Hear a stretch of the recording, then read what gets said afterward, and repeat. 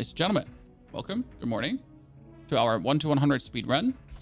I think today we should at least get to 100, because how long can it take? If you get the double potions, so we're talking about Holy Bolt, 8% XP, normal 6%, you get the 20% bonus XP from the seasonal. I mean, we got it all going on. For our skills, we're gonna go for Heartseeker 1, 2, 3, 4, 5. So that's that. It's heat-seeking missiles that get more critical strike and attack speed, and that ricochet off as well, right? Then we could be going for our dash and our kill drops, and the kill drops would make things take 10% increased damage for you, right? So you would Heartseeker things, and then you would dash around probably, and then we would kill drop things as well. I assume that's what we're gonna do. I don't know if that is what we're going to do.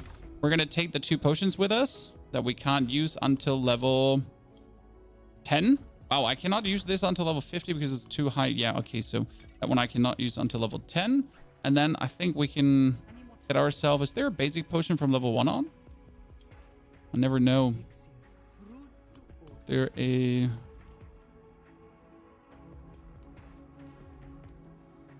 Very, very basic ads. Oh, can you... Is anti-venom is giving you bonus XP too from 35 on. Okay, I gotta keep that in my mind. And then you would just start in the Helltide. Oh, wow, a Helltide Legion event. Nice. Bonus XP. You can stack incense and stuff potions. Yeah, I usually am too poor to craft incense. As much as I want incense, right? I'm still used to this from the past seasons, where you get to the point where you're just too poor. Right? Velo, what do you have for me? Oh, Velo, you're low level too. See, this is Heartseeker. I just killed everything with that Heartseeker, right? It just ricocheted off, and like I just held my right mouse button down and everything died. I mean, then you can launch your Caltrops if there's elites, and then you do more damage. It kind of cool, huh? Caltrops for elites, and then just, you know, have everything. When I can dash in. I need to get used to rogue like the things I do as a rogue, right? Because I literally don't know very much on how to actually play the rogue to get things done. That's Caltrops now leveled. Then we need to have dash leveled. I think we do want this, right? This was more damage with bows, but that's to vulnerable enemies. No, we also need smoke grenades. Smoke grenades was make them dazed, and then we do more damage against daze. And dark shroud was damage reduction. But I don't think we need any of that right now. That's all for later. So right now we could get more damage reduction from close. Evade cooldown is reduced. For knocking back or down an enemy, you gain increased critical strike chance. So that's cool, I guess. I'm trying to see what's really like worth it in the beginning, right? What do you want? But I'm really happy that the freaking Heartseeker is just like basically I'm just using my basic attack here and everything just dies, right? That's actually kind of cute. Quick travel, put down things, shoot everything. Wait, can I just put down the Caltrops on that thing too?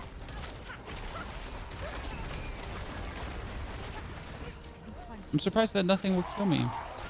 Do I get more damage to people I dash through as well? Like, I'm literally have to understand how Rogue actually works as a total. Okay, that's a new bow. Cool. Thank you very much. Your bow go faster than Barrage Rogue? I don't know. We'll see. I mean, we're literally, you can literally watch and enjoy. I mean, right now I'm just liking how simple-minded this is in terms of just getting my damage out. I mean, I'm a fan of being able to do things on range as a rogue, because I never liked having to stay close to my enemies as a rogue. That always felt a tad weird. Being able to dash through, put down the Caltrops, and then they're essentially in the Caltrops and they take bonus damage, stacking bonus damage, right? And you're just blasting everything away. Why not? I mean, it seems pretty good to me. I can just dash away from everyone, right? And whenever anything comes too close, you just take a step back and keep blasting. And if you need to move forward, we'll just move forward. Seems pretty decent to me. Okay, what is this? When you critical strike a dazed enemy, they're knocked down. Ah, so I would daze enemies with smoke bombs, and then I crit strike them, and then they're knocked down, and then they would take bonus, and then I get bonus crit. That makes sense. That literally makes sense, right? Rogue also has a new build that uses the Endario procs to its limit and one hits Lilith. I have seen some things happening there. I have seen things. I want to start with the Legion event, so that's 3 minutes, but someone is trying to summon the Lady of the Helltide here, so let's get there. Okay, that means if I smoke grenade people and then do this, and then they get knocked down, right? And then we do bonus damage. God damn it, Rogue, intricate. I like it. I mean, for this area right now, Heartseeker seems brilliant because I'm just standing here with my right mouse click being held down and everything. Like, I'm just doing everyone dirty. Now, some people would say this could be a little bit boring playstyle when you're just holding down your mouse button, but you know what? I'm actually enjoying that. You know, once in a while, not having to jump through loops and hoops to essentially get like my basic damage rolling. Now, just I'm holding down here my mouse button, and you eat ass, right?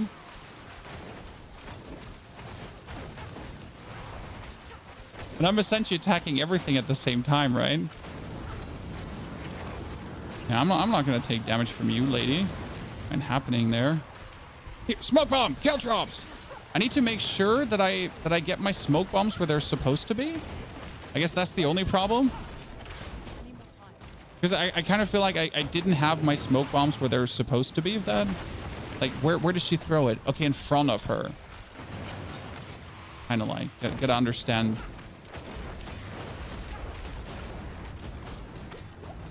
Oh. Who stunned you? Did I stun you? The best time for leveling a Rogue? I mean, they're going to fix the bug that Rogue currently has. Dazed.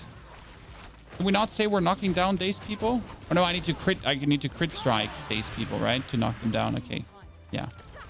Need more crit strikes than we're knocking down dazed people. Okay. Let's put on some items here. Another pants, boots. That's it.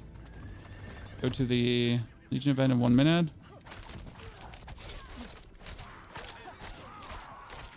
Rip our hardcore character. That's not a hardcore character. If you temper double projectiles, yeah, we'll have to look into the temper options because I literally haven't like looked into Rogue temper options, what we all have available to us, what could be possible there. So that's definitely something to look into. I mean, right now we just started, right? We just entered the world, so there's still a lot to go down. We can't even use the Holy Bolt yet because you have to be level 10 for that. Then we can use Holy Bolt and the fun begins. Should make my way really quick for the bonus XP. Okay, so we have smoke bombs. Enemies affected by take increased damage from you. Oh, cool. Oh, cool. I mean, that's simple. Why wouldn't you always do this? Lucky hit dealing direct damage to enemies affected by have a chance to reduce cooldowns. Oh, cool. Or by 3 seconds instead of the enemy is vulnerable. Fantastic. Rogue is great. No, all these things working so nicely together, hand in hand. It makes me happy. Liking that. So you essentially always want to smoke bomb people, and then you're just like, if you smoke bomb people and if you caltrop people, you're just doing tons more damage to them. Do I see that correct?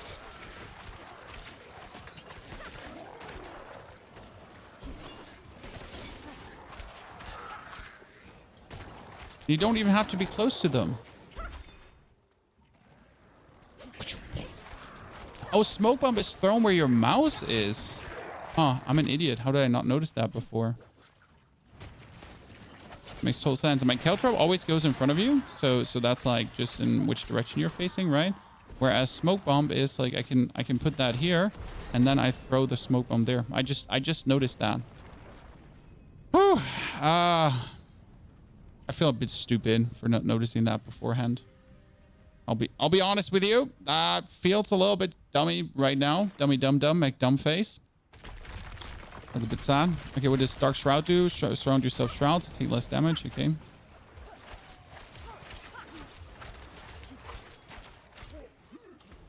Get our potion running. Holy bolts. Straight up. Like, right, there's no question about it. Just get it running. For leveling, it is an invaluable resource. And how good it is.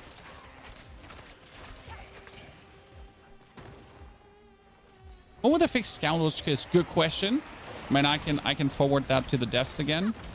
We have a Diablo partner Discord, so I can always ask if there's any new news on it. We don't always get all the answers, right?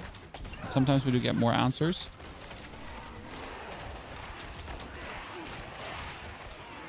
I can only tell you that the devs are very active. They do care.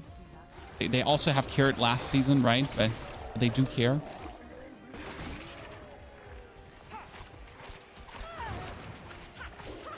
Rules Helltide. I mean, Rogue generally rules in Helltide leveling. Everything that has like area of effect and then area effect and then area effect and then holy bolts kind of works nicely together hand in hand. I mean, as soon as we can put on like the second potion that I think I could probably go back and buy myself another elixir, right? They're level 10 elixirs if I'm not mistaken.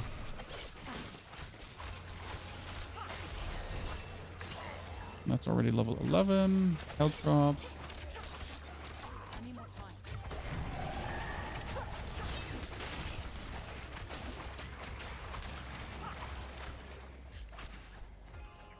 Did you just kill the... Oh, no one has killed him yet because he just wandered off. Everyone like just wandering around. No one knows where the boss is.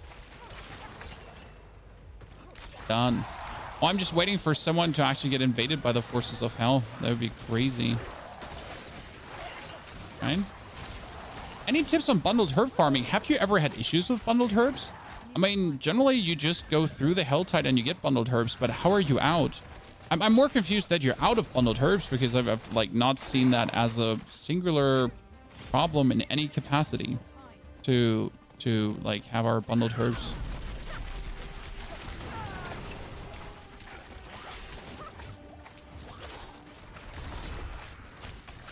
Right? It's crafting, soothing, spice, and anti. Yeah, but I'm running out of angel breath before anything else. I craft a lot of elixirs. Okay, so I can see that. Well, so bundled herbs is really just go in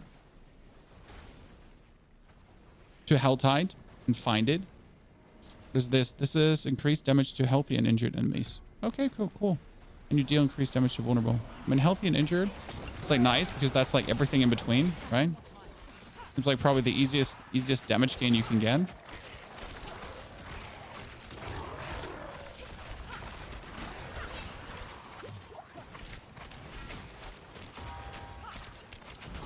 Oh, you get herbs from legions too. Well, that's good to know.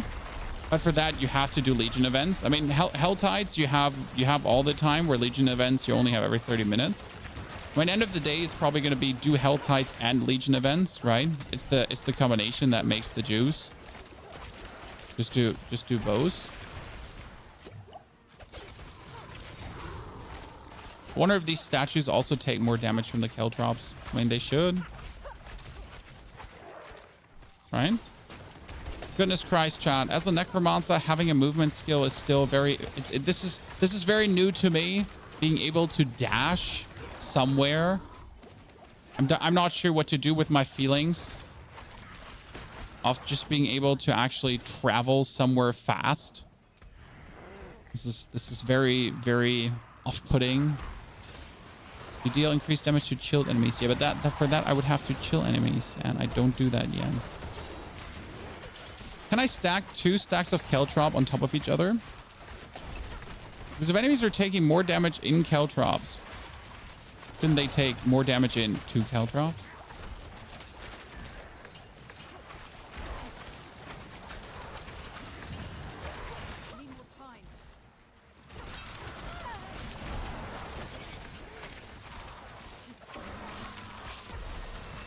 That's 14. Going fast, man. I'm on the road, man.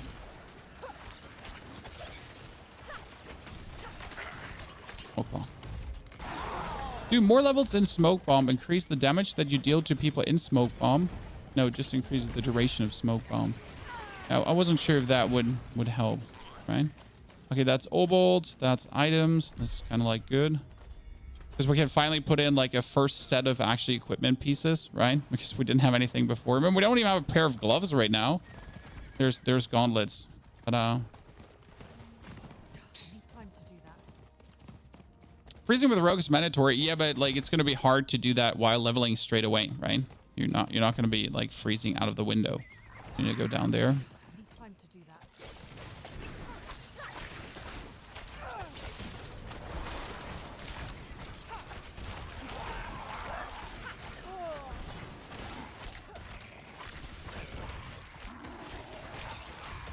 It's like the thing. Should definitely get that elixir. And teleport back to pick up the elixirs quickly. Should be able to pick up one, right? Most likely. My wife plays only rogue. She dashed all around the screen. It is very confusing as a necromancer player to have something to travel, right? If I'm able to clear 90 to 100 pits, you're ready for tormented bosses by long. By long already. When can I pick up basic elixirs? There we go. Oh, I can craft 5,000 of those. Okay, cool. I mean, good to know that you can craft 5,000. Wait, it's either Holy Bolt or that right now. Yeah, I'm sorry, I was confused.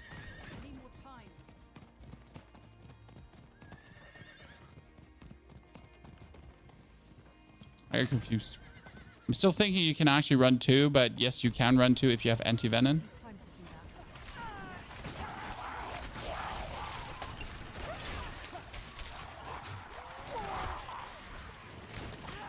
When you put split arrow on, I mean, you don't have holy bolts the whole time.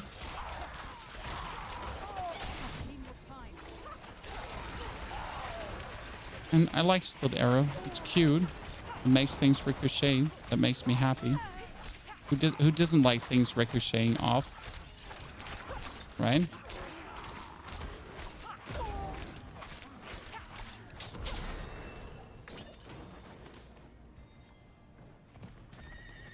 Oh, I need to do rogue. Is there a rogue quest? What does the rogue quest give me? I always forget that rogue has a special. Okay, rogue has a specialization too. I forget about that. Rogue specialization exists, huh? She's knocked down. I did it, chat. I knocked someone down. Hee. Perfection. And I definitely feel the non-use of core skill right now. That's for sure. But I do enjoy not using a core skill once in a while. Ow. I'm gonna die. I got hit by something. Let me open these boxes, then do the rogue standard quest thingy, I guess. Where is it? I want to. Did I put another point into? I have one. Oh no. Where do I have a point on dash in gear? Okay. Can I dash downwards? Does my travel skill allow me to dash down here? Please, Chad. Tell me.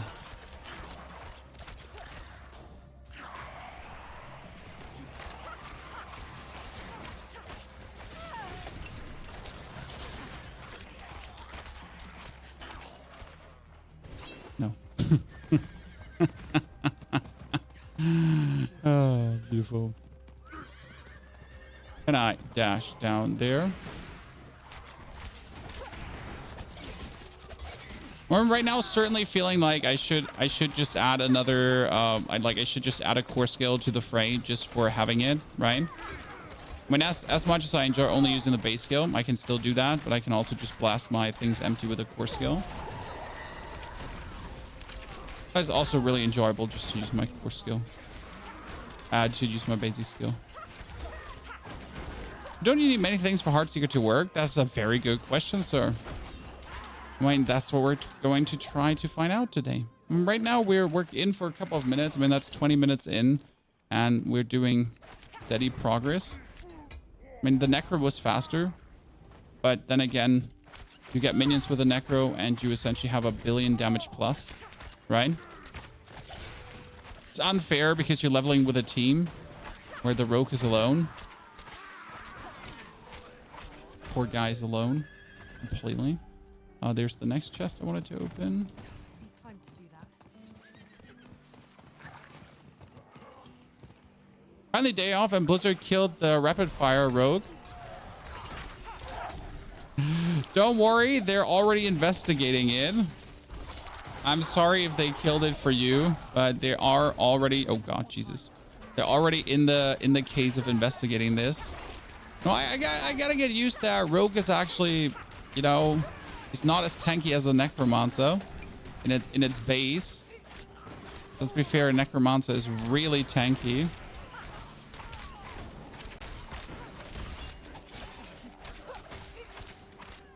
And has minions. No, but actually base Necro is like super tanky. Legally tanky to that point. Temper recipe. Oh wow, that bow just has so much more damage. Like no wonder. Like Chad, look. Look, Chad. Maybe we just needed a new weapon, huh? Like, Pony, you're not dealing any damage. Well, maybe it helps if you're getting a weapon that has like 200 item power more than we have been actually playing. And suddenly this looks a little bit power. Now adding the Keltrip multiplier and everything on top of that, right? Okay, was there another chest that we could be claiming for the next chest? Oh, we need to go there.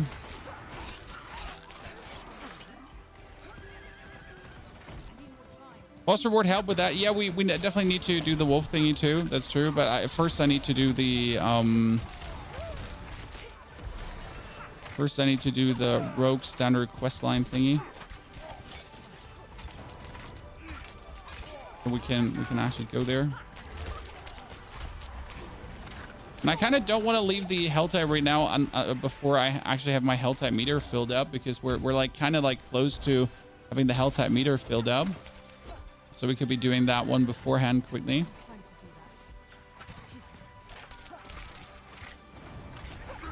I kind of forget to give my character the mine cages. That's true.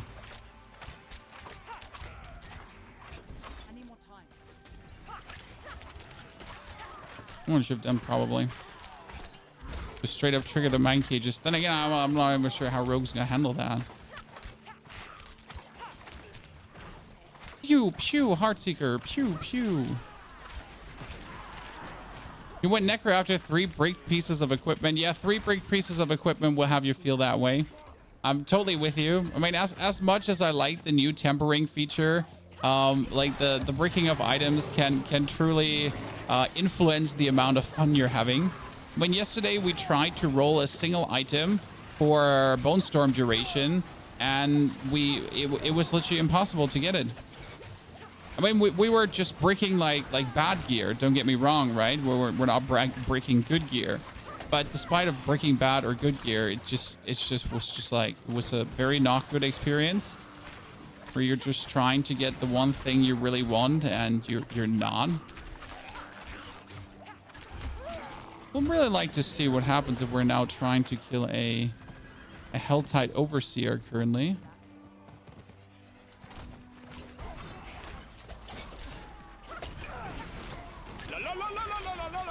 Just slow to build up combo points. I mean, we're gonna go for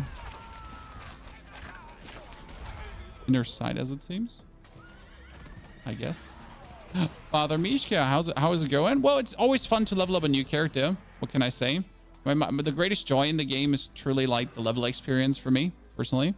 So I do enjoy that the most. What do we have down here? This is while moving, you gain increased energy regeneration, but this is while we're above 50 maximum resource gain, increased movement speed while below. Oh, cool. I just move faster. That's nice. Because I'm always above the resource currently. A character that has movement speed? Atrocious. Who would have guessed? Right?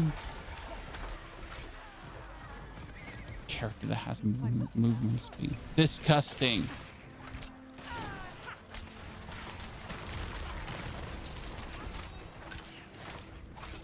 We're not used to that. It even has different movement speed abilities. Not playing that game. Okay, the leveling experience is always one of the greatest funs. I mean, we had the same in New World. I mean, being max level in New World was also fun. But honestly, when you were leveling and going through the motions, that was also great. I just generally like that in Diablo the most. Like making characters 100 is just like this, slowly getting stronger, slowly figuring out how your character works, understanding the abilities your character has, that kind of like stuff. That's always enjoyable to go through, especially when you're playing like a new character that you haven't messed with before much. That's like the thing, like how much have we really messed with Rogue? And that is minimal amount of time yet. But this season is the final season. I'm actually like really intrigued with the Rogue cast.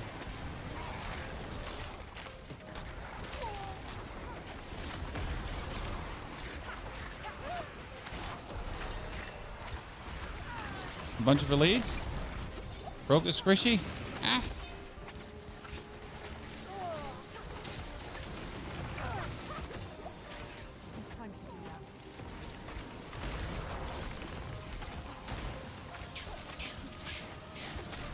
That smoke bomb. No, it's taking a while to get all these elites taken down. We're getting there, Chad. Definitely, probably feeling the lack of a core skill. Might have to reconsider that. Well, let's see where this is going. Right, so steady, Chad. So steady. Well, the Hellborn is there too, somewhere inside. Kill that thing first. Oh, it just died. Cool. You know what? You're just resummoning too many things because there's like too many of these dudes here right now.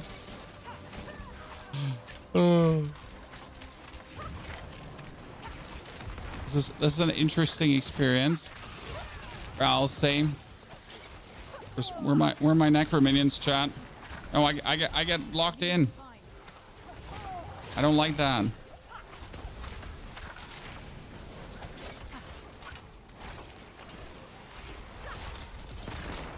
Flurry of Barrage is nice. Yeah, I know about Barrage. Don't get me wrong. We could just pick it up as a little damage boost, right? To get things destroyed.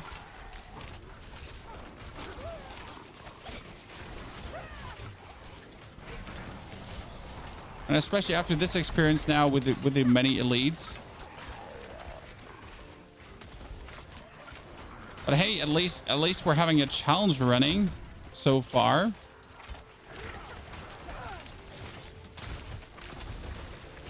Right?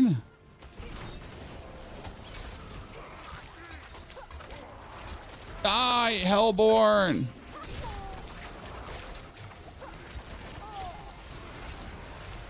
I mean, when they're knocked down, they're taking big damage. Oh, there's two Hellborn. Oops, I just noticed that. Well. Get Helltrop. Got you. First one down. Give me all your loot.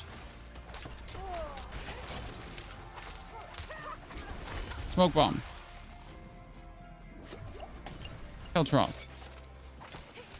Now fall on your knees. Oh shit.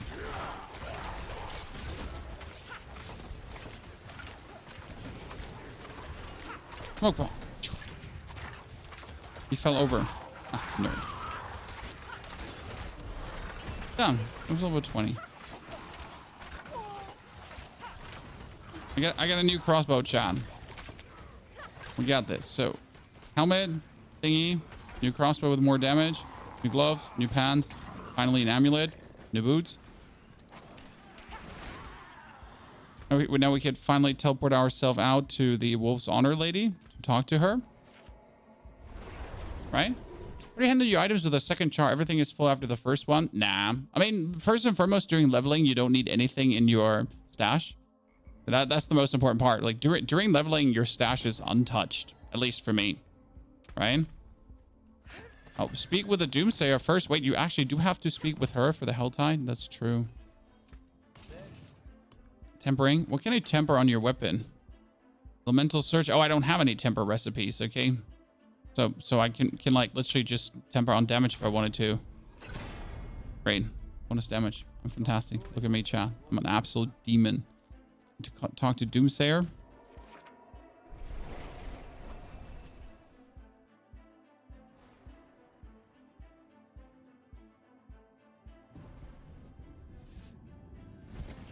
So we need to get, what do? We add Barrage for the time being.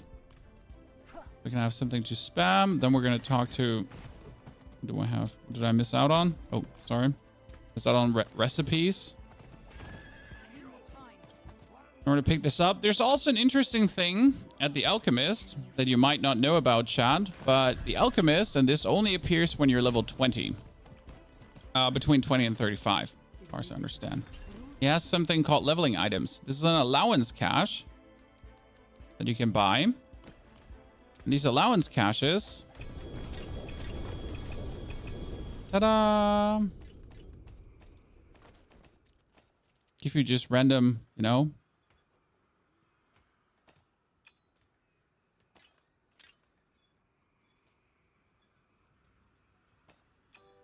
there you go.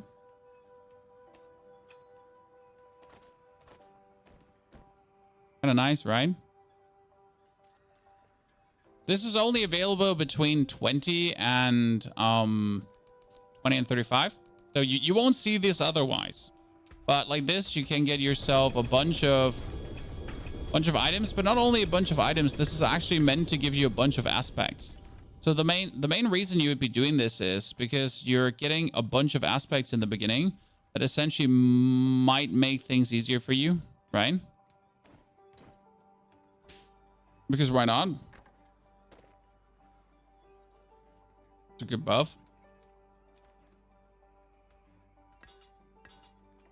Ta-da. You get a bunch of items. The rest you can throw out in the water, right? Now you have like more Codex of Power upgrades that you could essentially put on your items. Like, why not? Nice thingy. Okay, what did we have? We had the Rogue. Oh, no, we wanted to do Helltide Lady. We wanted to talk to her first. Where is she? Helltide Lady. Actually, we need to fight in Helltide. Yeah, we need to fight in Helltide. So we need to do the Call of the Wolves, Tempering, Rogue quest line. There we go. Because what is this in the game? It's surprise. Right? This shows for a new player. This shows for everyone. But you obviously need to have the resources to craft those items, right? But they're available. Between 20 and 50. Sorry, thank you for correcting me. I think it was 20 and 35. I've actually never looked at these items before. I just recently stumbled up in this by sheer accident. So it's kind of like interesting. That's in the game. Your hair is gray, bad genetics. I mean, I'm 35, so having gray hair is kind of normal, but it's also pretty good looking. So that's, you know, just have gray hair.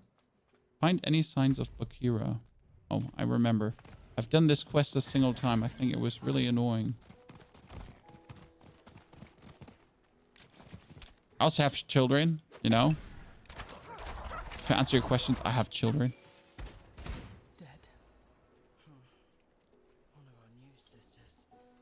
Obviously, I'm gray. Wonder why I'm not full gray already. Why Rogue? Why not? I mean, Chad has been asking me to do Rogue leveling now for a while, and here we are. In Rogue leveling.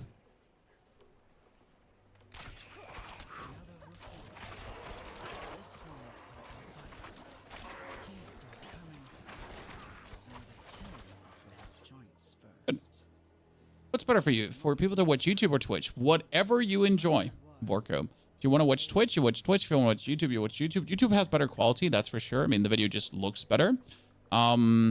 So, I mean, at the end of the day, choose whatever gives you the better viewing experience. And I'm just happy to have you here. Right? I'm just glad you're with me.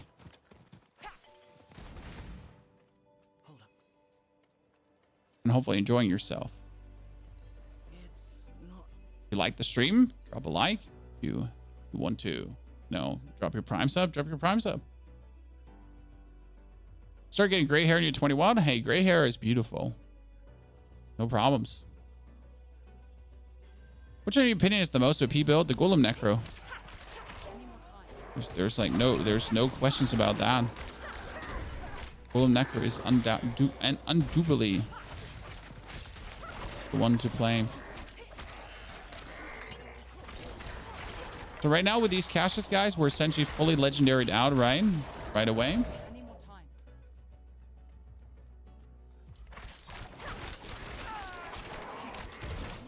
But that has always been unquestionable if Golem Necro is the strongest or not. Ma'am, that wasn't okay. I'm not ready yet.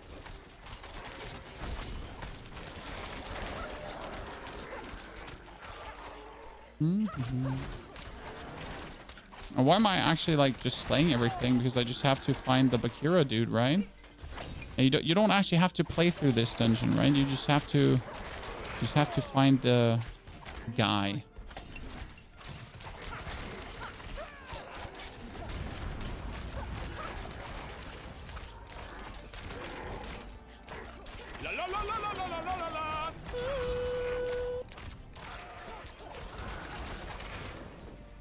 Interesting. It's not going to be better than what we have there. No, this is now a ton faster. What we're doing here right now. I'm not ready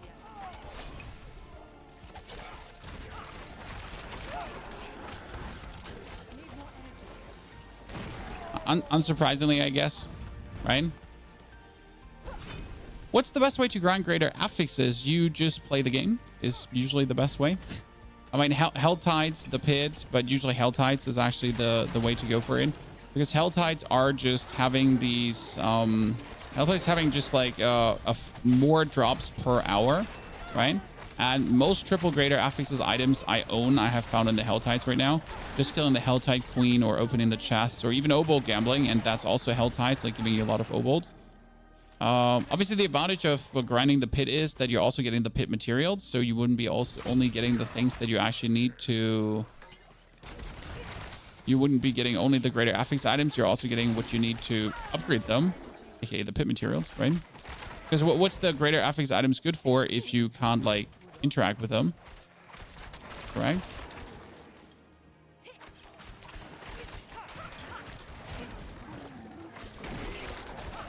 Found Bakira's Shattered Soul. Done. Hello, Sir Rogue. Could you enter? We might as well free the two prisoners if we're here already, huh?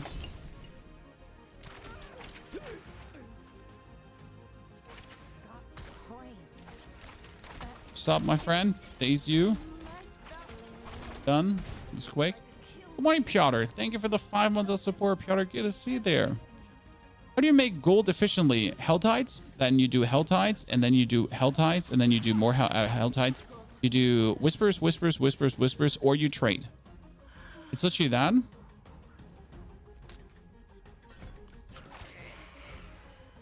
That seems necessary.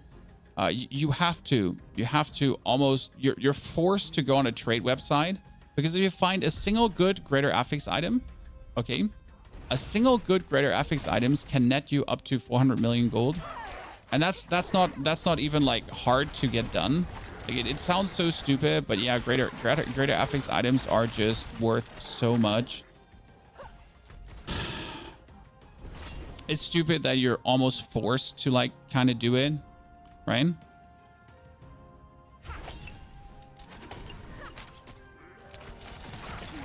if you truly want to make gold. I mean, I have an item right now in my inventory with +3 to Macabre skills, and that item will, like, I can sell that for 200 to 400 million.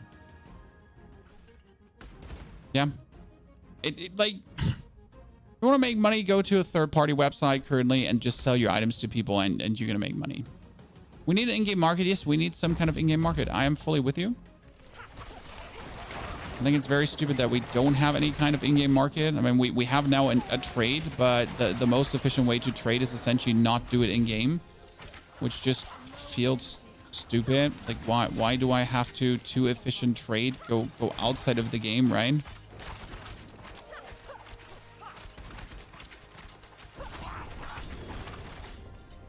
Seems counterproductive. Basic skills gain 18% attack speed. Well, you know what? Don't mind if I do, chat. Right? Don't mind if I do. I mean, at this point, we just need Moonrise and so on, and then just go place it. I don't know why I'm actually not tempering Moonrise straight away. Should just do that. I'm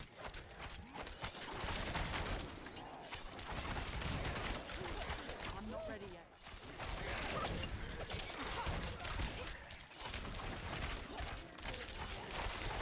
yet. I could just get that, you know.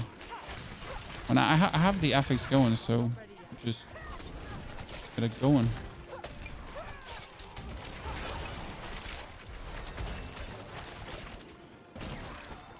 Most likely. All the points down here? No, I need 3 more points. What do I want now?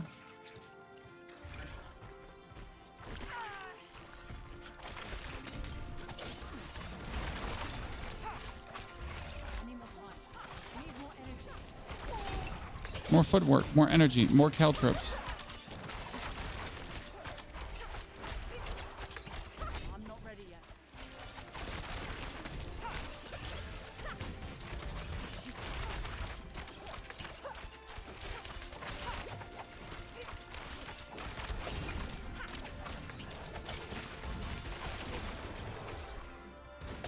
You know, we're doing some decent damage. I'm liking this. I'm gonna be very happy. Just was blasted, poor guy, right? Let me see if I can go to the. See about that.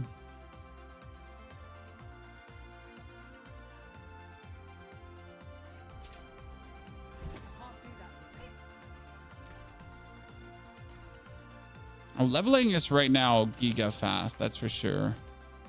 Absolutely brilliant how fast you can level nowadays. I think Occultist is straight up unlocked, right? So I can go for Moonrise. I have the aspect of Moonrise. I can do Moonrise here. And I could do Adapt. See, these are the 2 ones you kind of want, and that's like it. Then we get the super boost, right? What's the build you're going for? I'm going for a Heartseeker build right now.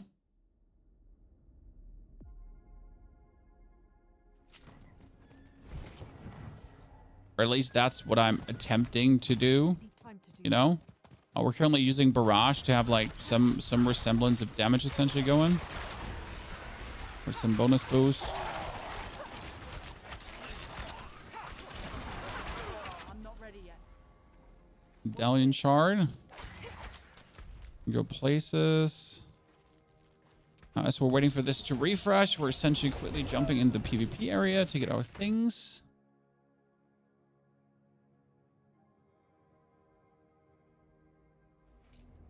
Here in Portugal. Greetings to Portugal, brother. 9:55 in Germany. 10 a.m. happening. Right? Leveling gets slower and slower. Yes, leveling slows down at some point and feels bad.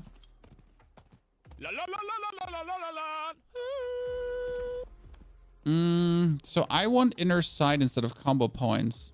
Attack marked enemies to fill up your inner sight gouge. Attacking non-marked enemies filled up 5% of the normal rate. When it's full, gain unlimited energy and 25% critical strike chance. Yeah, sure. This is how I gain crits. Cool. I need more time.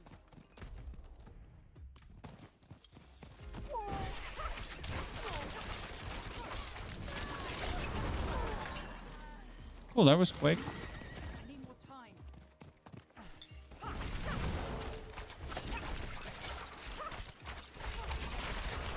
Need more energy. Need more energy, more footwork, more energy. Ba ba ba ba ba ba ba ba ba ba ba.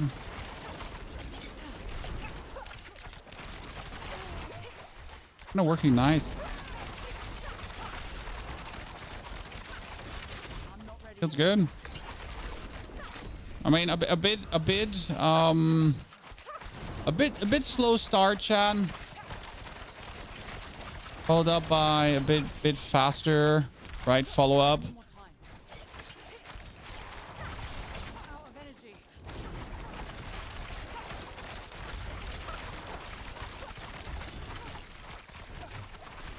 I need more time.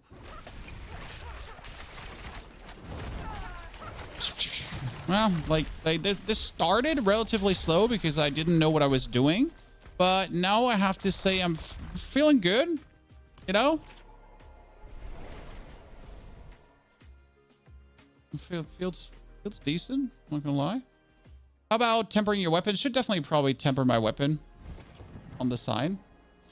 Still getting used to everything Rogue has. I'm not sure. Am I gonna do the Capstone at 35? I'm probably gonna do the Capstone at 35, right? It is done. Helms. Another level.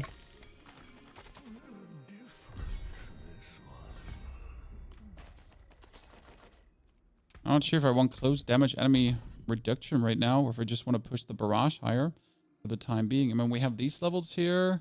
I can get this one. You deal increased damage to vulnerable enemies. Right? Probably have to do this here. Every third barrage makes enemies vulnerable. So I just have vulnerable, I guess. None is better than what I have, right? Everything I have is better. Basically. We're saying why not temper? What can I temper? I mean, we can temper currently weapon tempering. We have elemental surge. So as you say, we can just put that on for bonus shadow damage. I guess it doesn't matter what we actually get, like as long as we get something, right?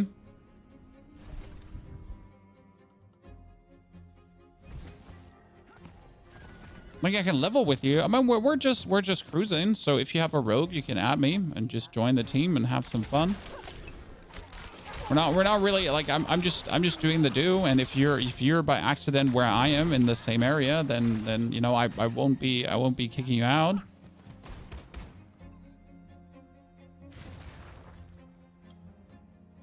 Elemental Search OP mode activated. I mean, having it or not having it, like it's literally stupid to not temper it early, right? You get it? Just put it on.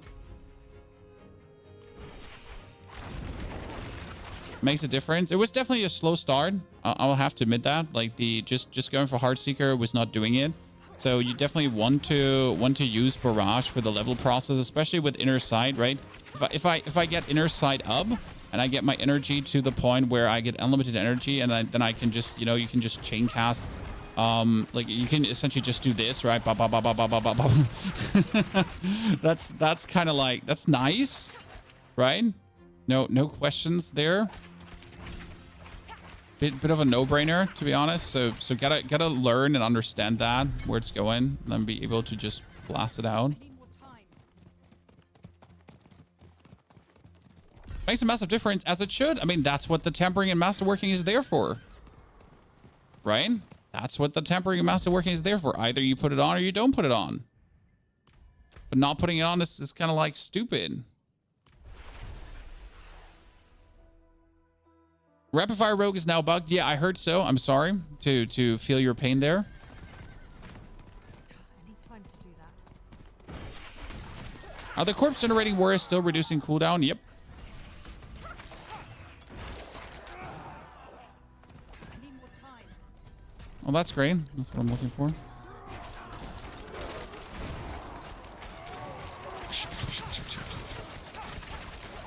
That kind of boosted our level speed. Significant.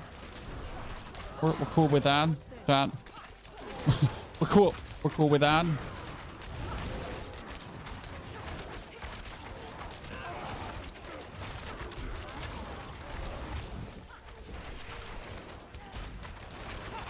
This certainly helped.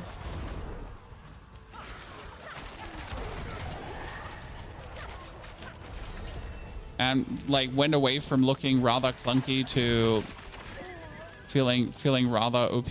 How much lucky hit chance does the base Heartseeker have? Why does it have 50% lucky hit chance? Jesus Christ. Why does the base skill have so much lucky hit chance? And I'm basically struggling. Okay. With my Necromancer to... Silly.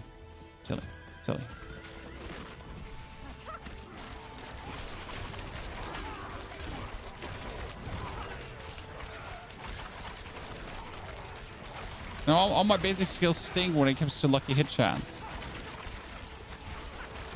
Shafted. The word you're looking for is shafted, guys. Where am I even getting barrier from? I'm getting barrier from somewhere, but I literally don't know from where. Probably one of my aspects that I randomly put on.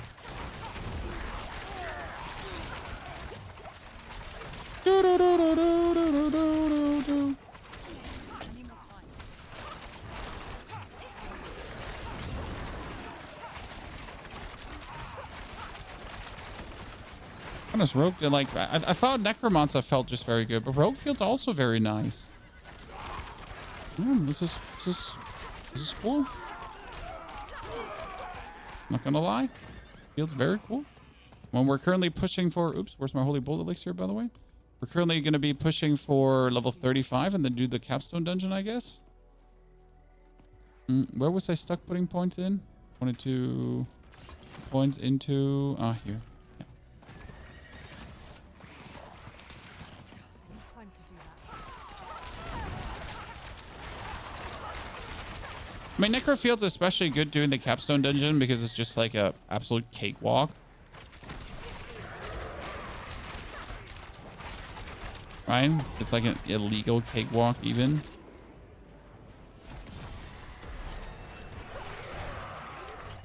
Someone killed you already but didn't loot you.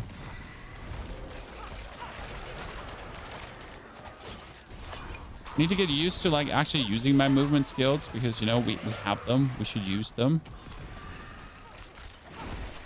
I need more time.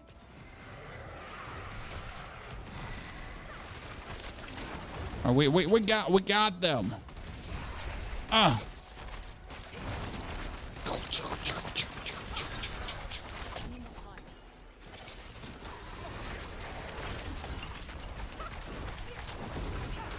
Poor guy, what just happened to his life?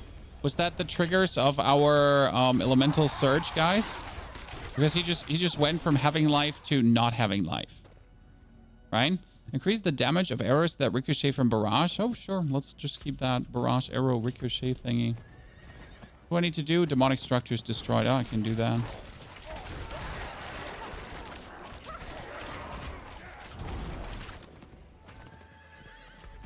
I find demonic structures. I think demonic structures are usually down here. For some reason. It triggers, right? Change Dark Shroud for Shadow Imbuement ammo. I'm not ready yet. I'm fine. You're right. I mean, everything dies in no time, so I need more time. it's not like more would be doing more, right? It's already more. like there's not more.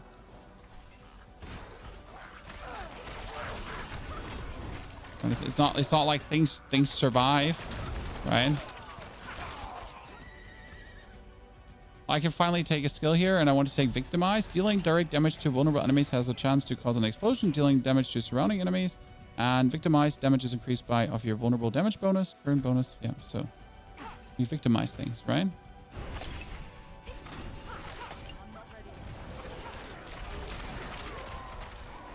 Yep. Feels good. More explosions, right?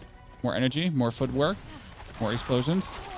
So we're essentially exploding things, and then we're exploding things, and then we're exploding things a little bit more, and then there's more explosions happening, and then explosions. Like I said, explosions. Yes. Oh, more explosions. Man, it's where we're not even using like the other shit anymore because we're just like it's just explosions. I'm not ready yet. Victimize main damage source. Yes, I heard so too. Right now, it's working the way how I imagined this to work. That we would just absolutely like silly bamboozle everything. Hey, stand still. Oh shit. No one gave you permission to run away.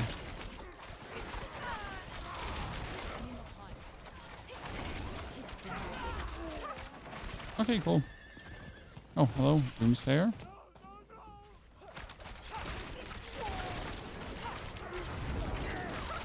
There's even a chance to get resplendent sparks from this right now. We get a new bow. The new bow is actually better than what I have, but this currently has Moonrise on it, so can't actually take that. That one is human skill, trigger, blast, something, so it doesn't matter.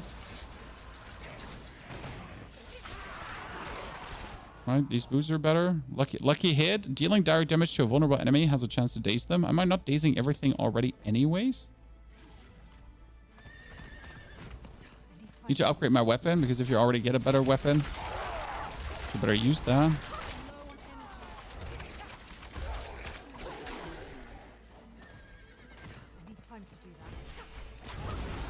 Being relatively new to this game and the Diablo franchise, I'm really struggling with leveling my character at the end game. So endgame leveling is still like you can just keep doing the Helltide. You actually never have to stop doing the Helltide, if I'm honest with you. So that's like still just Helltide, and then you do some more Helltide, and then you do Helltides, because Helltides are just as good as they are. Frank and Fair. Fields of Hatred? No, Call of the Wolves. Yeah, go back to that. So you essentially can do until 100 Helltide. And when it comes down to crafting an overpowered build, if you're new, it does help to actually, like, I mean, like, it's not like do not try to make your own build. But I think for the first time playing, it does also help if you do actually follow a build guide, because it just gives you an insight in how a lot of the workings of the game work. And it might essentially help you to just enjoy the game more. And then when you're going for your next season, you already understand the game better. And you can like try to more go into the depth of how things are going, right? And then essentially try to make your own build. That's how I see it personally.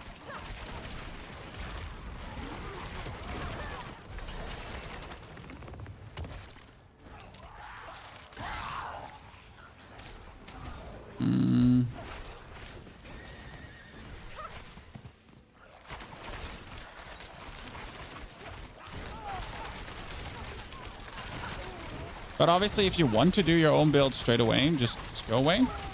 Just started Rogue today, as well for the crit temper. I'm not starting this for the crit temper. I'm doing Rogue because I actually think Rogue is quite fun. So that's the main reason why we're doing Rogue. Okay. Make sure to have a cursed touch. Yes, we'll definitely be making sure to actually get a cursed touch on a piece of gear. That is a very valid and valuable advice. So thank you very much for putting that out there. I've been already doing that, or I've been already planning to do that, but we haven't like done it yet.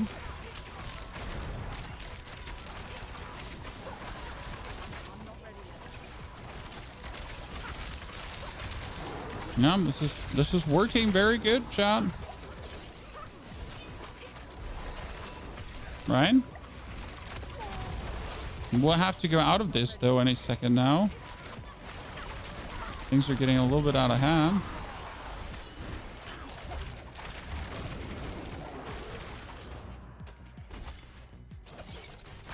Haha, what you gonna do now? You just get blasted. Jesus. Okay, everything just got blasted. I cannot carry more. I cannot carry more. Okay, sorry. I didn't mean to yell. But I need to destroy one more demonic structure, so that is up there. Before I do this, I'm going to just clear my inventory out quickly. Holy balls. Rogue feels so good. I mean, seriously, I'm really enjoying this. It's kind of like way better than before seasons. Are you following a specific level guide? I have a Heartseeker endgame build that I'm referencing to. The problem is that obviously an endgame build is not good for leveling. So you kind of have to reference what's going on and then make sure to take the things that actually make sense to take. during the leveling, you know, like bonus movement speed and attack speed is actually useful, right? So, but that only works a little bit when you're actually blasting out your resource in between. For example, like getting the bonus against chilled enemies. I'm not chilling anyone at this point, right? So we're not doing that. You could get the using cooldown increases your dodge chance. Sure, I mean, I could dodge more, but I don't really need to dodge versus rebel enemies, correct? That one with the daze knocking, that did work. You don't really need the damage reduction, right? Gain 6% damage reduction. Well, I mean, we could go for gain dodge reduction and then critical strikes against close enemies heal you. So you could do this to actually get some kind of healing in between. Possible. Let me clear my inventory out right now. We're gonna mark that. Take the rest of the shit out. Then put the new weapon on. Destroy that too. Put the cutthroat. Get the salvaging cache. Talk to her because we already have some levels done. 1, 2, 3. Pick that up. Nothing should actually be better than what we have right now.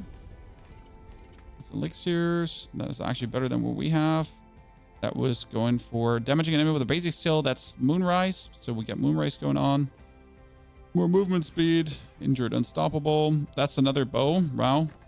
That's better than what we have. So that's good. The rest can actually go to hell. Track down the missing caravan. We could do this quickly, but we're probably not going to.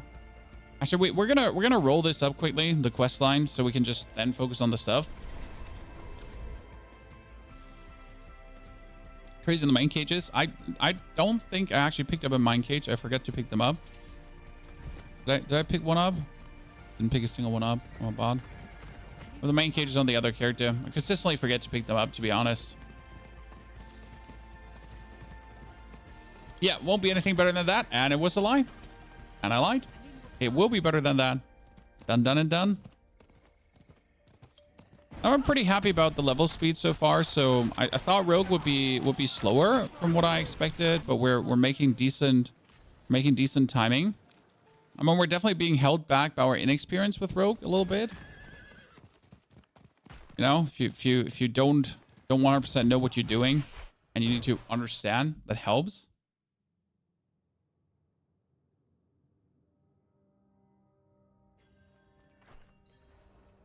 Let's just knock these quests out that we can already. But how cool is it to be a ranged rogue, guys? I mean, like, how cool is it to be a ranged rogue and still just dash into your opponents?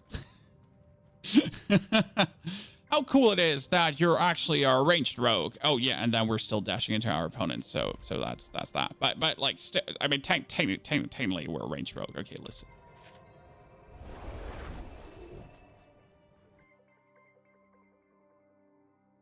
Oh, the pit for leveling is okay, but I would not do the pit. I mean, I wouldn't do the pit for leveling. There's like, you would rather do nightmare dungeons because nightmare dungeons actually give you nightmare dungeon XP, right? And that's just better than leveling with the pit. Because in the pit, you're only getting the materials to masterwork, but technically you don't actually want to masterwork anything yet, right? Like, it's too soon to masterwork stuff. So therefore, you're kind of like, but don't waste your time doing that.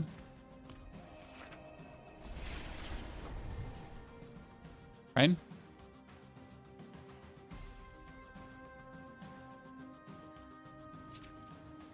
We're doing right now, we're going to an Enchanta, and the Enchanta gives us... There's 3. We want Moonrise. Aspect of Moonrise. We want Barrage thingy, because that didn't hurt to have. And as Chad said, you want a Cursed Touch. And technically, you could also go for attack. So basic skill gets bonus attack speed. We're just attacking faster. And technically, as a resource aspect, you want to have... I mean, we have that ability already going on. Yeah. So, and then we're happy. It's kind of like enough to keep the leveling going, right? And just barely cost you anything. I just do the pit to have the resource for when the triple GA drops. Yes, that's true. But definitely don't think like you need to do the pit for leveling. Time. There would be the wrong attitude there. So right now I think I should be able to do the Capstone dungeon with level 35, right? As a rogue. I mean, probably can do it. Yeah. Should be able to do it. I feel powerful enough. I'm not sure if I should be able to dodge the damage from the dude as well, right? And then just when he summons out, I just blast everything, so shouldn't be a problem. Oh, I forgot to temper the elemental surge. That's a mistake. I mean, it shouldn't matter though. It's not like it doesn't seem like it matters, right? That we forgot to temper the elemental surge. We're still just.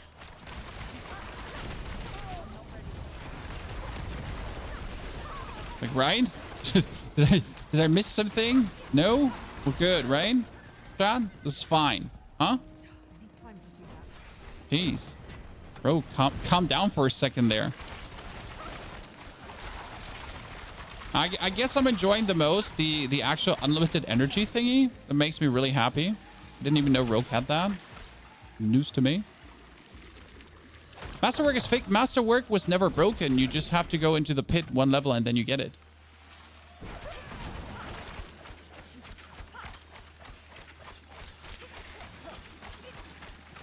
With energy, yeah, that's from the inner side. So when I attack like these enemies with the energy symbol on them, then I fill up my inner side, and then you're getting like then you get 100 unlimited energy, and then you just blast away.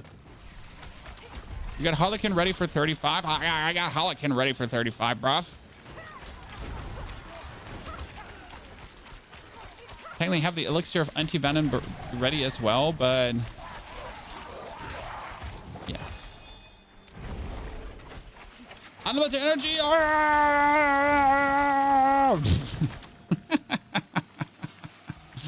Sorry. I mean, the moment where you can just hold the barrage arrow down is just great. It's like, see, that's dopamine, chat. Every single time, like little hits of dopamine. Where you're just like, ooh!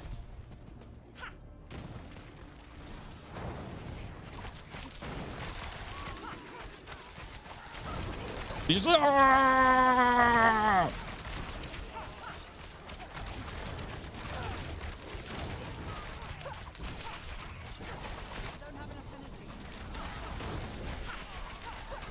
More energy, more footwork. Oh, that dude here on the distance.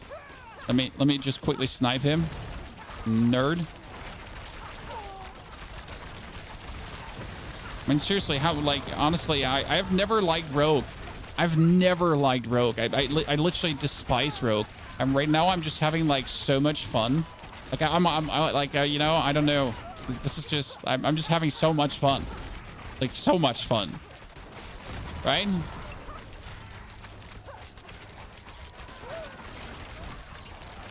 I mean, seriously. Elixir of Holy Bolts helps to like fuel this, but even like the tiny explosions happening and everything from like your shit. And then there's an elite and you're just going and he just dies. Kinda cool, I'm gonna lie.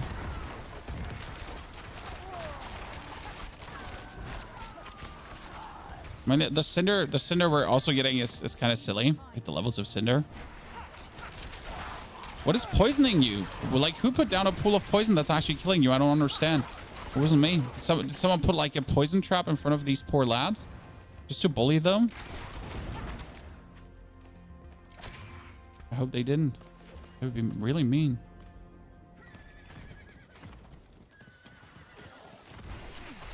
Look, it's boring endgame. I might like each to their own, right?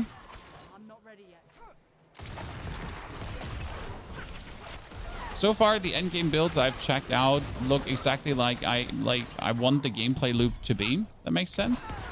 Right? A lot of things get boring endgame because that's endgame. The endgame is usually like where you do the same and the same and the same and the same and the same, and build variety is always a bit lacking for people, right?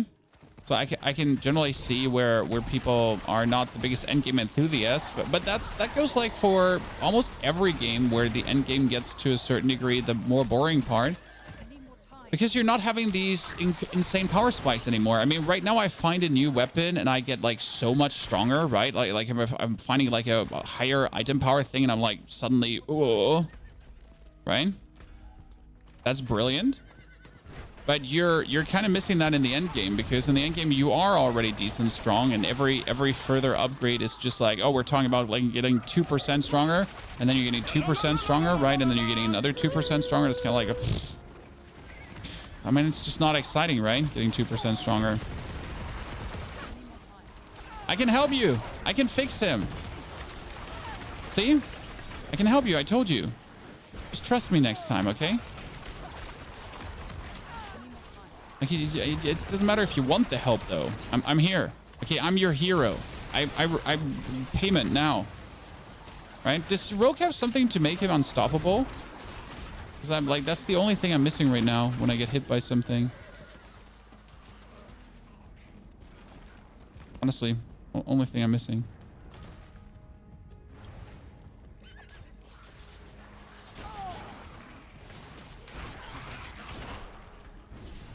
We need to keep the vampiric touch. Shadow stab. Oh yeah, shadow stab is going to be used later, but currently I have barrage instead of shadow stab, so I guess that's what I then need when I want to become unstoppable. Yeah, like the build is playing shadow stab, so that's what the build is playing. Don't forget Capstone before you wait to overpowered. I do Capstone at 35 because you can't put on sacred gear before 35. So yes, sure, you can do the Capstone before 35, but I tend to like exactly wait for that point, because then you go in, you beat the Capstone, and you're essentially good. Okay, damage over time effect, damage reduction. Okay, well, why are there so many of you? I mean, not that I'm complaining, because you're all just fodder. Right? Oh, seriously, let's kill Dave here. Dave the treasure goblin. See, that rogue is like kind of trying to fight like close quarter, and he's going away. He's like, tum. Like, that's cute, bruv. But what are you trying there? You're not dealing any damage.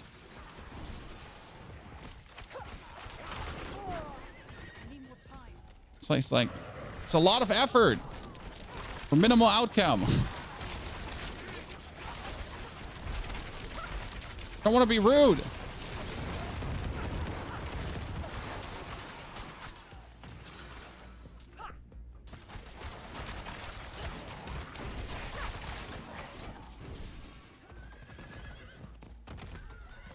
Okay, let's go to the lady. We're currently farming the boss here. Okay, let's kill the boss. Good thing.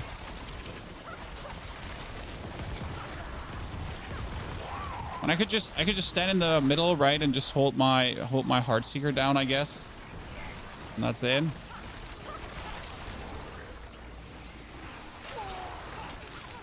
So I really don't regret putting all these levels into Heartseeker. That's working out nicely.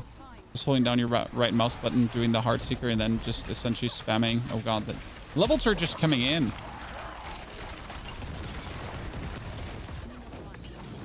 Oh, come on. You can't be just going away there, lady. I'm cool. I'm back now.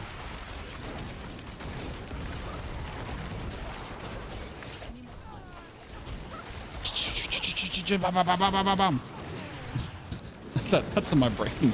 That's right now that's right now my brain.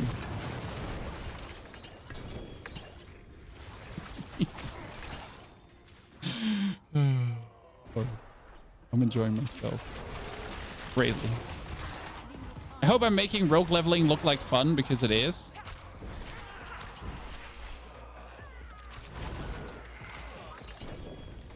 The first 30 minutes had me a bit worried, but that was just because I was like not using the right skills essentially. So you can learn from my mistakes, Chad. So I was literally just using the wrong skills. I'll-type bugs still usable, yeah, but why would you do that? I mean, using bugs is always poor form, especially as a content creator. I mean, if you do it as the average gamer, like you're essentially just like the only person you're doing a disservice is yourself. But if I do actively abuse bugs live on stream, I'm doing a disservice to everyone. I mean, I can inform you about the bugs are there, and you do with the bugs what you want to do. For me as the creator, openly abusing bugs is just poor form. It's at least how I see it. Not every creator sees it the same way. But yeah, you can always...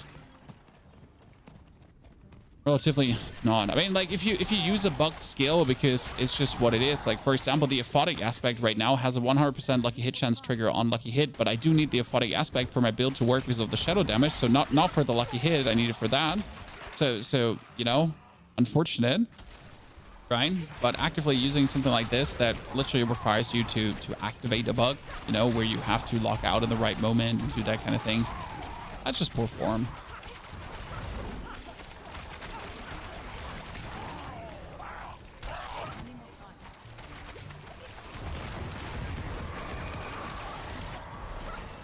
Right?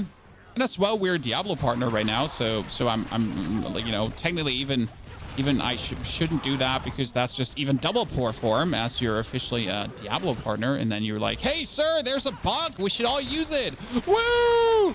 And you're like, maybe not. Okay, I think it's Helltide time. It's Capstone dungeon time.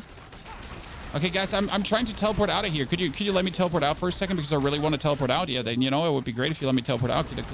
Fuck you, let me teleport out right now. Seriously. This is a thing I'll make a Rogue. It looks brilliant, right?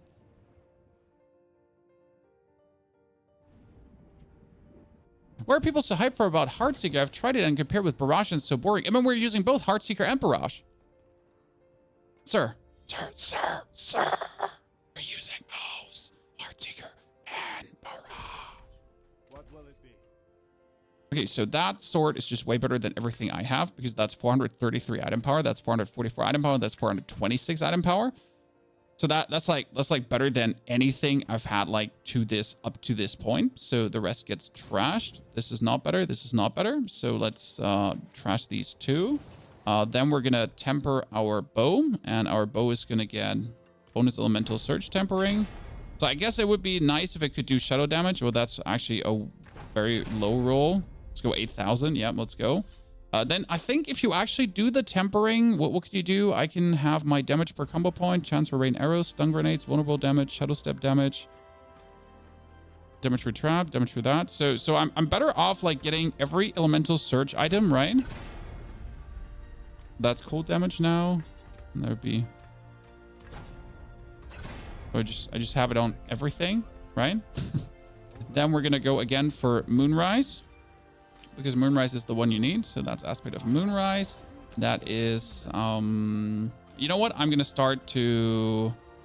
that's aspect of Accursed Touch. So Accursed Touch. Then I could actually go currently for Core Skill Tempering. That would be aspect of not Overpower. I wanted to go for, oh yeah, Core Skill's more attack speed. So we currently have basic skill attack speed with that attack speed. We have dodge, block, concealment, barrage. So we got everything kind of like going on. Kind of happy with the outcome of this.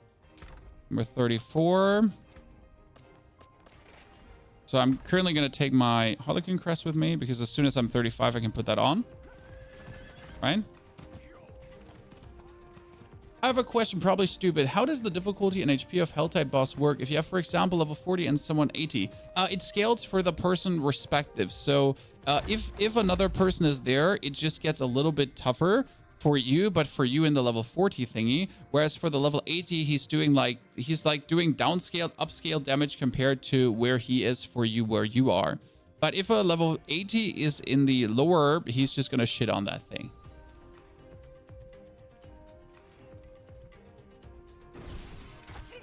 Okay, let's see how that feels now. Okay, fantastic. I mean, seriously, what is this?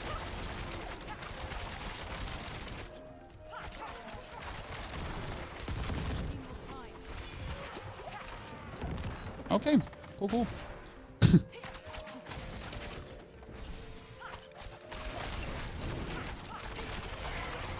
Okay, cool.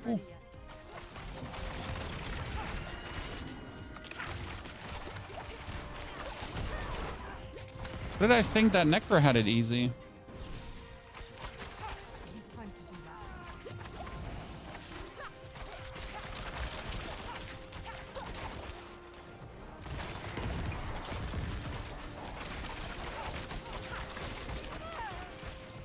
Mm-hmm. I need Mm-hmm. time to do that.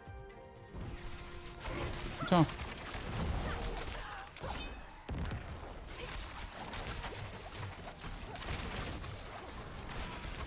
I need more time. Cool, cool.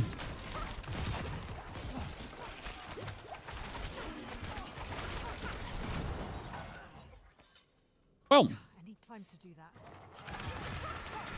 let's poison him and then knock him over. Right? Hey, you're under level. You're costing. Rogue seems quite impressive. It's a combination of having the right items, but also using the temperings, because the elemental surge tempering with the lucky hit that you have is actually nasty. I mean, if we're knocking him down, we're also just blasting him over, so that also makes a big difference. But Jesus. I mean, considering that Velo is with me in the dungeon, and Velo is actually making everything more sturdy. You're costing Velo. Give me that infinite energy, thank you. Daze him, daze him. Harlequin Crest gets put on, chat. Does I have it? Or wouldn't I use it?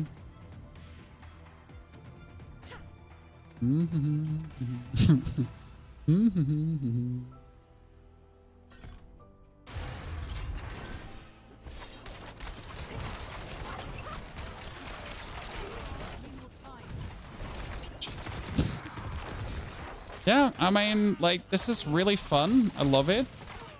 I have no complaints. I mean, I did have to temper a bunch of things, but I guess that's what tempering is there for. It's funny, though, that I did temper with Rogue everything, like, to make this viable, right? And with Necker, I didn't even need to temper a single thing to do the same. Right? Time to do that. I didn't use tempering, essentially, during leveling at all with my Necromancer. Until, like, level 70 or so. Do bring in no melted hearts, sir. I'm a reasonable creator, like with a family and a life. No offense. I don't have these things you're mentioning. I'm happy to have a Harlequin Crest. I'm not ready yet. I have, you know, this is my second 100 character. I'm sorry, like I don't have more. Okay, that's item power 500, 500. 400. This is all just so much more than what I have. Actually, 2 levels of silly, right?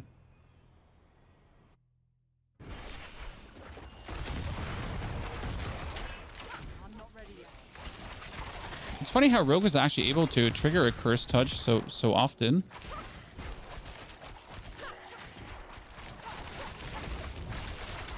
Oh, I don't have the holy bolt running. Wait, let me put that back on. Did I just put it back on? No, I forget.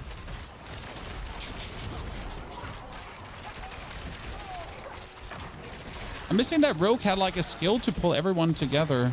I guess that would be OP if Rogue had that. Yeah, but I'm missing like something for Rogue to just pull things.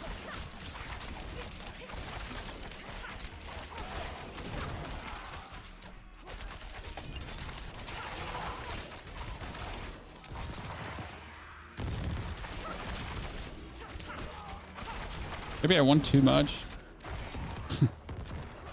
Destrap Eevee? Destrap pulls things together, okay. Destrap can do that. Yeah, I'm like, you have to understand, like, as a Necro, you're just used to one dude dies corpse tendrils, right? And then you just have corpse tendrils going on, so that's it.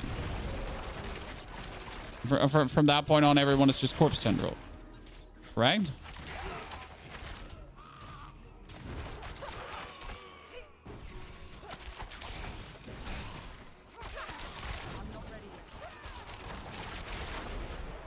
Jesus, at this point, like, I mean, I was joking when I said we might make it to 100 today, but we're gonna get at least to like 80, maybe closer even.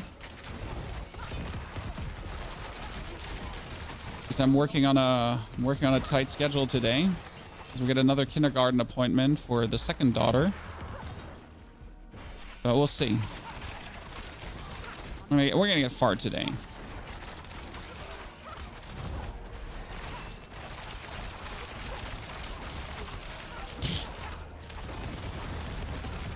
Barrage, barrage, barrage, barrage, barrage. Boom. Go to the chamber. You're too slow. You're too slow. Move faster, faster, faster. Oh, shit. I ran into a wall. Faster.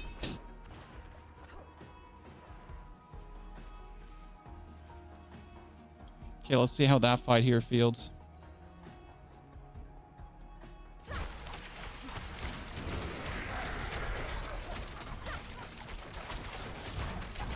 Okay, well, where did your HP go? Where did your HP go, nerd? Ha ha ha. Where did your HP go? Nah. I'm not ready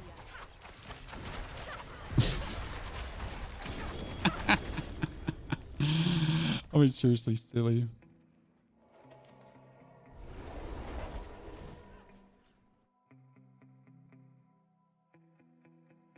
Chat, where did your HP go? Not in town. Okay, upgrade, upgrade. Come, Velo. Move. What to 3 unlocked? Need the team here. That is just has more than everything I have, right? The 590 item power weapon.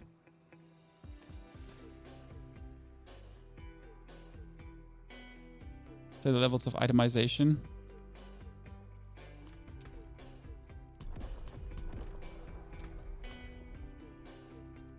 Come on, below, closer. Move your booty. You're not close enough. I need to. I'm gonna have to kick you from the party.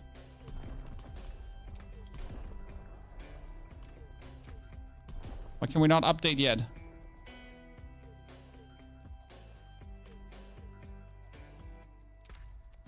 Why can I not swap over to the world tier?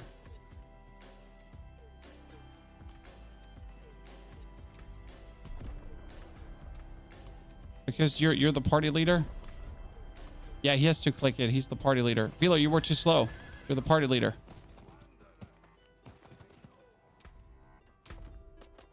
He's been slowing me down, Chan. That was intentional. Saw it in his eyes. So what do you do? The first thing you do when you actually change the world tier, right? You can just use your obolds to roll some swords and some daggers. I don't even know if I need daggers or swords, right? But that bow can have like 700 item power now. So it's like I'm swapping a 400 item power item for a 700 item power item, right? It's like the first thing you do. It's totally legal. We get another dagger that has 700 item power. Done.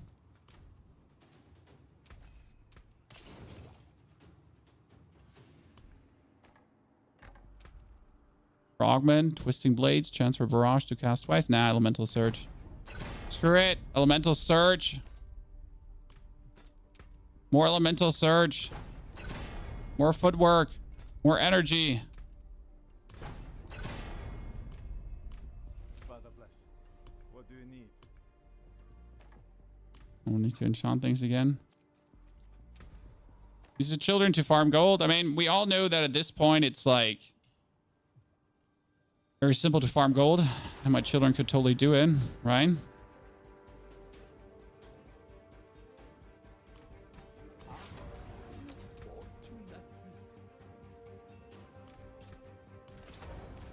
Actually, that one doesn't need rapid. That one needs core.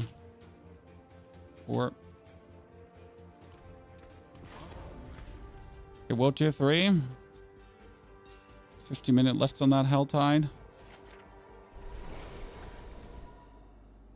It looks like the new season's treating well. I am having very much fun leveling things. I am having a very good time learning stuff, and I am enjoying myself tremendously with the things we're doing.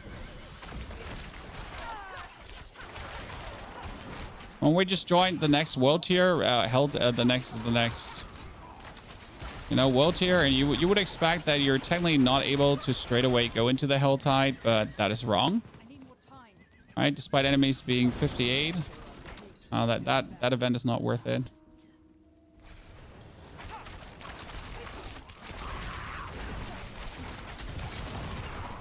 I'm not ready yet. I'll be like, maybe we can't do it right away. Any more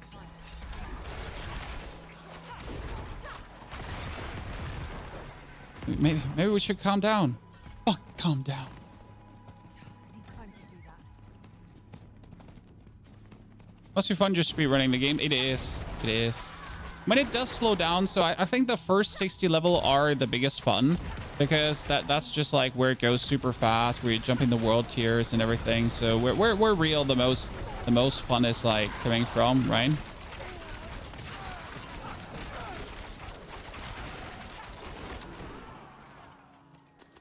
My personal opinion, humble opinion. It saved your life, no problem. That's what I'm here for. The thing I'm missing is the mine cages right now, just to push my level higher.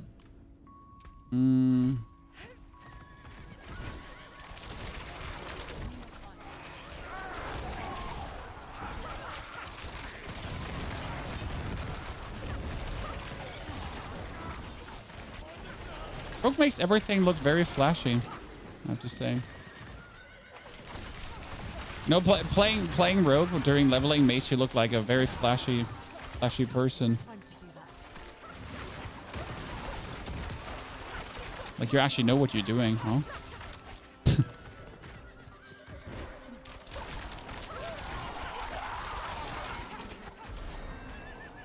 need time to God, I love when levels are flying in. How does Rogue get enough elemental resistance? Do we have to temper it? That's one thing I'm not used to. How does Rogue get enough elemental resistance? Is it all tempering?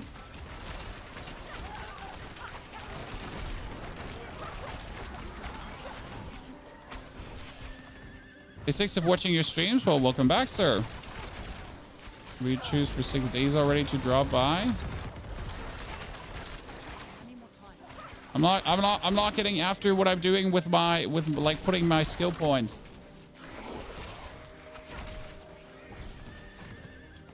I need more time. Some in Paragon and usually 1 or 2 on gear. Okay. My Paragon is obviously helping with any kind of resistance always.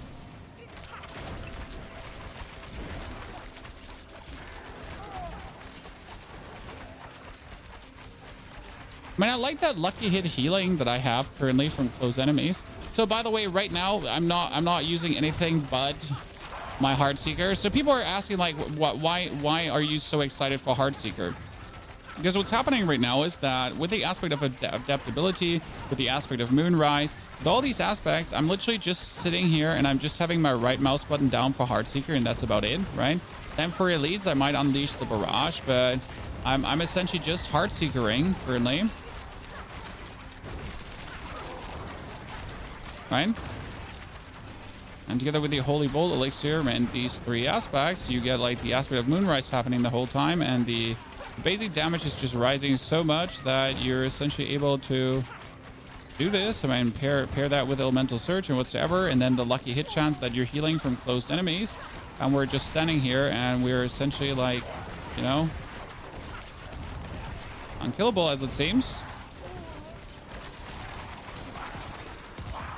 If I want to, I'm putting some caltrops down for bonus damage, but I don't need to. If I want to take less damage, I'll take concealment, but I don't need to.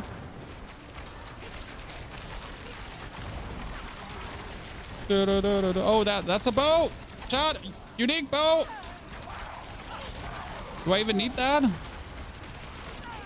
I don't, but it's cool to have. Yeah, that's us. Just going places.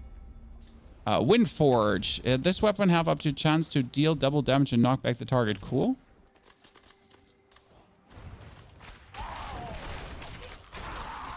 Actually does seem quite useful. that does seem to I mean, I need to put the aspect of Moonrise now on another item to have this work out, so that's something I will have to quickly do now. Let me go back to the Iron Wolves. Let me go to the shot right now. I'll probably have to put like the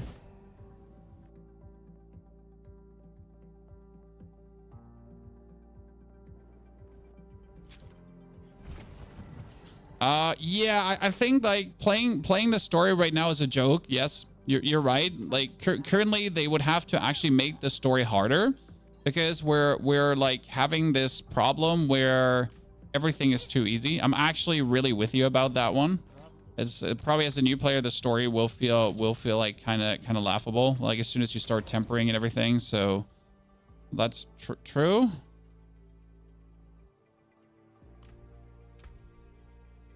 True.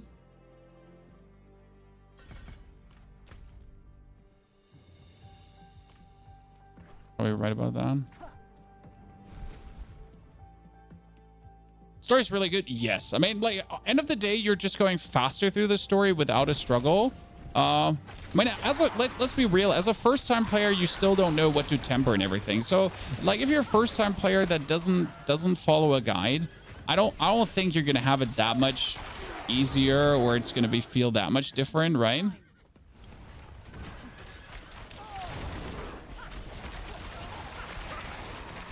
It's probably the reality of it. Like, correct me if I'm wrong.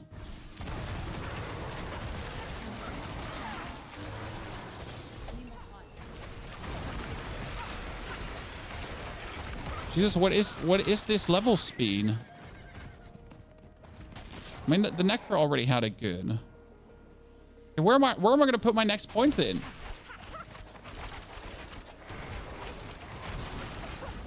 Chad.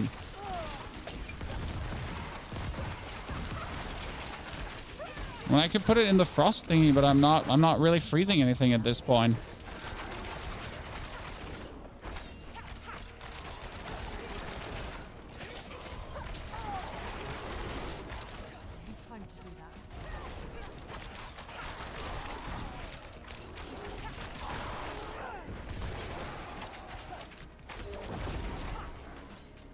Oh, come on now. You really knocked me down for that?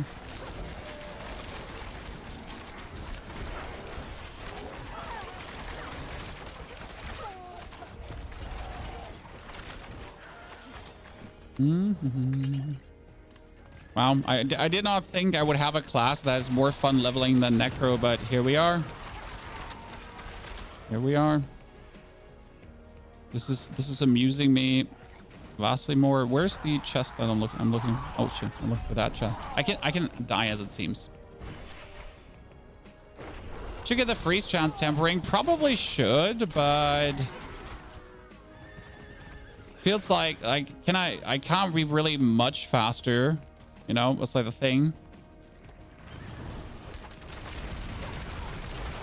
I'm sure there's always like 10% more speed, right? But kind of like, even for Elias, I wouldn't need it because you would just throw the daze onto him and then you daze him and then it's done.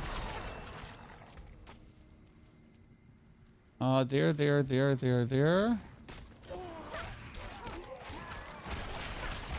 Just trying to see where I'm currently missing points. I mean, there's points in Dark Shroud.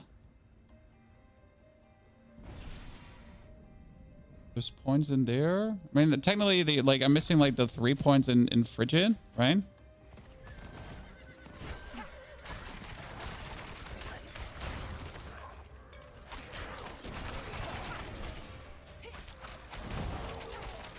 Why am I not crafting the elixir of anti-venom? Well, the main reason I'm not crafting is because I actually do need to save on angel breath for all the other stuff.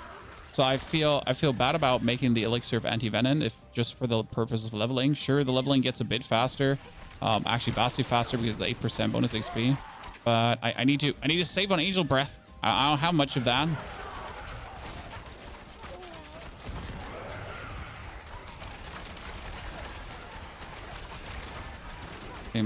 Everyone have a good time.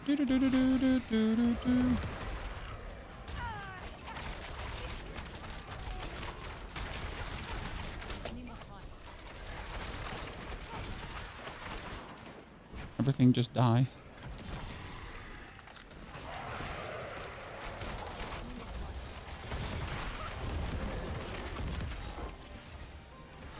Silly. I love it. I can't wait to start like pitting and shooting bosses and everything. I mean, Rogue seems as well so straightforward. Like, you can't really mess this up, right? You just You just put some points into Barrage. You just put some points in Heartseeker, and you're good to go. It seems like almost you can't mess this. You can't mess this up. I mean, even if I just stuck with Heartseeker, as long as you take like the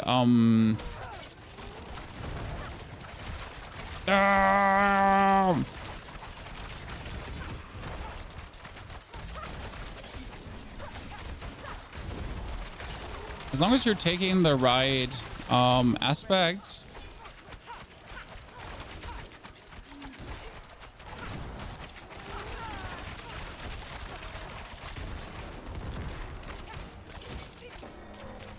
Now he's staggered. I do way more damage when he's staggered because of the frigid thingy. I'm not ready yet. Cool. That's a 700 item thingy. Bow's not better. Did I forget to pick up the mine cage again? I forget to pick up the mine cage again. I'm a bot.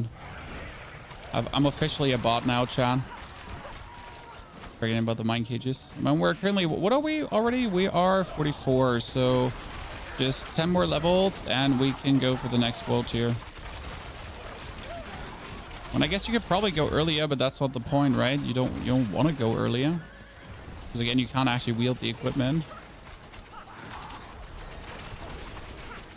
I'm just so used to like going next world tier on 55 because everything else feels just ugly, right? Ever tried Sorcerer this season? Well, I've seen the Sorcerer endgame builds and I wasn't really a fan.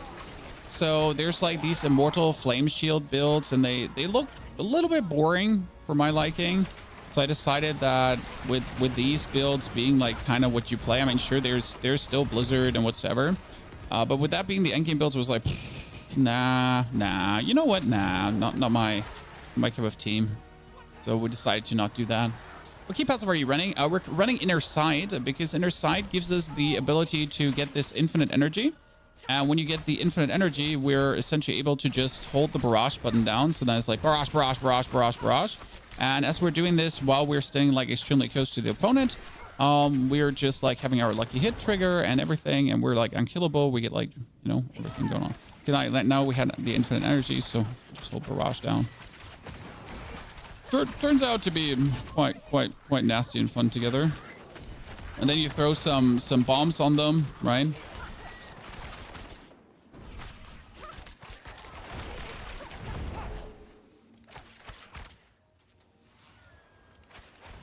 The most fun class in your opinion? I mean, generally Necromancer, but I have to say that like I never enjoyed Rogue, and right now it's kind of fun.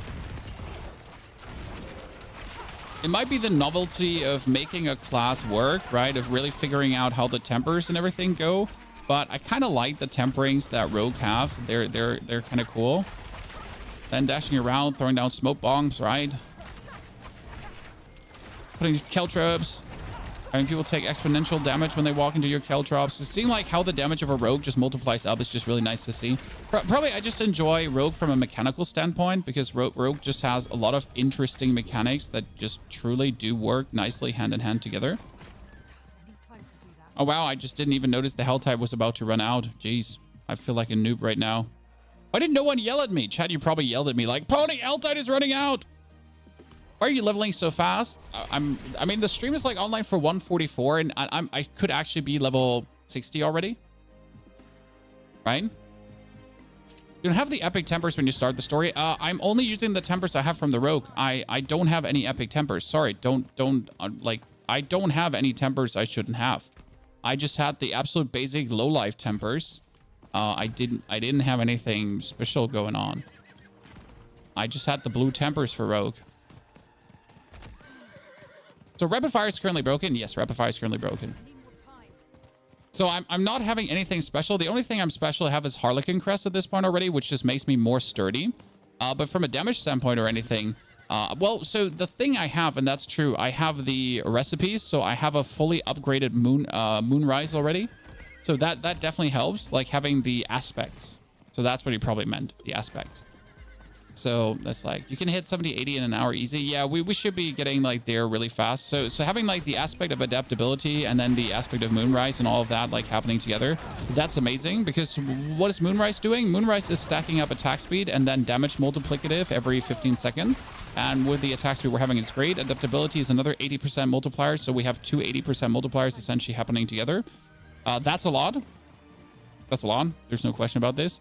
Then we do have the maximum rolled attack speed aspect for basic attack speed. So we get another like consistent 20% basic attack speed. So we have like the 20% with the 20% with the 20%, right? So that's nice. Then we have the maximum core skill bonus attack speed, right? My kill trips on. Oh, get my.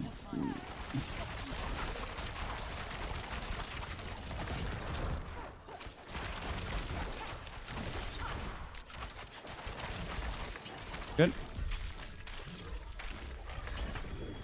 Thank you for that crossbow. Let's hope it's actually a higher item power than what I have right now.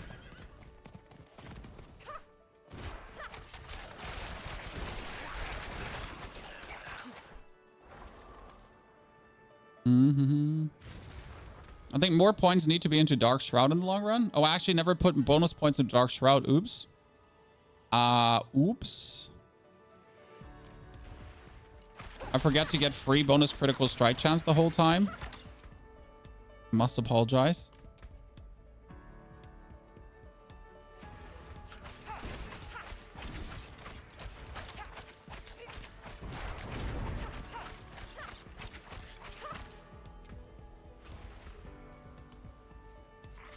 So we are finally getting some more Angel Breath, which makes me happy, but not much. I mean, we need way more Angel Breath.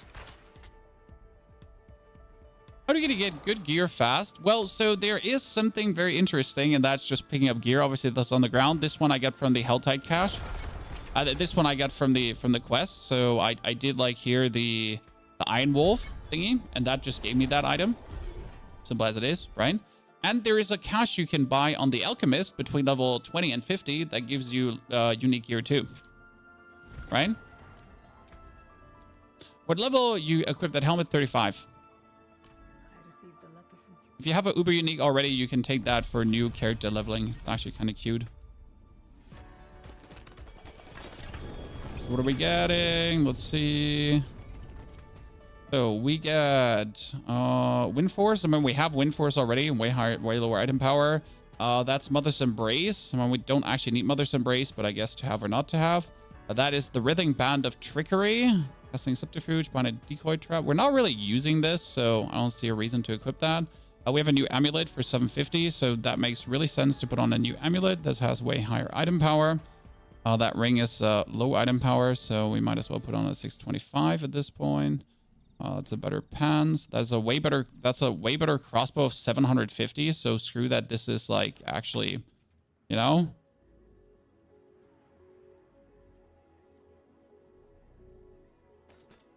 Way higher dagger. The rest of the items can go to hell at this point. Actually, a 750 ring. Jeez. Everything else can go to hell.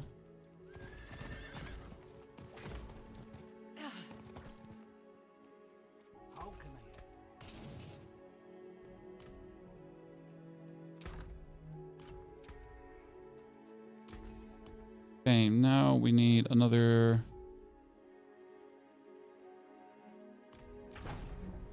surge.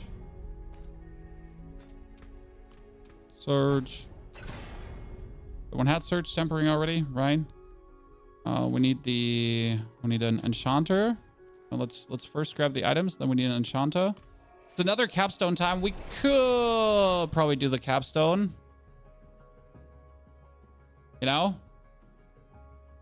Probably do the capstone.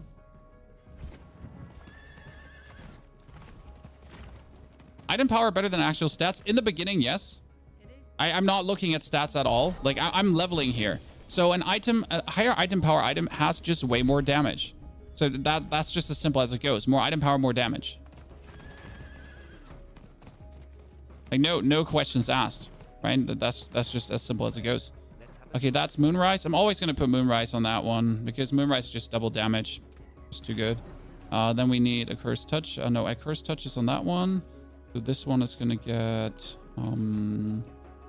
4 skill. So this one's going to get Accelerated. That one is going to get basic attack speed. So basic. You get aspect, not aspect of mind.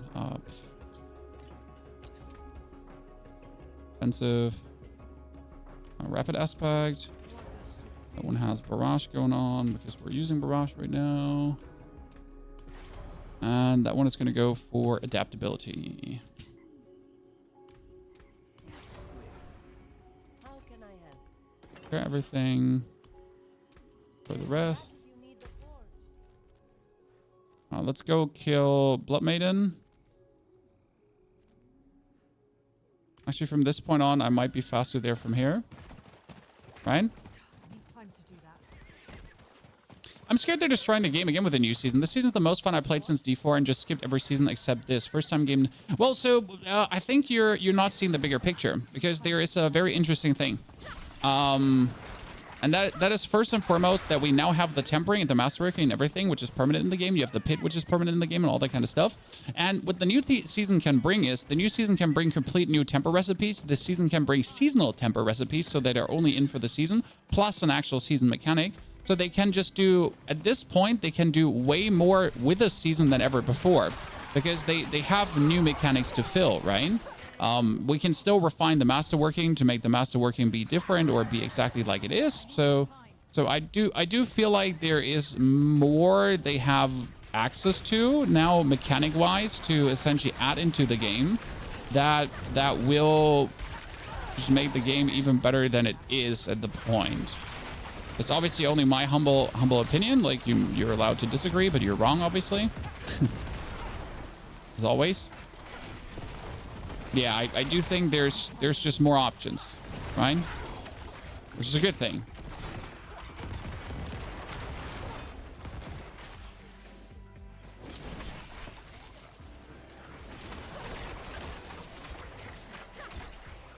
Summon the queen alone. Okay, what you doing?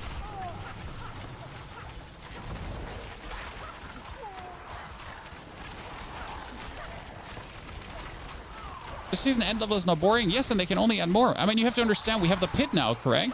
But they could add more end game because in season 3 we had the vaults and the vaults were quite fun. I really enjoyed running the vaults. Then we had Malphus on top of that. So now to the existing end game that we do actually have together with, I mean, if you care for PvP, you still have the gauntlet, right? I haven't actually touched. By the way, do the gauntlet, chat. Don't forget to do the gauntlet every week because the gauntlet is actually, I got uniques from the gauntlet caches. So yeah, don't forget about actually doing that. I'm like stupid. I'm by the way looking at the planner if I do have to take some more skills. We're gonna put more points into Shroud at this point.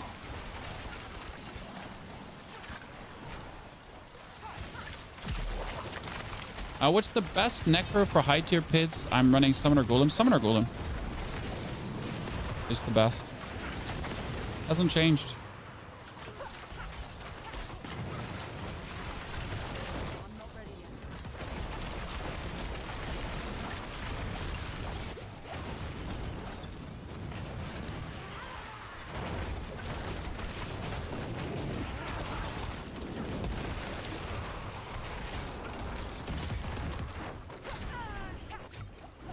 I appreciate that. Damn, cool.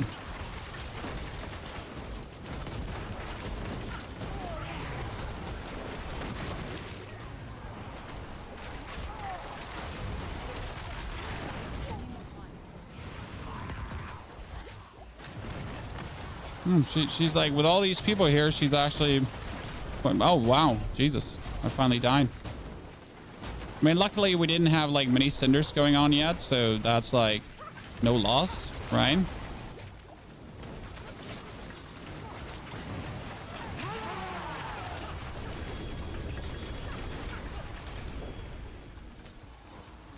Hold on. No, I didn't have the Holy Bolt Elixir running, so we're not getting the bonus XP.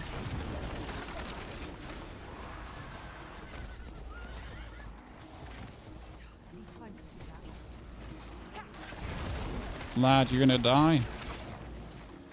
Good. Did we get anything better now? Like finding a better item now should be relatively hard because we're like good to go, right?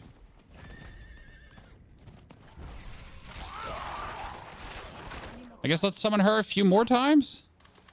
I'm also again forgetting to pick up like mine cages, I guess. More hearts, more footwork, more energy.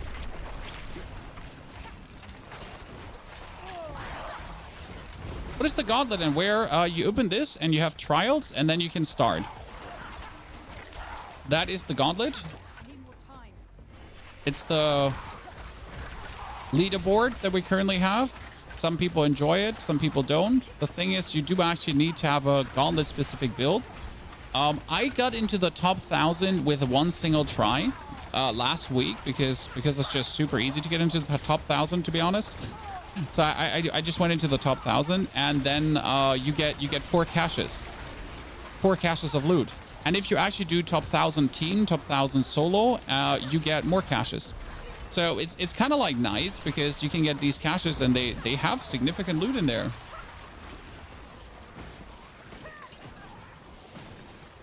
Right?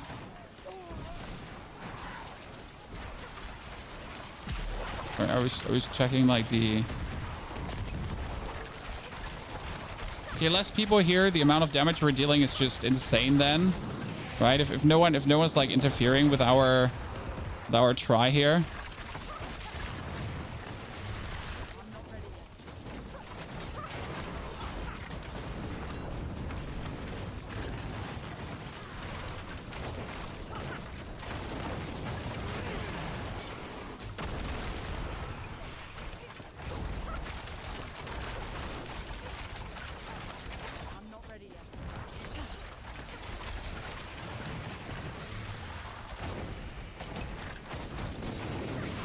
Oh, come on now. Come back. Most annoying lady in existence.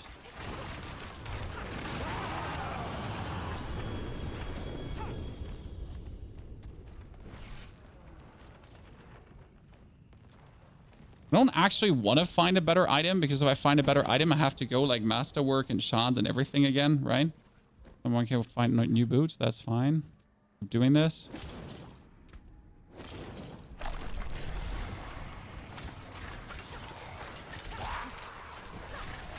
Okay, one more level and we're 50. Then we get our Paragon points and then we could do the Capstone dungeon.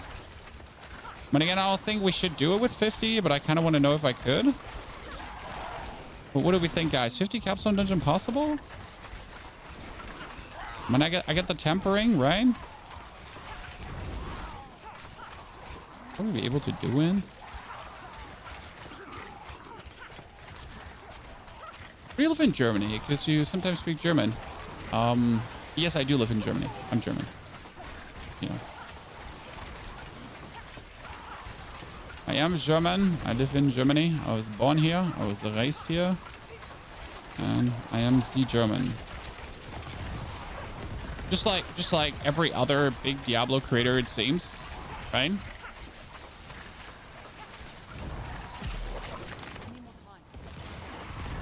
All a bunch of Germans. Booty, me, and Rob.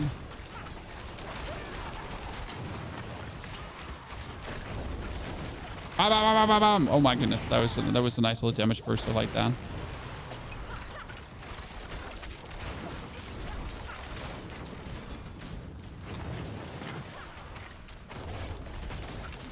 Did I just call myself a bigger Diablo creator? Oh my god, the ego, chat, the ego. Shouldn't have done that. Sorry, didn't mean to.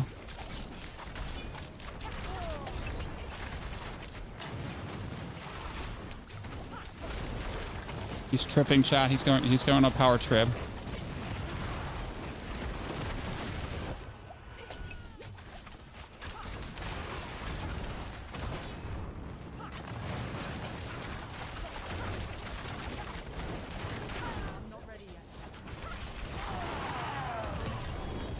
Oh, I got another unique, chat. We're just banking these uniques. So I got myself a Ashenar's dagger. That's kind of nice. It would give me attack speed increase. But the problem is it has like so few damage that I wouldn't like. Does the damage of your daggers even matter when you're not using them? Or does it only come down to what it has on it? No, it doesn't matter, right? So it's only the effect currently. So we could technically do the core skill damage away and just put on the dagger. Hey, I have to hit with a... Do I have to hit with the dagger, though, to get the effect? Hit with this weapon. So I do actually have to hit with the dagger to get the effect. So I'm not getting the effect. So it's not worth it to actually use the dagger because we're not getting the effect.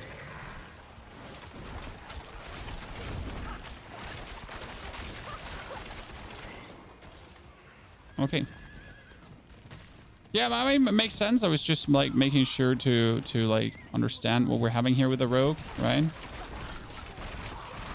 So the rogue secondary weapons, if you're doing ranged attacks, it's kind of like the barbarian. They essentially exist. The aspects are boosting me, but their damage is technically not reliant. Like so as long as they exist, that's enough. They don't have to have it. Well, I mean, the stats obviously count, right? But the actual yeah.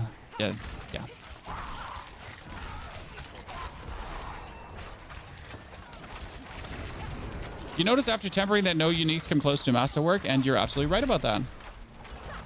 They don't.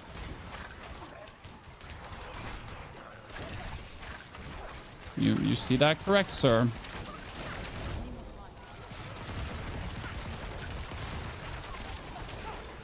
Okay, we get our Paragon points.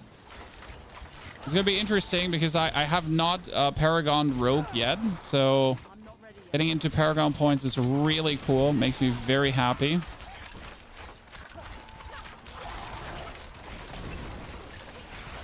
Hey, by the way, chat, the healing from my skills is keeping me alive in that stupid structure. Can you believe that?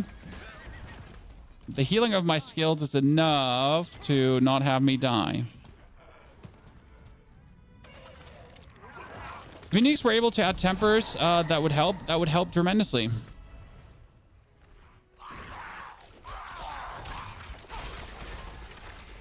Uniques were able to add a temper, that would be brilliant. The Golem 4.0 needs help. Golem 4.0 is almost perfect. There's no help needed. I mean, the build is brilliant and undoubtedly like insane, almost pinnacle. And you know what? You know what has me the happiest the most, chat? That actually so many of you are watching today. Regardless of me not playing Necro. Because obviously I've been playing a lot of Necro, right? I've been doing a lot of Necro. And that means like, I'm kind of like, you know, people are used to seeing me play Necromancer. But having all of you like still tune in, despite not playing Necro, it's kind of sexy. Not gonna lie. Has me all feeling kind of weird.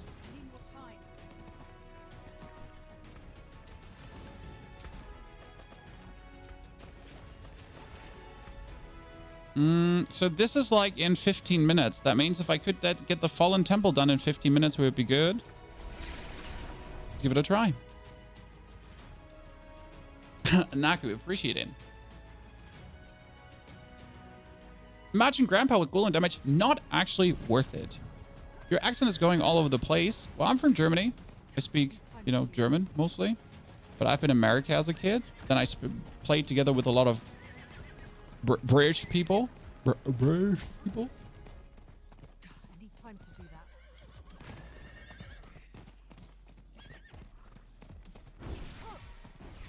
And then as a European, you generally speak all due amounts of languages because that's just what it is, right? That's what Europeans do.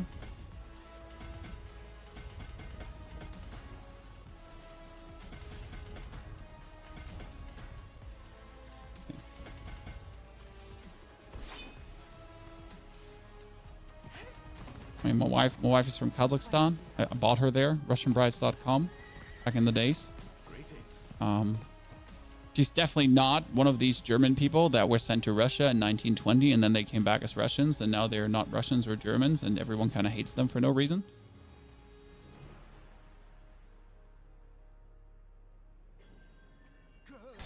No.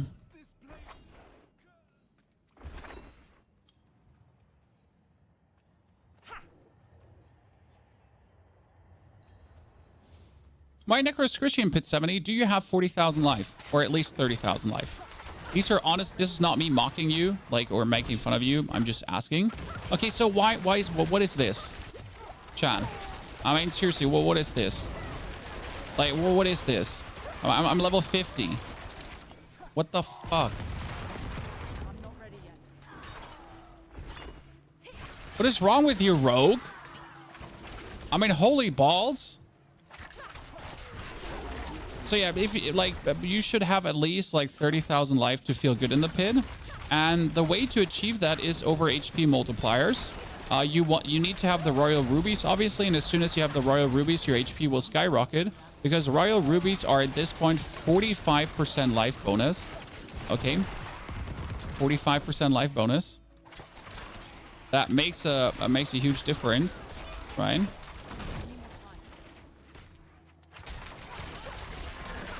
And as soon as you have royal rubies with a 45% life bonus, then you'll notice that every bit more of bonus life you're getting just matters so much. Like it's just boosting you up so much. I need time to do that. Okay, but seriously, what is this?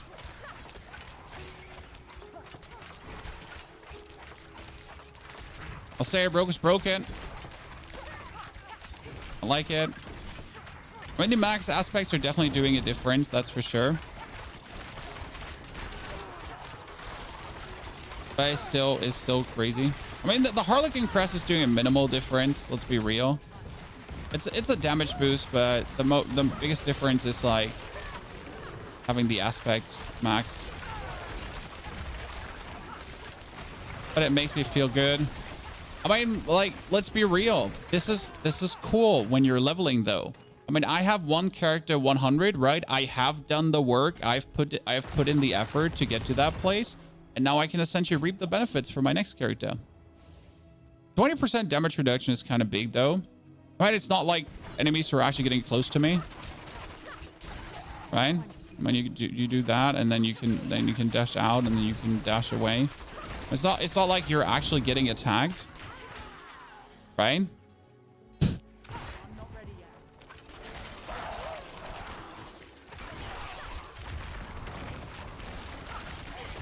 You want to know what helps more? It's a greater affixed Harlequin Crest, which gives me another 2,500 life plus, but I'm already at 3,000 life without it anyways. And right now I haven't seen my life bar move, which is also because we're healing on close enemies. So we're currently playing a lot of damage reduction on the Rogue, right? But we have the lucky hit heal on close enemies. So if we're actually dashing into our opponents and we're doing our skills and we're lucky hitting, and we're healing. So we're kind of playing this skill here. This one here, heal for close enemies. And damage reduction from close enemies. So you're essentially just like... I mean, even if I get damage, like, right, we're just straight back at it.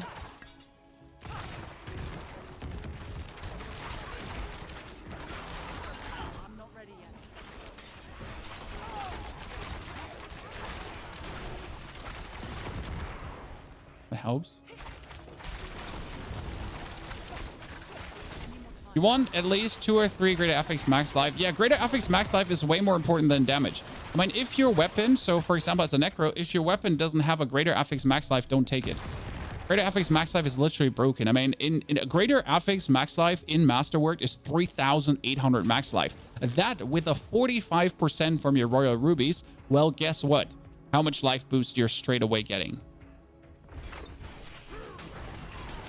Like, I often see people that don't understand how they could ever get this much max life, but it's just literally waiting for you.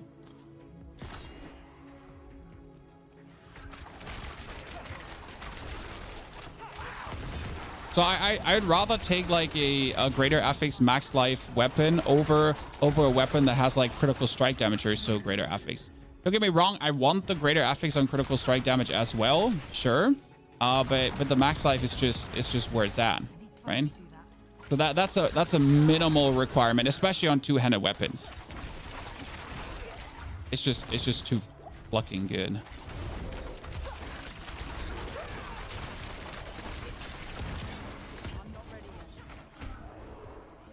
You've seen a Thorn's Barb? Yeah, well, Barb has the advantage that they have like was it an aspect or a paragon or a skill that multiplies their life. And currently with the double potions that give you like 15 and 20% bonus life, and then when you're multiplying your life, that obviously leads to quite some silly numbers. So yes, Barbarian can go places currently.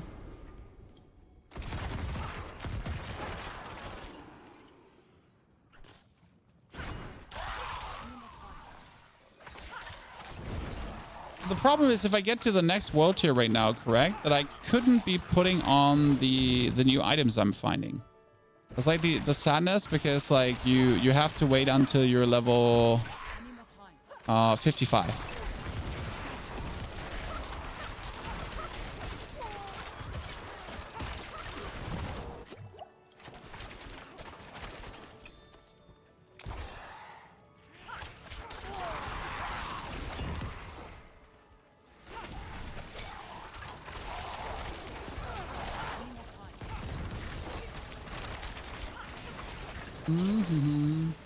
Let's get our infinite energy upgrade.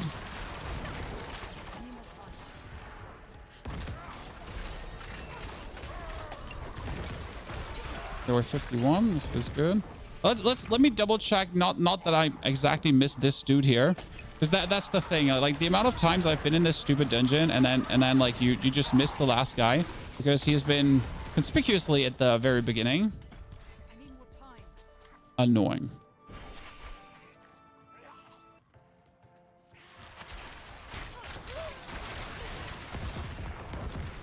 Personally, I took off max life of my weapons on my Heartseeker Rogue. I mean, obviously, we're mostly talking about Necromancer here at this point. Sorry, because I've been, you know, like with the Necro, you don't have any ability to zoom around the map,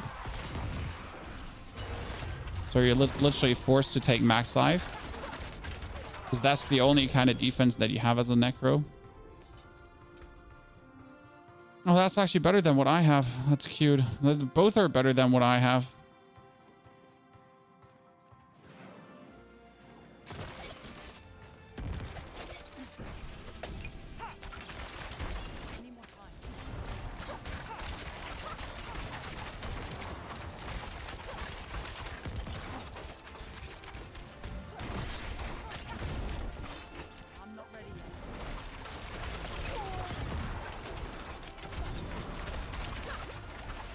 Good. Whew. No complaints. Kind of nice.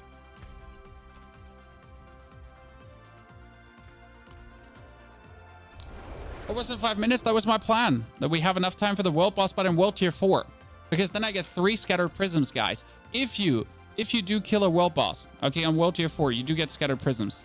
By the way, could I couldn't do the seasonal journey again, right? I actually did though something on the seasonal journey there. We got Torment unlocked. Come on. But if I'm now going for the world boss, then I'm getting the world tier 4 world boss. Since the patch. Because who doesn't want to have more scattered prisms, right? We all just want more scattered prisms. I hope they fix rapid fire soon. Yes. I mean, I'm very sorry for anyone that's actually playing rapid fire and that got shafted like that with a rapid fire bug. It is very bad that you essentially are getting robbed in that direction. So I do hope for you that it's actually getting fixed very soon, because it really doesn't feel good. Okay, let me go for my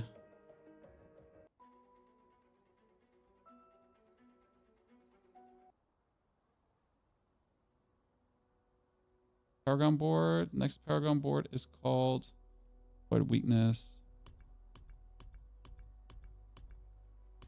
I don't know much about the Rogue Paragon yet, so I have to learn everything, essentially. I need more time.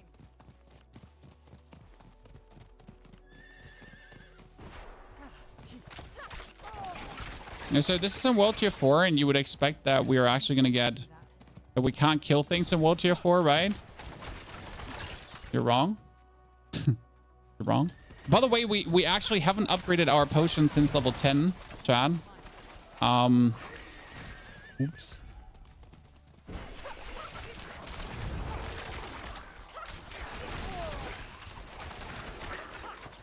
So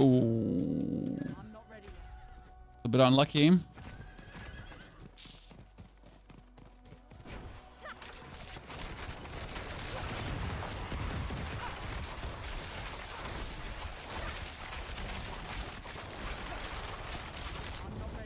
Okay, like we're in for 2 hours and 15 minutes, by the way, Chad.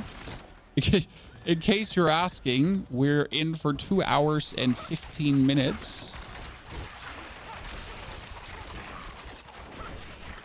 And we're just about to go into the Helltide and go absolutely fucking crazy. Like, technically, you could start farming Nightmare Dungeons now, if you wanted to. And the problem is, well, the good thing is we at least have Nightmare Dungeon Dust currently. Okay, so what do we have to change about the skill board? So technically, we want more points into Dark Shroud, as far as I understand.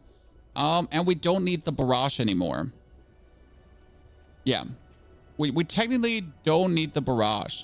The thing is, at this point, like, it would be silly to not play the Barrage until I reach the point where Heartseeker is really your main skill and you actually need Shadow Step. Because right now, Shadow Step is kind of the skill that makes you untouchable, right? But why would I don't simply need this at the moment. Complete a Necromancer Tier 4 Whisper of Tree and give the chest to the Rogue at level 55. She'll get 925 gear. I don't think you need that. You just literally go to the Obol Gamble vendor and you just gamble some Obols and you have a full set of 857 gear or something like that. And then you afterwards, yeah, you're kind of fine.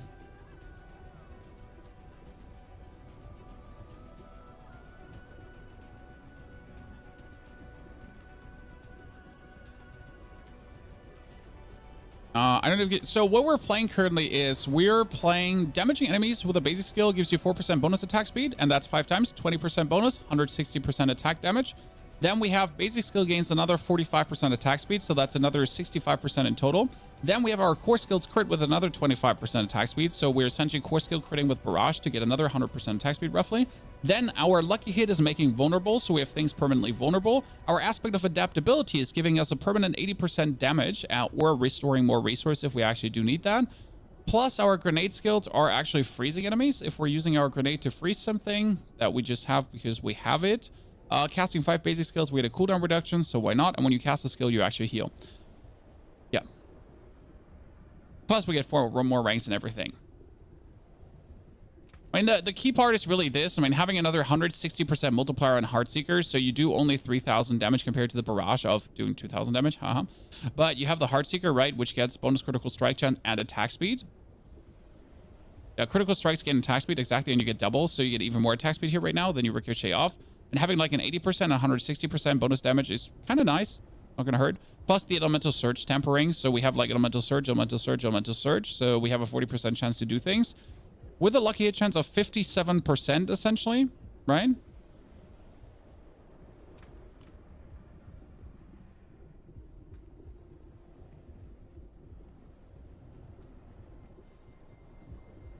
You know, kind of works.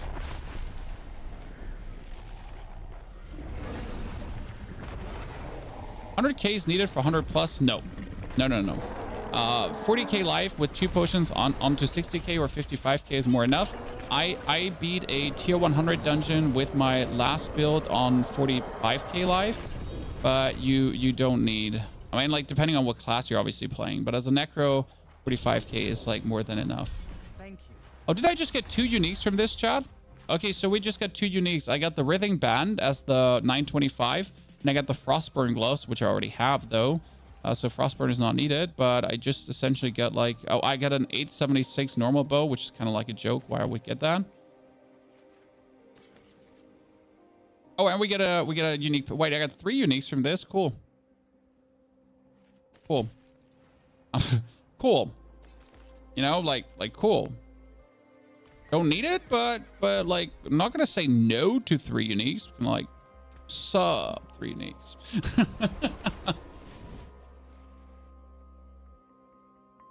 100 plus totally different from 100. No, still not some Getsu. I mean, as a Necro, again, sorry.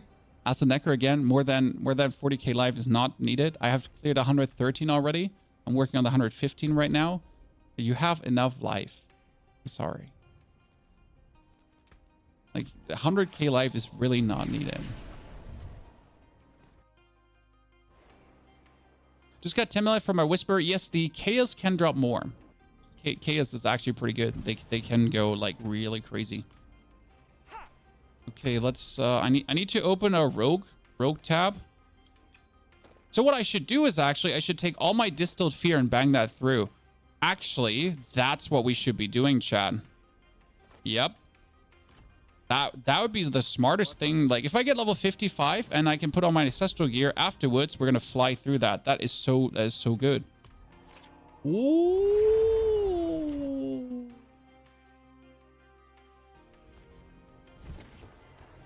You've done 132, yeah, but you have done 132 with a Holy Bolt. I mean, don't get me wrong. Holy Bolt is still impressive, but when I talk about Pit, it's always no Holy Bolt. I'm not interested in Holy Bolt clears because they're just boring for me personally.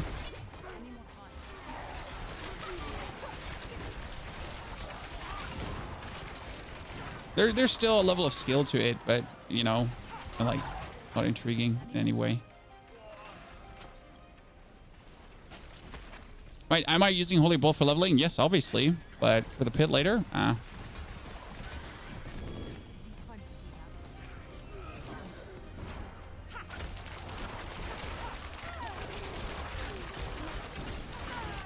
yeah, I feel like I shouldn't be allowed to just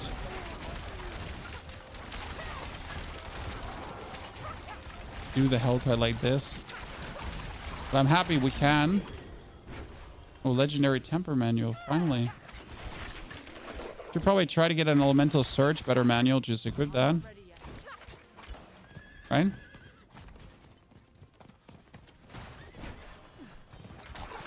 Oh, I love that zoom out. Please zoom me out harder. Do it again, but slower this time.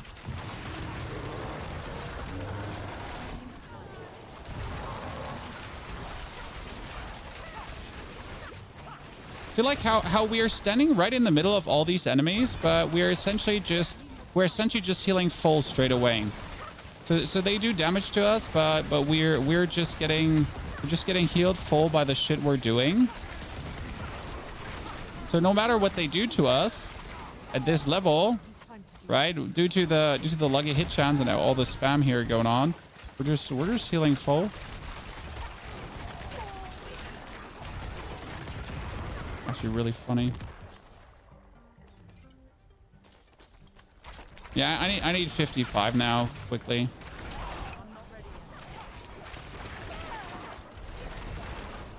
Be nice. What's the first glyph I need? The first glyph I need is called Ranger, and then some physical damage glyph. I guess I have it, so I might just put it in, right?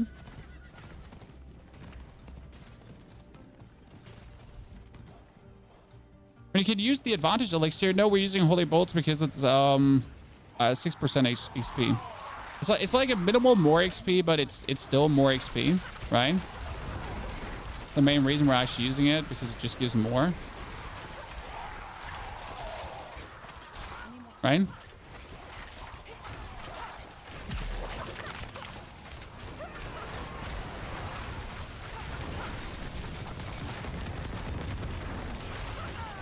I'm not sure if I'm interested in fighting the Blood Maiden. It seems like a surefire way to actually die. If you're doing like that's like the only downside probably doing her at this level.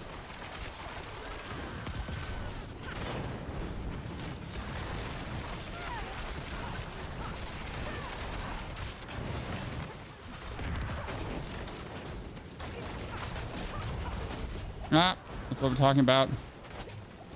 I should probably level up my potions once in a while. That'd probably be a smart thing to do.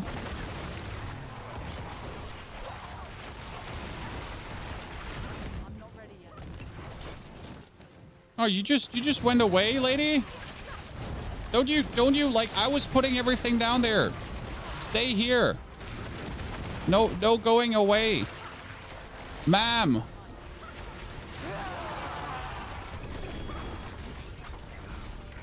Okay, give me 55 now so I can equip this whole shiznit. You know? I'm putting one in. Yeah, look at this. Bunch of killer gear at this point. What's the build? So the build is currently using Heartseeker. Heartseeker is essentially these arrows you see going out, and they're doing tons of damage already. Then we get like critted attack speed when we essentially Heartseeker vulnerable enemies. Then on top, we're using Barrage because we just have Barrage. We're having the inner sight happening that we get infinite energy as we hit people. And then when we have infinite energy, we do this. Barrage, barrage, barrage, barrage, barrage, barrage, right? We do grenade people to daze them. And when we grenade them and daze them and hit them with a crit, they fall over. And if they fall over, we actually do more damage against knockdown enemies, correct?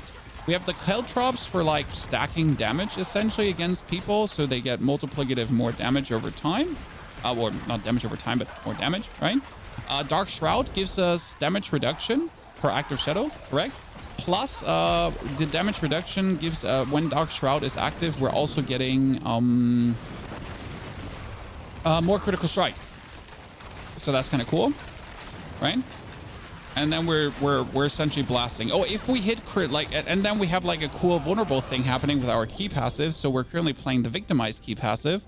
That damage increase against vulnerable enemies, yes. But if we actually deal direct damage to vulnerable enemies and that causes an explosion.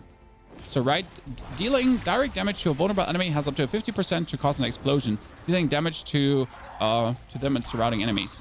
So that's kind of cool. And that all essentially leads to us just standing there and just, you know, spam away now. Spam away now. And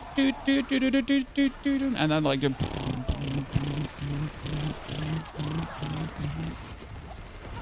And the best part is it's mainly just holding down my right mouse button. Oh, did I say that when we're close to enemies and we're actually doing damage to them, we're healing with that and we're getting damage reduction from close enemies. So if I'm actually standing right into someone and just spam him, I get healed by that. Yes, that's what's happening.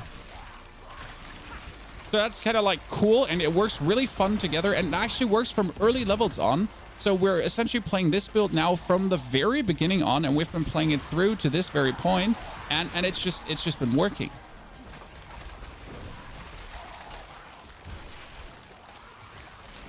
Right?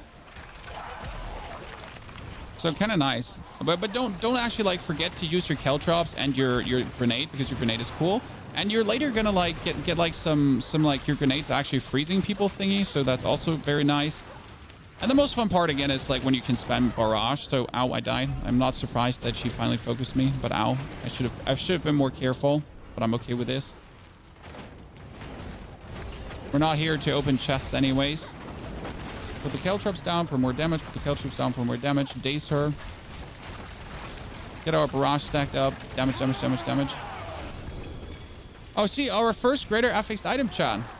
Look at that, a bow, 876 with maximum. Yes! Yes, look at this. Life on hit too. That's actually pretty nice. I like it. I think that's going to keep me nicely alive, right? As soon as I hit 55 and I equip that thing, we're going. Chan, we're going. By the way, can anyone explain me why I've actually been going like for the thing first instead of just like trying to max out the goddamn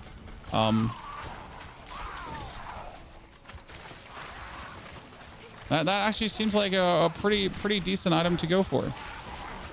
So yeah, I mean, we started this account 2 hours and 29 minutes ago. In case you wonder when did this character actually go live? 2 hours and 29 minutes. We've been zooming since then, right? So this is kind of like what you can. I mean, I don't know if that is what you can expect, but it's at least what's happening here. Now we're getting a mine cage, and we're gonna try out to equip that mine cage. So I kind of want to see what happens when I'm fighting enemies 10 levels higher, right? It should be possible. But that's the first mine cage we're popping now. I mean, I would assume, like, I mean, it's not like that enemies are anyways, like, way too high for us already. Correct?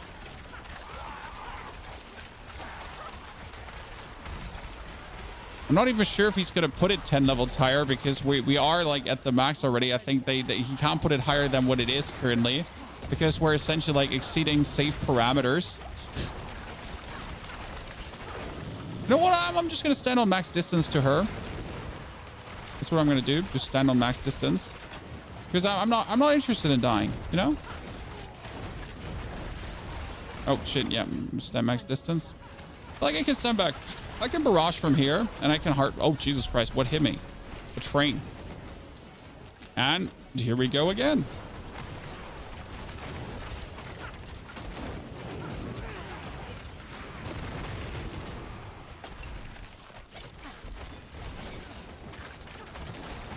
Would I do the same in hardcore? Probably, but I wouldn't be fighting her because she's like actually kind of...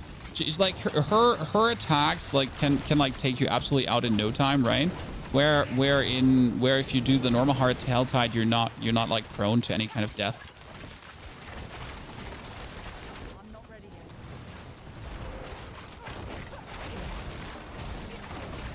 Oh, really? Come on now. I was there.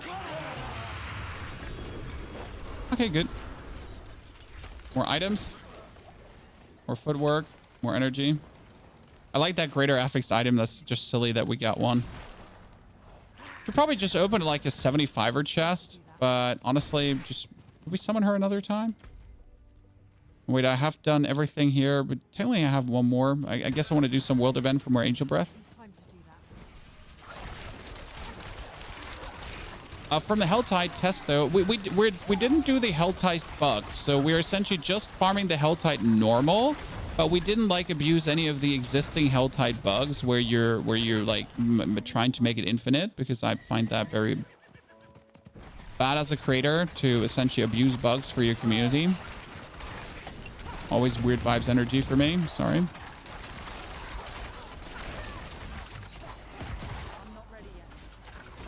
Am I informing your community bugs exist? Yes. Abusing bugs? Nah. Is there anything besides for master to up items or get higher pit? Normal pit 80 to 100 would be enough for end build, or am I wrong? Just ego things. Yes. If you can do a pit 100, you're like technically lower than pit 90 is already ego, because pit 90, like pit 100 is where the HP gets silly. I mean, what silly? For the normal player. So everything after pit 90 is already ego. If you beat the pit 100, that's great. If you go deeper, that's really like just you and yourself. So I would currently say that the pinnacle achievement is pit 100. Like if you manage to do this as an average gamer, as a casual gamer, mom, dad, as someone who's really not super deep diving Diablo, who's playing that very nice on the side, pit 100 is an incredible achievement already. Because no matter how much gear you have, you still have to play good to a decent degree, right? So pit 100 is not easy. Sure, if you have perfect gear, it gets easier, but you still need to put down a certain level of skill to actually beat it. That's just my 5 cents on that topic. And if you suck, you will probably never beat it, no matter how good your gear is. Okay? That's maybe a harsh reality you don't want to hear, but if you suck, you suck. Chad? Sorry.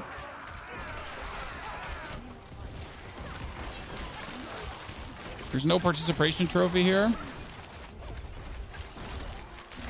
Average tier 4 player could not reach tier 70. I disagree. I highly disagree. Especially with the Golem build. Golem build kind of trivializes a lot of content, so I would say that there is a higher ceiling possible that can just simply be achieved. I mean, we yesterday built an Undying build, so in case you missed this, guys, yesterday's live stream, you can see that on the YouTube channel too, had a Golem build that is Undying, and it was going... I did clear a tier 100 yesterday with crappy gear. So, I mean, that's because we're decent at the game, don't get me wrong. No, but it was a build that was just going for the maximum damage reduction possible to just get to levels where you're silly tanky. And it worked. It put us really in the position where we could tank the boss hits. Like on a pit 70, I could just stand at the boss as a necro and I wasn't dying. And we're not talking about like you need uber uniques or anything. You need a decent gear or okay gear. I had most of the things not even masterworked at that point, and we were able to stand in a tier 70 and just literally AFK on everything, which was cool.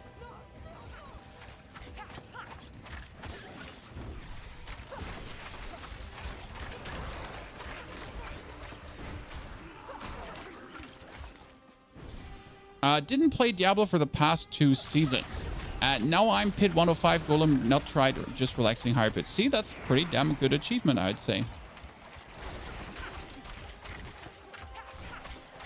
Windshear Druid is the best for high tier pits. I heard that Windshear Druid is very simple. I mean, the max that Windshear Druid has done is 116 currently, without Holy Bolt. I mean, again, we're not talking about Holy Bolt achievements, right?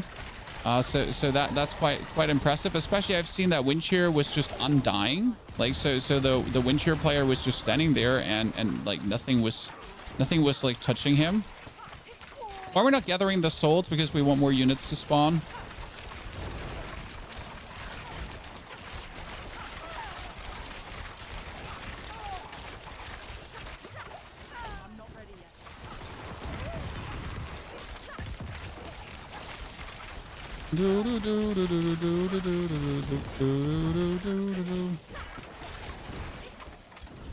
If as soon as you're done there, like no more units spawn, that's kind of bad.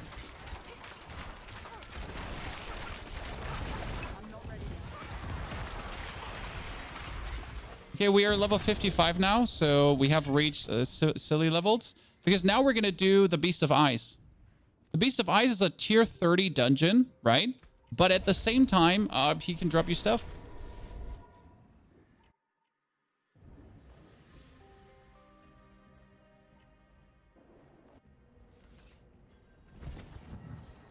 Most players don't get over level 70. I think that's like the old news that most characters will actually never get over level 70. Okay, that's 872. That's my new bow, which is way better. My new weapons with more stats, new weapons with more stats, new gloves with more stats, new pants with more stats, new boots. They're not really more impressive. That's 800 ring. I mean, I might actually like finally start looking at, that's a 925. So that's max life, maximum resource, and poison resistance. Max life, resource cost reduction, lucky hit chance is actually good. Okay. I mean, at this point, I could start crafting more diamonds, so I can actually not use a royal diamond. Really? Not even really. I don't want to craft a lower end diamond because I don't have the amount. I actually have silly amounts of dust. Why do I have so many silly amounts of dust at this point? Jesus Christ. Where did that come from? I mean, I still don't have silly amounts of ruby dust though, because I can barely make any more, right? But this one costs 100, so we'll just put 100 and 100 on it. So let's trash the rest of the gear currently. And we take my weapon, and I'm not sure what temperings am I looking for. I'm looking for chance for Heartseeker projectiles to cast twice. So weapons right now, Trap Rogue. Chance Flurry, Rapid Fire Barrage, no. Chance for Heartseeker to cast twice.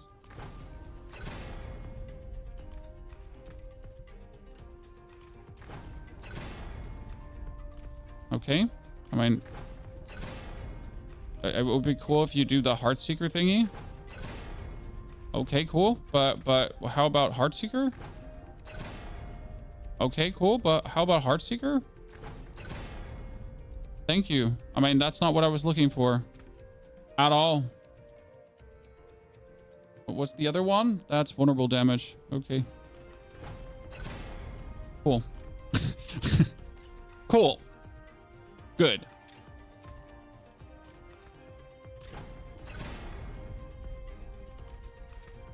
That was definitely what I was looking for. Okay, cool. Cool. Okay, I hate rogue tempers. I like officially despise rogue tempers at this point already. I genuinely just like absolutely hate rogue tempers. Like what was that now? Like someone just shoot me like in the face, please. What just happened? What just happened, Chad? Because it seems like I've only gotten crap and then layered on top of crap, and then there has been a little bit more crap. I am super not amused. That like I am very not amused. Okay, let's see. What do you think, guys? Can we kill the Beast of Ice with level 55?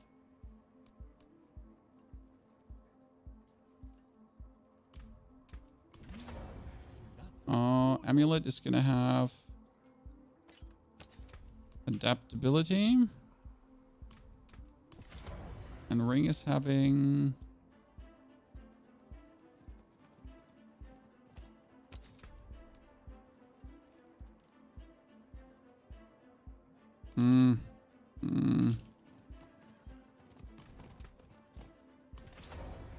Gloves are having...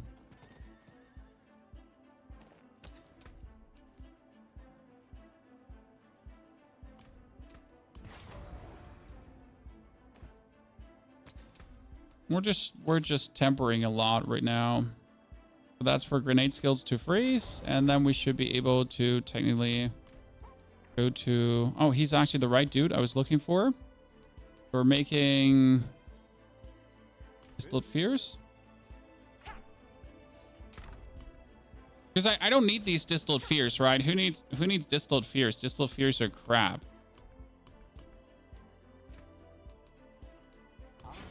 Let's see if this is working. Let me slap on Holy Bold.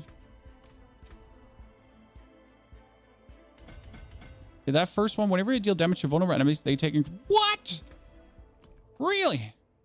Let's go. Okay, let's see. This should be the insane level boost you can get.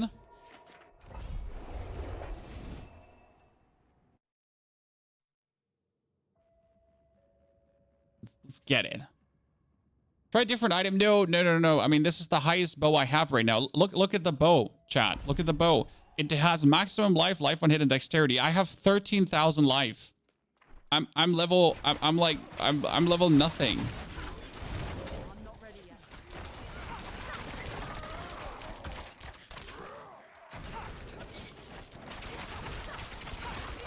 I need to kill that thing back here first. Okay, you know what? I hate your attacks.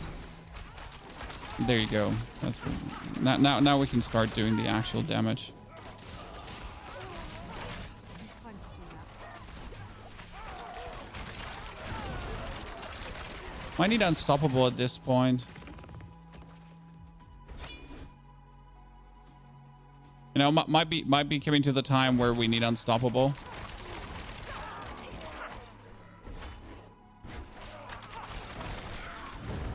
I need time to do that.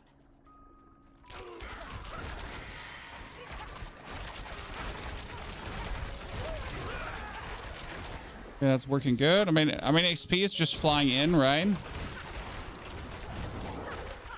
I love this. I love this part of the level journey where the experience is just like where you can visibly see the experience just move forward, right? Okay, just stop freezing me.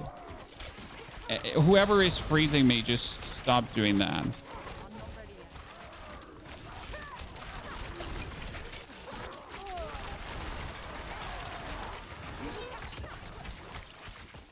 yet. No, don't appreciate that. You know what? Maybe we should use it that we are actually a ranged character more. Like right now, I'm just diving like right into them, and technically we're ranged characters, so why would we dive right into them? He said, and then he did it again because he's an absolute bot.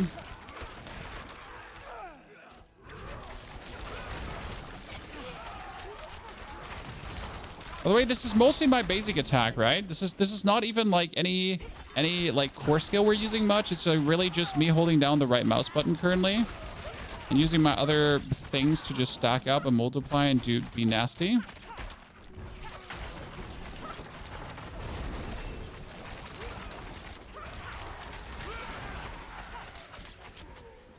Okay, one more point.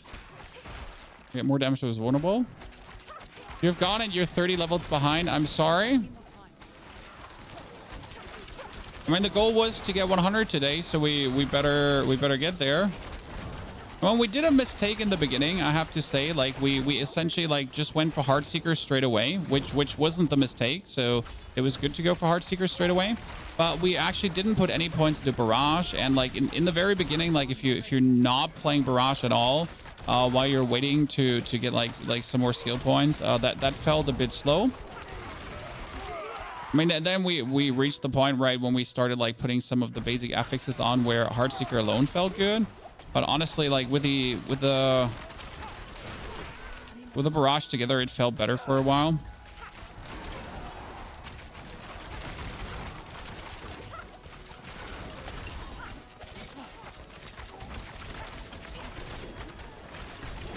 You're all getting absolutely bamboozled. Oh, that's it. So more damage now. What do we think? Like, I feel like we don't have the damage to kill the Beast of Ice yet, but I might be wrong.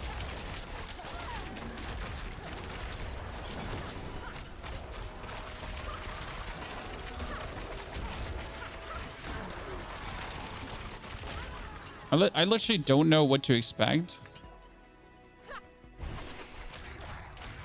It's actually worth it to like stay in the dungeon. Because that's the thing. It's at end of the day, it's a tier 31, right? And the mobs here are high levels, so they're actually giving us good amounts of experience. So that's armor, and then damage reduction from damage reduction from vulnerable enemies. That's kind of nice. One poison bubble dead. No, we actually stood on a poison bubble and didn't die.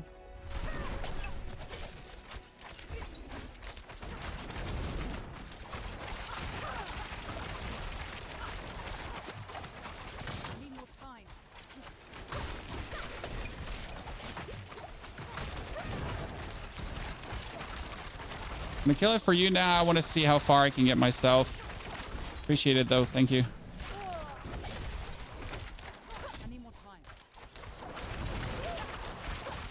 I mean, being able to heal, like I haven't taken a potion until now, so that's kind of nice.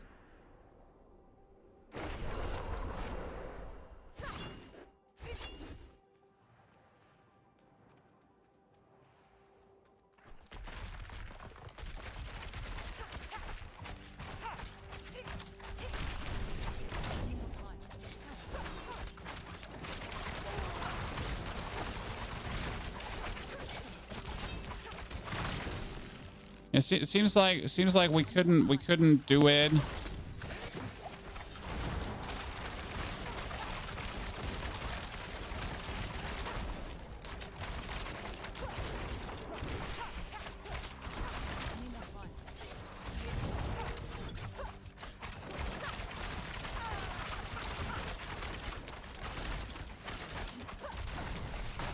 Seems like we couldn't do it ourselves. He froze me.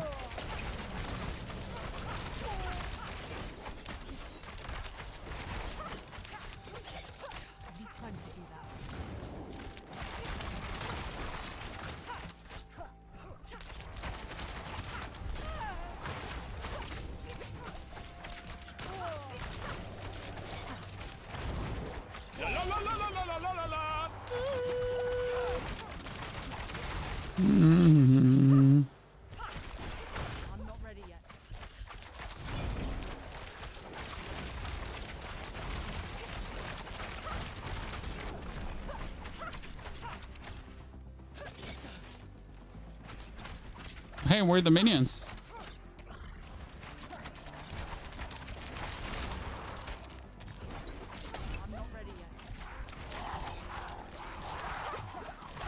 Okay. Oh, we can't do it ourselves. That's fine. Don't worry, you don't have to one-hit him for me. Like, we're not here for any kind of loot, right? Anything he has to offer is not interesting to me. So that's just like we can't do it with level 56. That was, maybe that was a little bit cocky, you know. Oh, that's bonus vulnerable damage. We actually need that.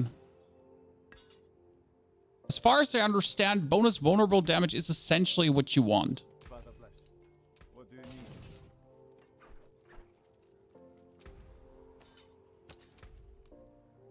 Because a bonus vulnerable damage would actually stack your... Here, victimize. Let's go back to the lady. Talk to her in a while. Is this game worth the price? No, absolutely. I mean, the game has been worth the price since season 3, I would humbly say. But definitely the latest exploits have been more than worth it. I mean, they've been doing a grand job of continuously keeping the game on a good level of improvement. Now, obviously, you gotta decide for yourself if it's worth your time and money. But it's also on the Xbox Game Pass, so it's kind of like, is it worth your time and money? Who cares? Xbox Game Pass, right? I mean, worst case scenario, what you're gonna lose is what does the Xbox Game Pass subscription cost at this point?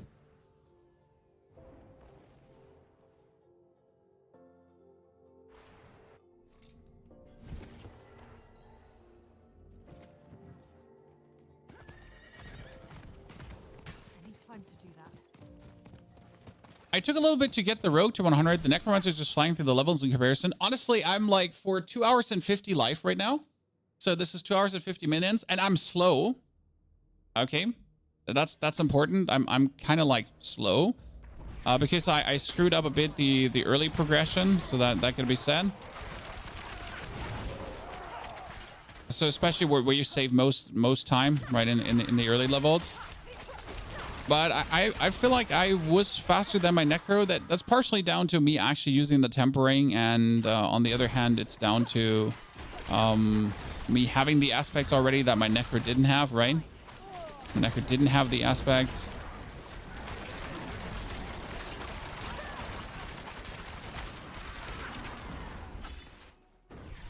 Definitely does make a difference.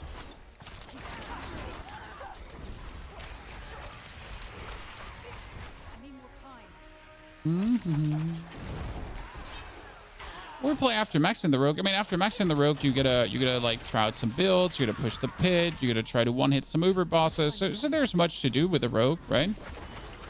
And when we will be able to craft ourselves another Uber unique. So we have to decide which Uber unique I also want to craft. I mean, at this point, I do actually have 2 Uber uniques. I have Endariel's Visage, guys. Yes, I did get Endariel's. And I have the Harlequin Crest. The fun part about the Endariel's Visage is, where did it drop? It just randomly dropped from the Helltide boss. Just like that. It was like, oh, Endariel's Visage. Cool. I know there's a rogue build that can actually use it, so that's the fun part.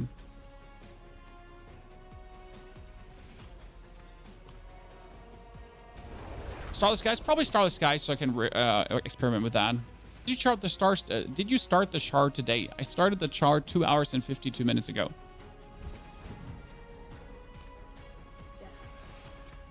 Not today. You know, 2 hours and those minutes ago. Okay, we can do the that's the final, if I'm not mistaken, right? So there.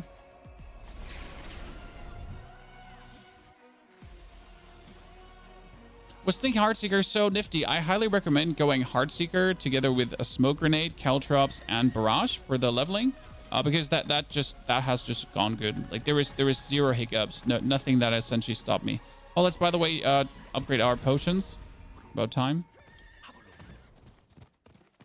What level open Wolf Iron for endgame? Just open them straight away. Don't wait. The Iron Wolf caches have in them what they have in them, and there's no reason to not open them straight away. Like the items that have sacred in them have sacred in them no matter what you do.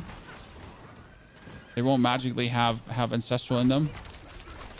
So the level doesn't determine what's in those caches.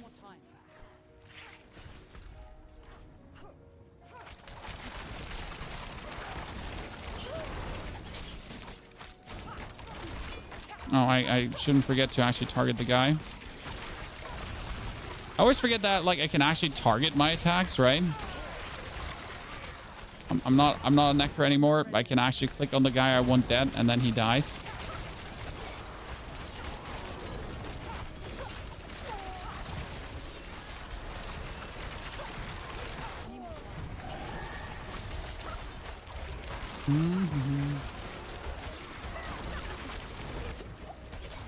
I'm more surprised how the elemental damage wouldn't hurt us more.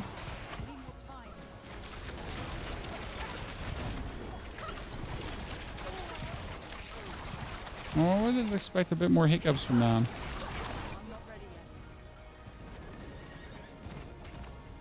Oh, hello there. See how that is going. Oh, I'm gonna refresh the Holy Bold.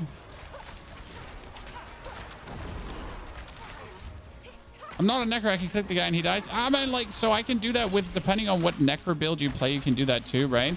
But if you play minion Necro, you're used to a level of missing agency to a degree, right?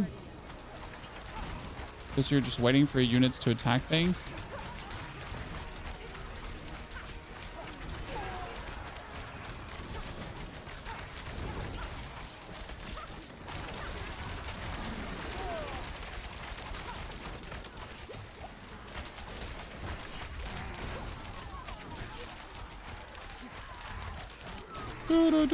I'm at like, this is me holding down my right mouse button, by the way. This is not me doing much else. This is just, I'm just standing here in the hell tide, you know, and I'm just holding down my right mouse button and I'm just essentially watching my XP go up. Now you could say that's boring, but I do actually like how that's just OP working. What made you go rogue? Chat asked me to. I mean, end of the day, I play what I really enjoy playing, and I'm a content creator, so I gotta make content. And here we are making Rogue. There's not that many Rogue content creators making Rogue content as it seems, and not only that, it's just really fun. I mean, seriously, this is just stupid fun. Like I don't know, like it's just like I can stand under the soul-sucking umbrella, guys, and I'm being healed by lucky hit, doing damage to opponents that are close to me, while I'm essentially doing damage to everyone while I'm ranged, regardless. So I can stand absolutely AFK, rely on my build to be as good as it is, and I'm essentially infinitely regaining HP without ever losing HP. And that's like, what the toxic, what the fuck, figgity fuck. Like, seriously, what is this? How is this a thing? How can I do that? Right? While we're like, our resistances are shit, and yet I can just stand there and I'm just eating it. What causes constant HP regain? This one here. Critical strikes against close enemies have to 85% chance to heal you for 3% of your maximum life. And you know what? 85% is insane. Because if I have a 50% lucky hit chance there with an 85% chance, that means that there's a 43% chance that that actually triggers.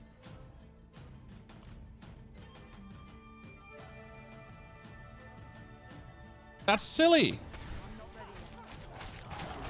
So like usually the lucky, you know what the lucky hits on the Necro are? It's a 10% chance for a cooldown reduction. It's a 12% chance to make a corpse. These are the lucky hits I'm used to. I'm used to like 5% lucky hit chance trigger chances, okay? While the Rogue is running around here and just like, oh, 85% lucky hit chance, you know what? Hold my beer. Like you don't understand what I'm used to and how much I'm enjoying like the things actually working, which makes me again question a lot of things about the Necromancer as always. I've struggled with Necromancer with the Rogue gameplay. I will release a build guide for this because I think it's just fun to share what I experienced. I mean, this is essentially, I took an endgame Rogue build, I altered it a little bit to fit my needs, but everything that has been working endgame has also been working for me here now. What I was missing in the endgame build is when I should skill what. So I've been essentially winging it a little bit, but I learned a lot from that because obviously the endgame build was meant for the endgame and only use Heartseeker. But, you know, the things we learned is definitely worth to share.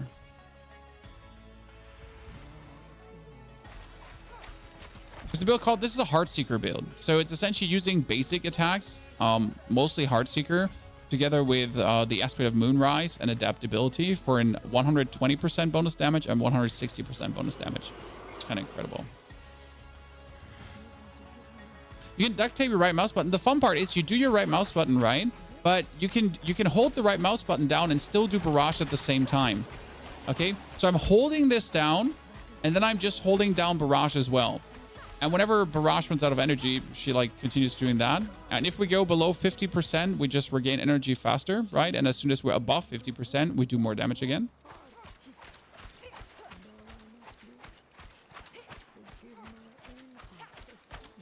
I like the Hemo build you played. That's insane. We still have to release the thing for the Hemo build. What's the best late game build for Pit, for Rogue or for Necro? Gotta be real about that. You know, you gotta. You know, the best part is when you then actually trigger your inner side where you're getting like infinite energy, and then you can just spam away with infinite energy. So you daze them, right? You caltrop them, they get multiplicative more damage. Then we have infinite energy, and you go like, "Burp!"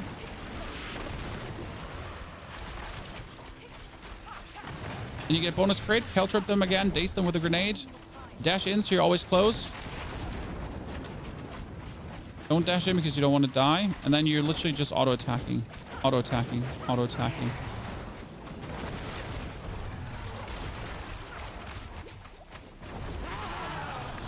And I win. Oh, another unique. Chat, I'm just getting uniques after uniques after uniques. It's getting silly. That is a Cowl of the Nameless. You get increased crowd control duration. Don't need that. Don't need this. Don't need this. Don't need any of this. Do you need this for any build? Chat, do you need that for any build? I feel like Rogue is universal Harlequin Crest, and that's about it. Correct me if I'm wrong. Yeah, I've gotten, like, on this Rogue, I've gotten 8 unique items or so. I mean, obviously from the Iron Wolf, but alone the unique, we have found 3 unique items from from one single encounter in between. It's silly.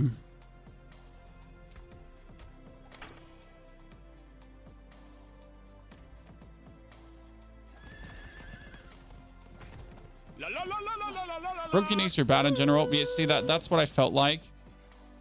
Might just keep them to how. I mean, it's not even 922, so you know what? Screw it.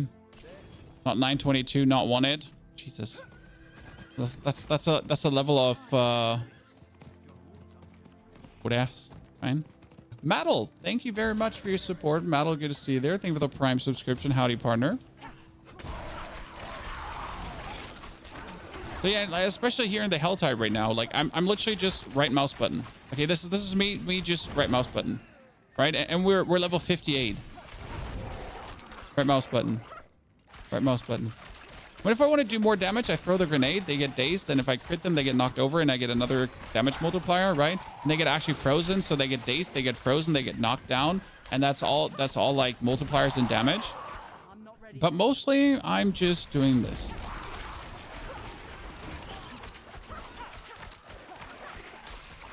I would need a mine cage, but I don't have more mine cages, so that's a bit of a... Oh, so there she blows! Daze them, caltrops, more damage, more footwork, more energy. Get close to her. Infinite energy. Oh, and if you want to be really safe and not die, right, in any encounter, you just do this while you let other people do the tanking. Like, why would I get even closer to her? Then you throw your grenade on distance, right? Well, I'm just literally standing here and I'm stacking up attack speed like there's no tomorrow. Almost died, actually. I see that Rogue is doing the same. He's me. I'm him. Oh, that's a double greater affix ring. Holy. More. Damage and lightning resistance and vulnerable damage. That's actually, that's great. That's great. I think that's great. I like that. I'm not sure what I'm looking for, but having like probably looking for lucky hit or something. Yeah, but I'm actually looking for lucky hit and crit. But hey, for like running a stupid mother's embrace that I don't actually need, getting like a needle flare ring. Hey.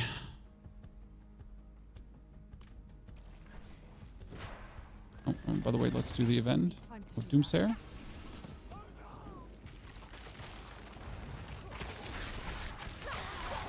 Oh, no, you're not going anywhere.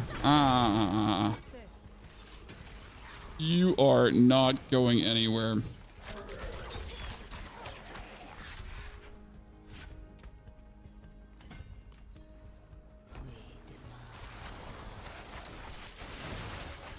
Imagine if you have the hell type buck. No, I would then straight up kill myself to not have the hell type buck. I mean, the hell type buck is fun that it exists, but I'm a content creator.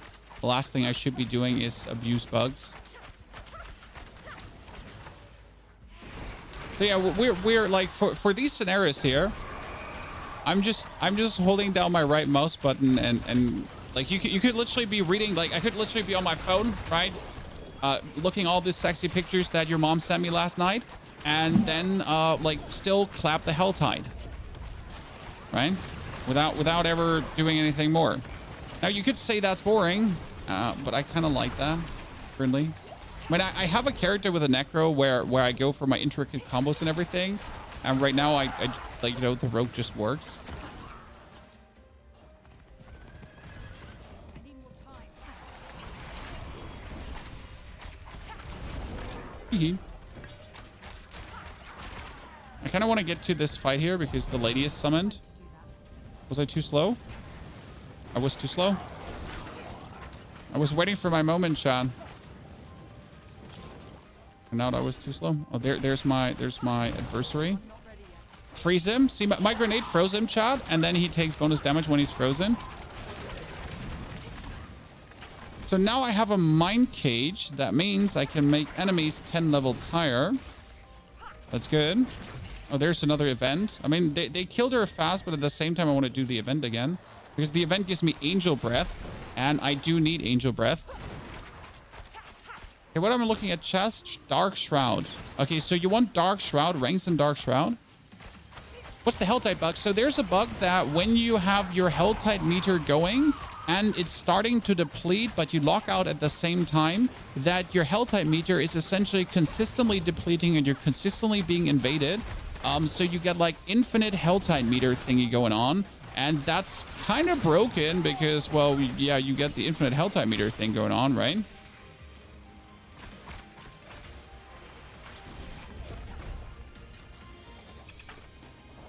They're already investigating that. It is obviously a bug. Don't abuse it. Don't risk getting banned.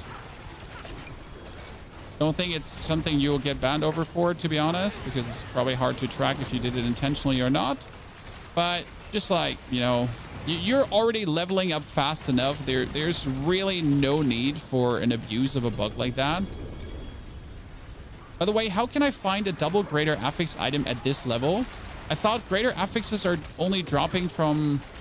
Are greater affixes dropping this early? I thought they would be dropping later. I need time to do that. Oh, shit. I need the man cage. I wanted to run away, but I need the mine cage, so give me that. Don't have many of those mine cages, so... I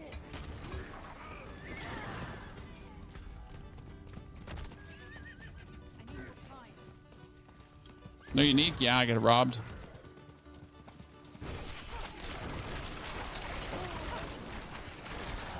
Goodness Christ. I mean, obviously we're farming with Holy Bolt here too, right? But Holy Bolt is definitely playing a role in making this, streamlining this and making it better. But most of the shebang is really coming from yourself. Yeah, finding a better crossbow than my level is going to be hard. My level is quite hard. High.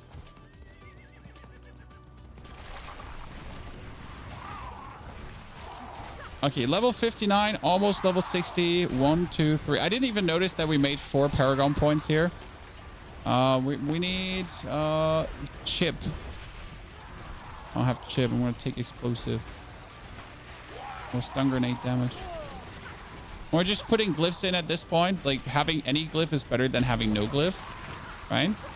Okay, how much is my angel breath going up? Should I look at that? Need to kill mommy first. Putting caltrops on the ground, chat.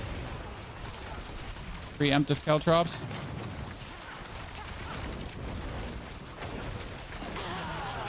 And she did. Now that's a greater affix unique. Let's go. Yeah, I'm hacking at this point. But it's the good kind of hacking. Okay, that event just repeats itself. That's great. And I was checking how much angel... 238 angel breath. Yes, finally. Need more angel breath.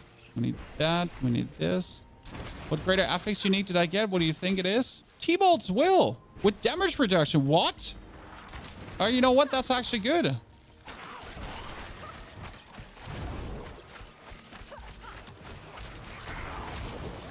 You know, getting a bonus damage reduction. That's nice. Probably sell that one because I'm not playing T-Bolt's Will. Sell that. Make the money.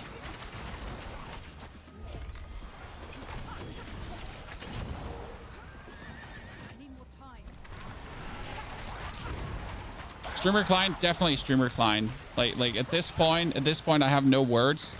So I'll just say this is a streamer client. Since I got a Diablo partner, they sent me a special code. So I'm like, in case you missed this, chat, hi. Just on Saturday, I was hanging out with my children, and you know, suddenly I got something happen on my Twitter. So Twitter informs you on your phone if people with a lot of followers join you. Like, you know, if someone follows you on Twitter, but that person has a lot of followers, like it gives you a ping. Like, you know, this and this person followed you. You know, it's like, okay, like who is this? Well, turns out, Mr. Bloodshed, another unique, oops, Mr. Bloodshed, the influencer manager from Diablo, he followed me. I was like, what you doing here, bruv? And he was like, hey, don't you want to join the Diablo 4 partner program? And I was like, yeah, I would like to be a Diablo partner. And then he gave me this special link to download this special server that totally exists, and that's absolutely not a joke, and where I could just log in, and since then I've been dropping uniques. And this is obviously real. I mean, the part with the Diablo partner is real. The rest is obviously made up, but...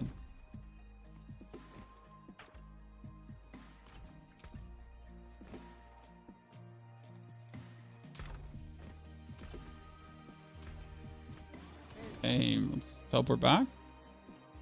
Is he one for me? Treasure Goblin. His name on.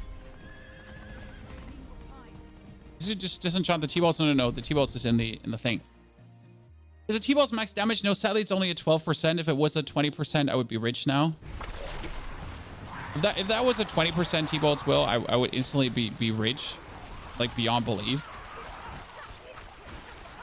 Okay, can I just stay here and make infinite levels at this point, Chan?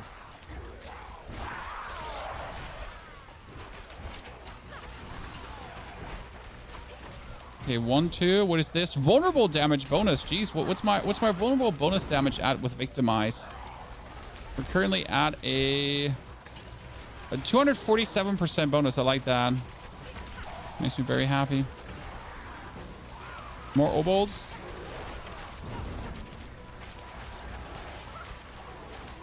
I guess I'll just stay under this boss now, and I'll just stack it up, or what?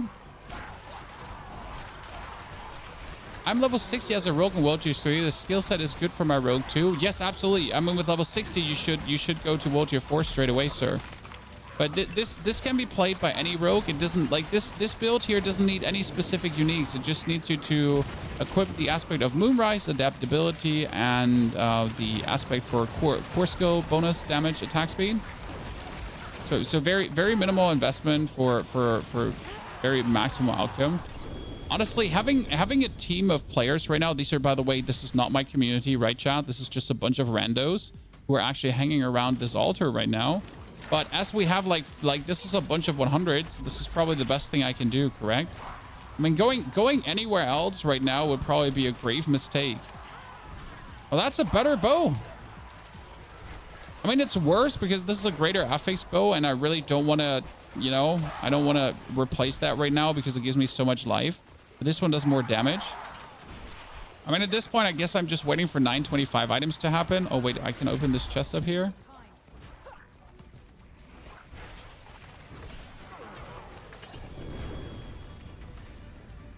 I mean, the best leveling you can have, if you by accident find a bunch of people who are like hanging out here right now, who are also killing the Blood Maiden fast, because only because they're a bunch of 100s doesn't mean that they're actually killing the Blood Maiden fast, right?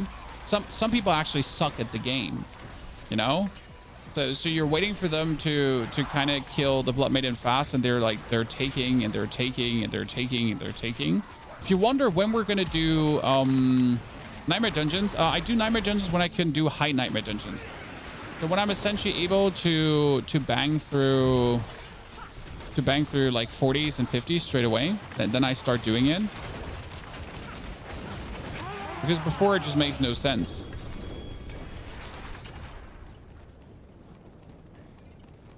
Good. Let's put another heart in. Give the people a chance to put their own hearts in, always. Because everything else is impolite, right? You want them to have a chance to get their bonuses too. Okay, I could go out on the right side now. I'm gonna... There's some resistance waiting for me because my resistance are currently shitty, right? My resistances are non-existent. So what do we have currently? We are at 3 hours in and level 60. So just to give you a frame of what is possible, chat, if you already have a 100 character, if you're looking to level up your second character. So we're in for 3 hours and we're level 61. And keep in mind, we were slow. So it's slow.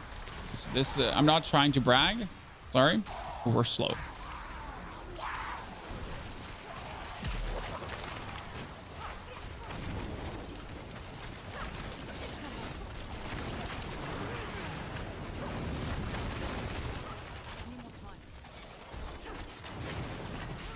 Lady. Oh, almost died there. And she did again. The best part is the amount of boss materials we're also getting. I mean, I can summon two I can summon Grégoire. I can summon the Lotzer already, right?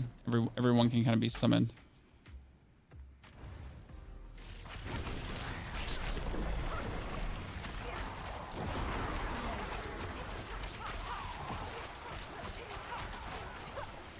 So 68 hours to level rep for the Spark, usually solo. Yep. I mean, this season leveling is fast and it's intended to be fast, which is good because like this, everyone can be 100. Everyone can play the pit. Everyone can enjoy the end game. And that's great. Especially you can not only enjoy, you can also make another character, right? I mean, making a new character is really not the hassle right now. And that's very good. I like it that way.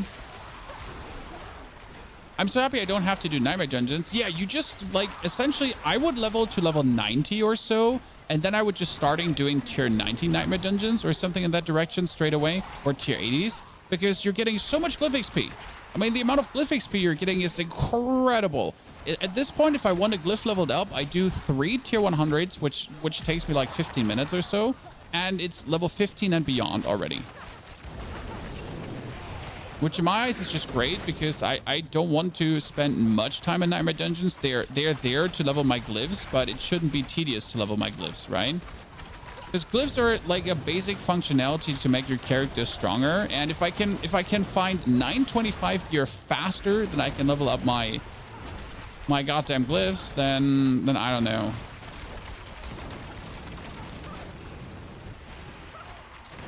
So I'm happy they actually like noticed that people want to play the game and not be stuck in goddamn nightmare dungeons the whole time. Because that's the thing, you're actually stuck in them, right? Oh, another, ladies and gentlemen, even more stuff. Jesus, we're just dropping. Teleport out.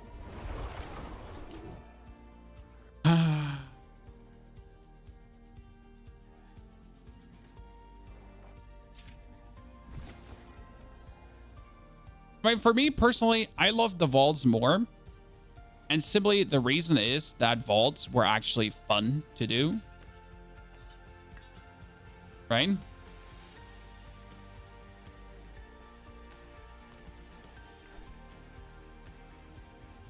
I could bang through vaults. I could evade the traps. They gave me like, you know, evading the traps gave me a little bit of a bonus I was looking for. And I just overall enjoyed that more. So that's another T-Balt's Will. This is definitely a streamer account.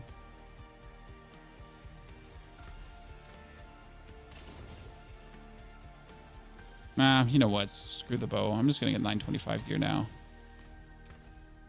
But I can temper another thing. So I could finally try to temper. Here, Chad. Heartseeker casts twice. Oh, thank you. Finally, after all this time. Cutthroat damage. Cutthroat damage. Cutthroat critical strike. Who thought putting vulnerable in the cutthroat thingy was the right thingy, right? I mean, we're literally just, thank you, vulnerable damage. Appreciate it. Holy. Okay, we go back. Before we go back to Helltide, we just go back here.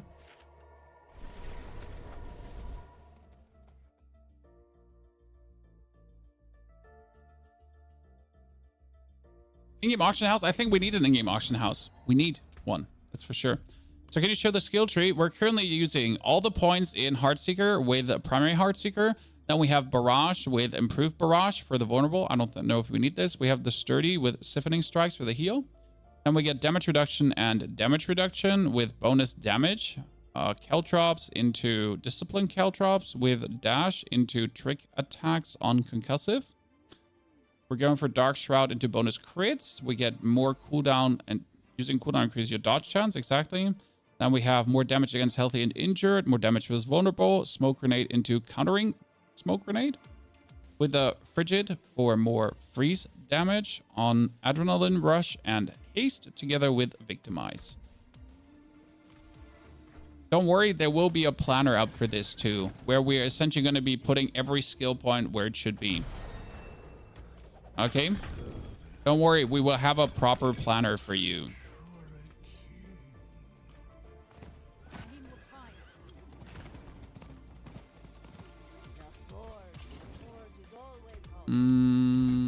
That board is going to be devious. Oh, not devious. Lay run instinct. We can get the resistance there. Oh, let's go back to Sudi. Break many items because of that. I feel like a tempering should not have more than 4 choices, and I think it should not have more than 3 choices. I don't know how you feel about that, but if a tempering has a maximum of 3 choices, that'd be really what I think is the best. Okay, so I mean, these uniques here, by the way, are normal, and this is what I said. Open this as soon as possible, because obviously these uniques are currently useless, right? They're just low-level uniques you get from there. Why do I have 500 cinders? Jesus, holy Christ. Okay. I need more time. Yeah, like either you give us more temper durability, like 10 temper durability, which I would be fine with. Especially like, I feel like great. Okay. How about chat? Greater affix items have more temper durability because they're like normal legendary items, normal temper durability, but greater affix items because of greater affix, maybe per greater affix or just generally 5 more temper durability. I think if they don't want to give us a rework button, which I don't know, like maybe they just don't want to give us a rework button, I'm fine with that. But if we just get like, if just the greater affixes would essentially be the tempering rolls would be increased per greater affix, I wouldn't mind that. You're going on a rogue guide or just freestyling it now? I have a rogue guide for endgame Heartseeker Rogue, which obviously wouldn't work if I just follow it. So I'm following that as a blueprint and freestyling the rest.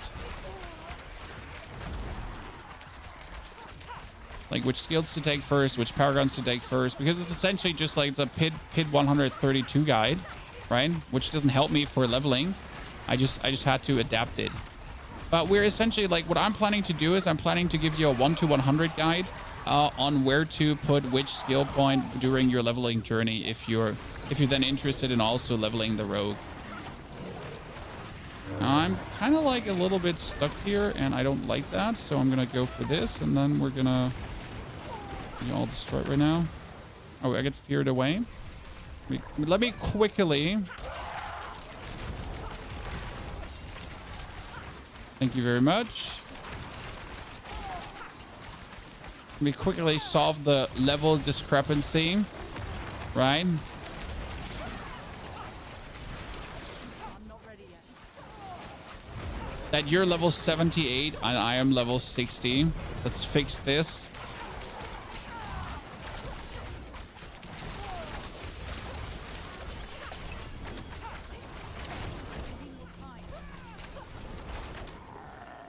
You stunned me. I don't like that. Oh, you almost had me there. Well, how about we daze you and then we absolutely master blaster you into pieces? Yeah. How about we daze you again, huh? And then we daze you again. You want to get dazed another time? Sir, I was dazing him. Stop interrupting the dazing. I mean, he's just on the floor, right? He's not getting up from the floor. That's where you belong. All right.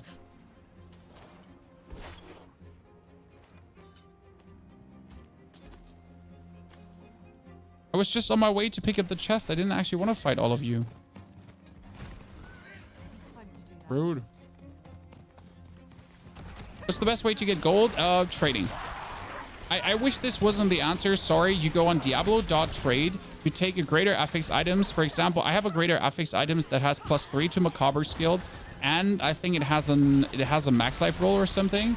I know people are loving the Bone Spirit build right now, so that thing will sell for at least 300 million, and no amount of farming will get you 300 million that quick. I mean, you literally go on Diablo trade, you wait 24 hours, and you probably have 300 million. And that goes for any greater affix items that actually is with ranks. So if you find something with +3 in core skills or something in that direction, that you're guaranteed to have at least 100 million from that. Because +3 in core skills is just insane, for example. If you don't need it yourself. I personally, for example, don't need it. So yeah, greater affix items with the right combinations, even not with the right combinations, even the worst greater affix items. For example, I needed a chest with Golem Mastery. If you as a Necro find a chest with Golem Mastery you don't need, or a Hellbent Commander Amulet, you're at least guaranteed 100 million. Who am I kidding? If you have Golem Mastery greater affix, you're guaranteed 300 million. Done.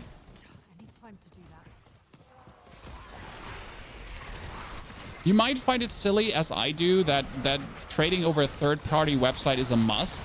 But at this point, with the gold economy the way it is right now, yeah.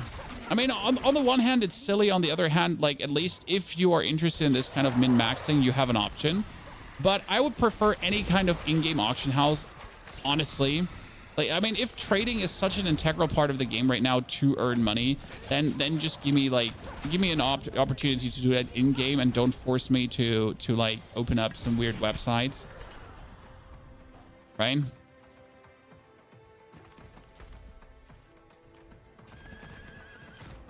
need more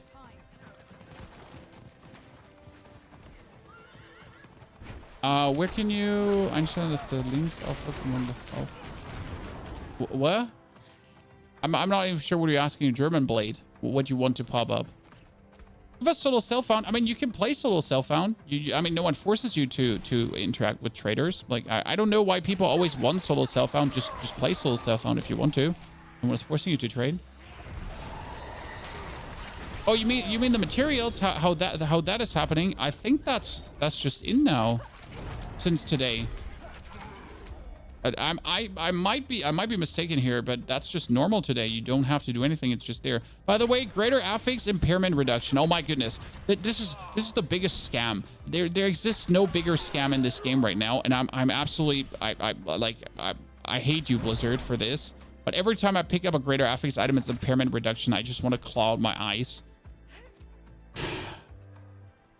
It makes me unnatural angry. Because you're like, oh, this is so good. It's like impairment reduction. So yeah, if I go for Diablo trade, just quickly, I know this is cutting into my leveling time, chat, but let's go for Diablo trade quickly, just to draw you a picture. We're gonna Diablo trade. We're going for items. I'm gonna go filter, item type, equipment, equipment type. Chest armor. Then we're gonna add a down here. You can, if you scroll all the way down, you can go for add, and I can add a group, and I can add Golem Mastery. Golem Mastery. So check out +3 to Golem Mastery. Here +3 to Golem Mastery, life and intelligence, 350 million. +2 to Golem Mastery. +2 to Golem Mastery. Plus 50 million for 1 Golem Mastery, 3 Golem Mastery, 300 million, 2 Golem Mastery, 50 million. So yeah, you notice it. Like, I mean, like, the longer this is online, the longer this is live, the more likely you're going to be able to find like very, very high powered items, right?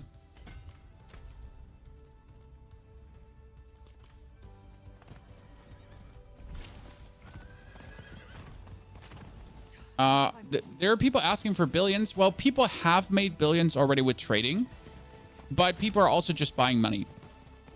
I mean, right now you can buy a billion, I think, for... I mean, don't let me lie, but I think you could probably get a billion for 15 or 20 bucks. But people have made billions via trading. So the problem with trading is, and the trading website, that the prices are obviously like, they're made for people that actively trade, right? You're not going to go on that website and you're gonna be able to afford something as someone who is not participating in the trading, right? This is like, you're essentially trading with people who buy money too. Like this is just, this got to be clear for you, right? When you go in the auction house, like you're essentially going to be profiting from people that buy themselves money, because in no way is everyone able to just like there is just not enough money around technically to buy these items that like there is just not enough money in the game, right? And so it's obvious that people must have been buying money to start the whole thing off, essentially.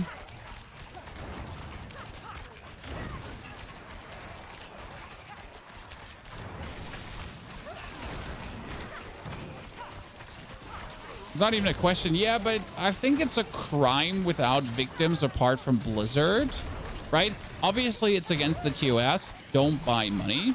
But on the other hand, if that's what you want to do with your money, do it, right? I mean, like, let's be fair.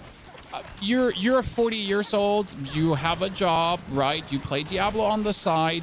You earn good money, you come home, you have the choice between farming Helltide or something for 30 hours, or you could just go on a website for 10 bucks, buy yourself 500 million, then you could actually play the game, right? So instead of like, I can understand why people do it.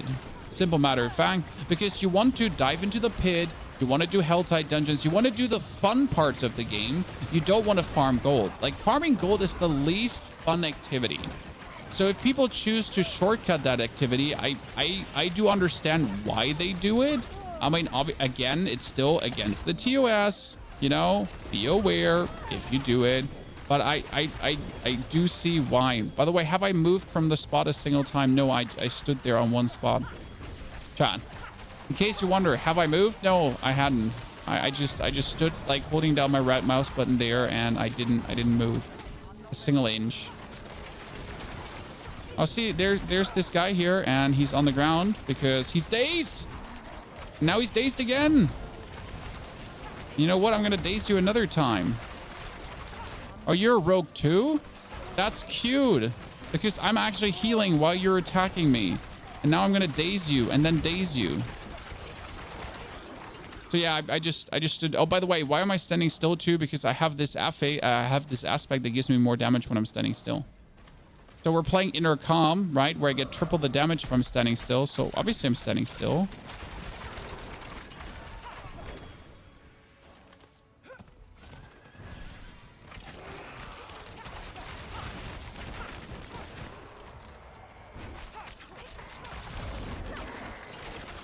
Good.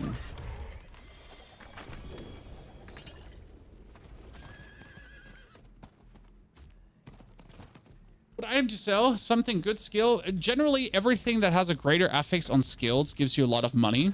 And like, so +3 to core skills, +3 to any of the main skills that are being used for builds, right? So that's always good. Skill amulets, like, and anything that with greater affixes is good. Like double greater affix items need to have like something like max life and crit on weapons, right? So mostly the items that really bring the money are the skill greater affix items. No matter what, like, is it boots, is it pants, is it gloves, is it chest, right? And any skill greater affix is worth hundreds of millions. For example, for necro attack speed, rings too. So that greater affix here, lucky hit chance. This is really good for the build. Actually, this is really fucking good for the build. I like that.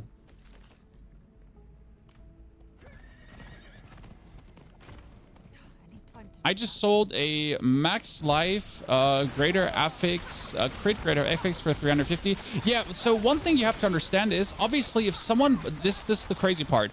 So imagine you buy this for 350 million. The problem is tempering makes it possible that you just get a double greater affix item and then you destroy it, right? I mean, what's the worst thing that happens, correct? You get a greater affixed item, double, triple, and then you try to temper it, and your tempers don't turn out well. Because let's be fair, who's in the trading Discord? Who's trading? The people that are trading are the people that want the best of the best of the best, right?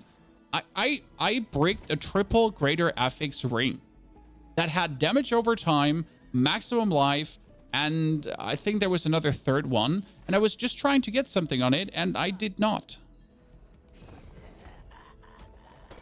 Did I just get 2 Paragon points from one tree of whispers? Okay, how about you calm down there? Let's put on the ring. And straight up get intercom on it. By the way, one thing you should not forget, chat. Let me bamboozle you in case you have forgotten this. There's one thing you can do for every character. And that is you can go into your Codex of Powers and you can actually favorite the aspects you like. So with the spacebar here, so I like a Cursed Touch for this build. So favorite, hover over it. Jesus. Cursed Touch. He's not letting me do that right now. So you need to hover over it. And now it's great that he's not. Jesus, really, you're not letting me do it anymore. He's weirding out. Holy Christ. Now we have it.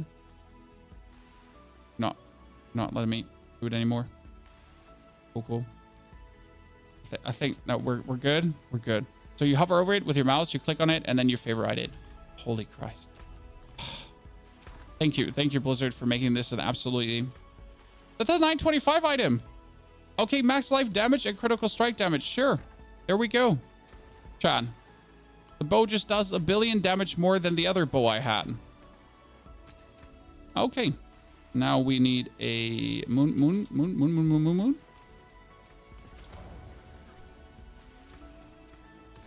That's crazy. Let's masterwork it. Okay, so masterworking, I want Heartseeker projectiles to cast twice. The thing is, that's 1, 2, 3, 4, 5 things here, right? Heartseeker duration, great. Heartseeker oh, wow, max roll. Okay. The next thing we want is...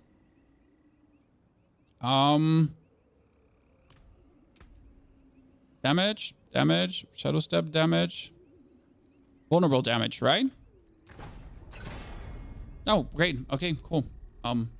Yeah, so listen. I'm always unlucky. I'm also asking the wife for the horizontal tango tonight because I seem to be having won the lottery.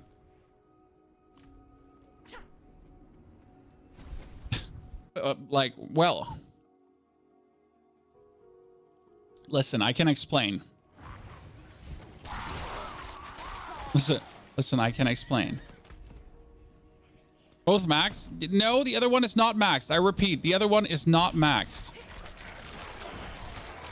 But we should be reaching. Okay, how about we try that piece of ice again, John? How about we try that piece of ice again?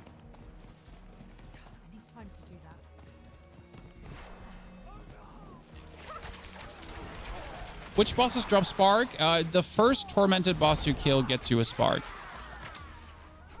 First tormented boss, a spark.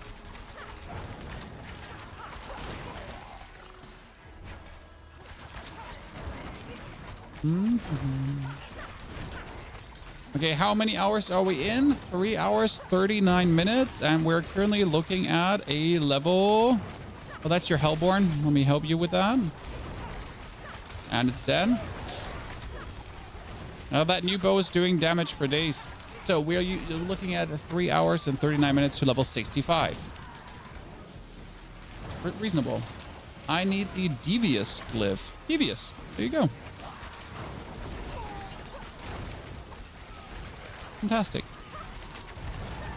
The best part right now is if you're looking at my skill tree, right? So I have a 50% chance to cause an explosion dealing damage to the enemy I'm shooting at, right? If they're vulnerable. Well, I also have now a 434% multiplicative bonus on that because of all the vulnerable damage we're having.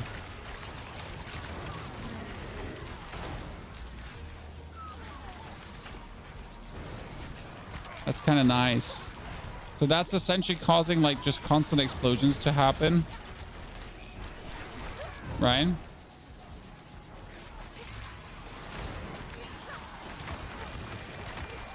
Okay, this Helltide, I've been living, breathing, and shitting sparks.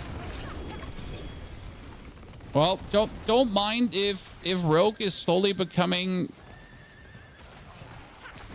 very fun, and I'm enjoying this a lot. I have to say, as a Necromancer main who's only playing Necro, who tried Rogue in Season 3 and really... I fell asleep playing Rogue in Season 3, Chad. Rogue in Season 3 was, for me, the most unenjoyable experience I've had. Rogue in Season 4 right now, like, you know, yeah. Is slowly getting more fun than playing the Necro. And I hate to say it.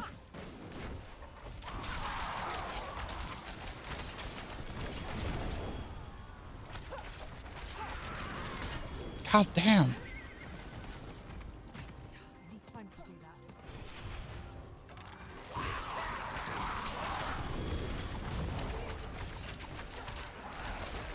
Oh, holy moly. Absolutely shredded. Season 2 was good. Season 3 was great too. I loved Season 3. Don't get me wrong. Season 3 was my favorite season. But I have to say I tried Rogue in Season 3 and it was okay. Maybe I just had a shitty build. Who knows? But I really didn't have as much fun as I do have here right now. Like right now I'm just having like all the fun. Like literally all the fun. By the way, we have reached the point where I could probably say goodbye to... I could probably say goodbye to Barrage and not use it anymore, but I'm still going to keep it. You don't know how so many people played Season 3? The overworld was fun. The main reason why Season 3 was enjoyable, and I think a lot of people will agree with that sentiment, is because the actual overworld was fun. This is something they have really done in this season that brings like the main joy to me, that I can be in the overworld, aka the Helltide, or wherever in the overworld, and I can have fun. And that is something that really made that season as good as it has been. What replaces Barrage? A Shadow Step. So you're getting Shadow Step for the bonus on Unstoppable if you're facing something where you get frozen or whatever, right?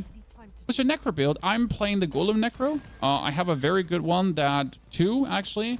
One that's incredibly tanky and cleared a tier 100 pit, and one that's more on the damage side and cleared a tier 113 pit without the Holy Bolt elixir. Okay, we're talking about very good build without Holy Bolt, because Holy Bolt achievement is borrowed power. Doing very nice. We have a level build for you too. I mean, we have a Bone Spirit build as well. There's like Necromancer wise, I have all the builds for you. Everything. My main class, my main knowledge. Okay, Helltide is another 18 seconds. I did actually not look at the amount of time there was. I thought that's life per second, max life, and dex. I'm not looking for that, but you know what? Why wouldn't I wear it? Correct? Why wouldn't I? Did that one end it? Let's do a glacial. But I actually, yeah, we should be able to do a Penguin Chapel glacial fissure. Let's try it, right? Again, we failed with level, what was it, 55? So now it's 10 levels later, like 30 minutes later, 10 levels later. Is there anywhere to see the build? No, sorry. I'm following like a Heartseeker build guide for the end game that didn't really work for the leveling, so we had to adapt this on the fly. But you can expect us to, like after we're done today, I'm going to contemplate what we learned, and I'm going to put together a build guide for you that I'll probably then link in the current YouTube live stream. So you have that going on. Okay, that was a lot.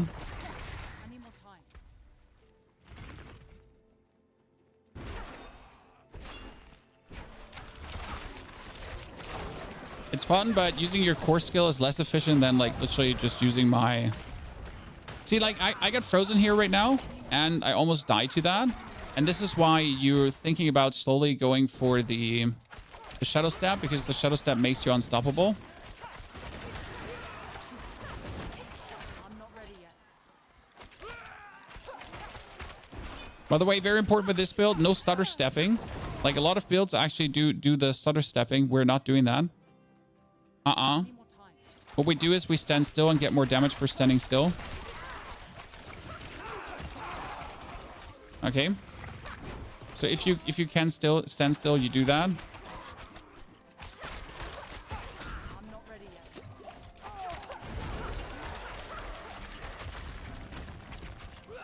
We're doing so much more damage with that 925 weapon. It's absolutely silly copter. I mean, seriously, what is this? We do have very good rolls on it.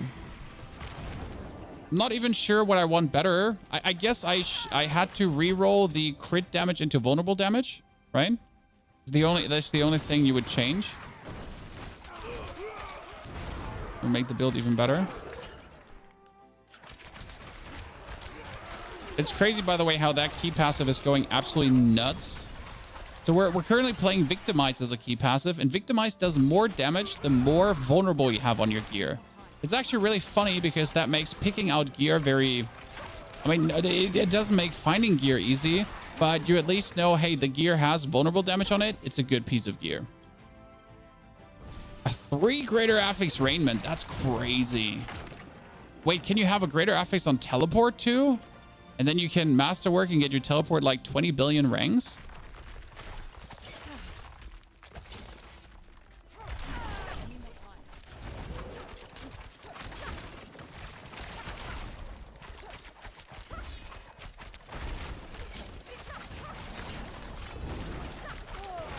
Yeah, look at the damage we're now dealing. Holy, oh god.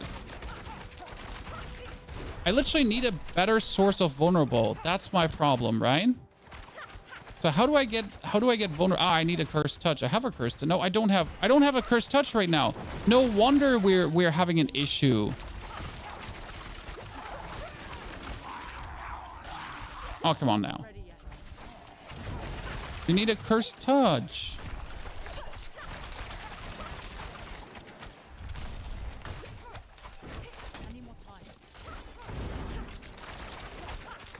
Because if they're not vulnerable, then my my key passive is not popping. Ah. Yeah, that's what I mean. Lucky hit for vulnerable.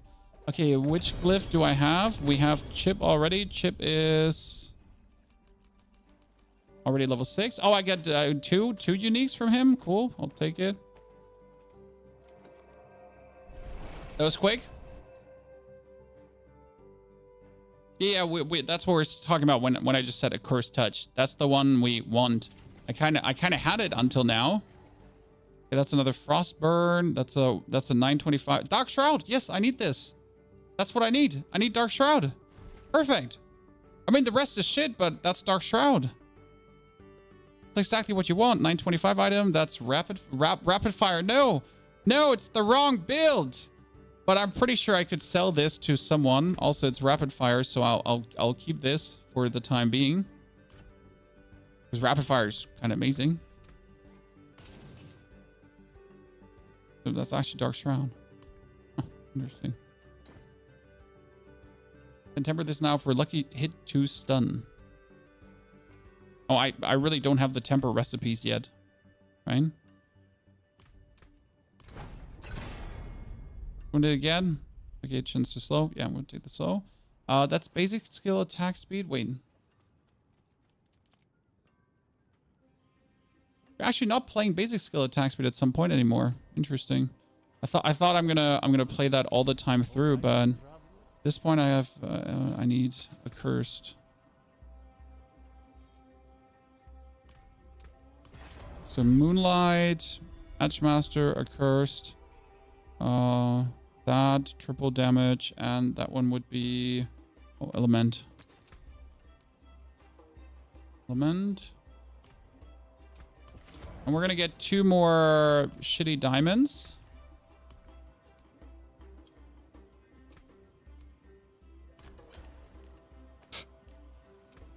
Because right now we are actually, if you look at this, ta-da, chat, we're almost resistance out. That's actually crazy. So how about we do more Beasts of Eyes, or is that a waste of my time? And we're kind of like positively blasted through that, but I feel like it might be a bit of a waste of my time. Right, what's the best rogue build at the moment? Rapid Fire was actually really good. Heartseeker is currently the highest pit achieving build. Rapid Fire is kind of nice for bursting down tormented bosses and so on. The problem is they broke Rapid Fire and it's not hitting anymore where it's supposed to be hitting. Look how much damage we're suddenly dealing because I'm actually lucky hitting people. This is, by the way, why you want Lucky Hit, because your Lucky Hit is supposed to make vulnerable. And if people get vulnerable, then you're doing more damage with your Heartseeker. So that's why you want things vulnerable. Because if you're hitting vulnerable targets, then Victimize has a chance to do like incredible damage. And yeah, then you have a chance to double shoot your Heartseeker. So your Heartseeker is going out twice. Okay. And if your Heartseeker is then going out twice and you're hitting a vulnerable target and you have a chance for your Victimize to essentially do explosive, vulnerable, super damage, well, I guess you understand, right? It's really a nasty build. It's kind of like exactly up my alley of what I enjoy in terms of how builds work. And yes, this is all right mouse button chat. On distance. Right? I mean, this is a tier 31 dungeon, and I think at this point we could probably do everything up to like tier 50, 60. Probably. I need time to do that. Right? Filigrane, good to see you there. Philly, thank you for the 67 months of support. Welcome, everyone. Hope you're doing well on this beautiful Wednesday. We're going to try to get all the way to 100, but I have, like, at this point, another 2.5 hours left, so we'll be hurling as much as possible, else we're going to, wrap it up tomorrow, so that shouldn't be a problem. But we'll push as hard as we can. I mean, we're currently level 67, so we made quite the levels. We're going to start grinding some nightmares too, because I want to get my glyphs leveled up before push further.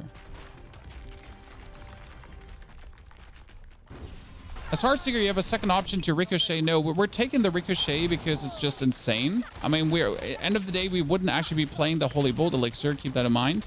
Yeah, so I don't need the Barrage anymore. At this point, I can take the Barrage out. We've literally reached the point where Barrage is just obsolete, right? I need the Dark Shroud over Barrage. Yeah.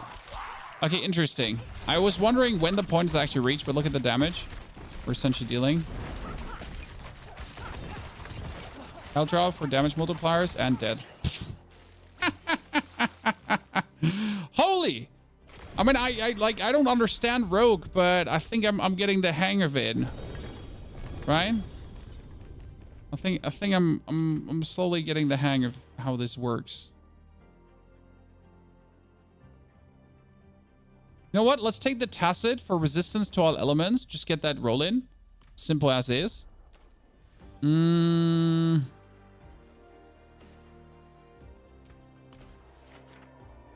Caltrip just for bosses, really? No, for everything. I mean, obviously, while leveling, not. But for anything that's a bit more tough to kill, you do the Caltrops. Because at the end of the day, what do Caltrops do for you? They get you...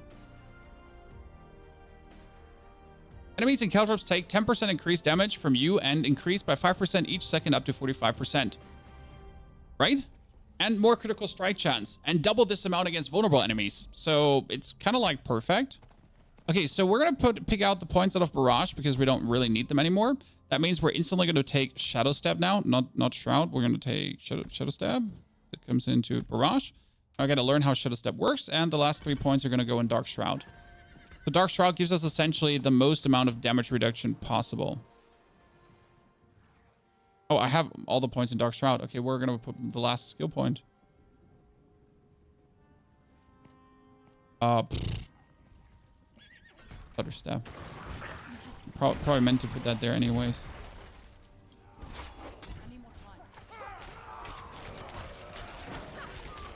I don't actually need the Holy Bolt anymore, but it would be silly to not do that because speed is everything.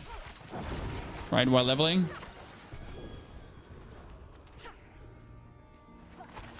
Oh, this one is a waste of your time. Don't do that one. It's literally a waste. My main cage is about to run out, so we're gonna eat another brain. See, and this one's my favorite. I'm standing here now, okay, and I'm holding down my right mouse button and I won't move. That's it.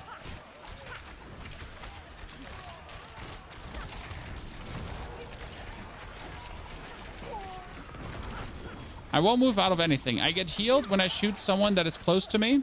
So if I actually let someone get close to me, I get healed from that as well. Right?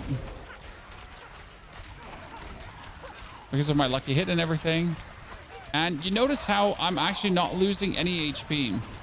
Because, well, I mean, that thing drains my HP gradually, but I'm also healing gradually at the same time. Now, I might actually have to let them get closer or take a potion. Probably have to take a potion, but here they're actually spawning close to me, so I get more heal from people close to me.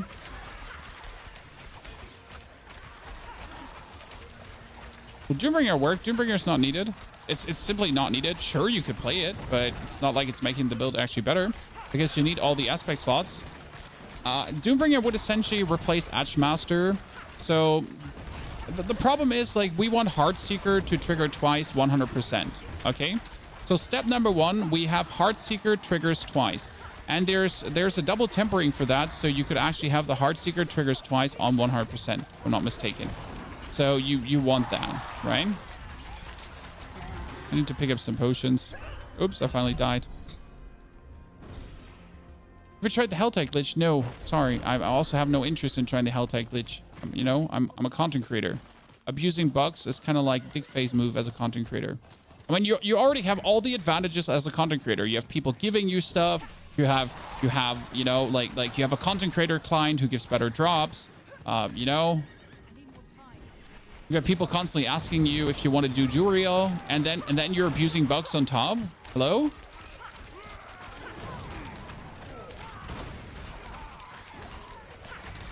Right? Just kind of feels a bit bad. Can't lie, I've been using the Helltide bug. I don't condemn anyone for using it. I see how amazing it is. I see how much fun it is. I think it's like you know, there's no. It's again. How do I put this now? Crime without victims. What does it hurt me that you're using the Helltide bug? What does it hurt me? I'm having the same amount of fun. You're not like you're not getting more loot, right? It's like. For me personally, it's of no consequence if you're doing that, right?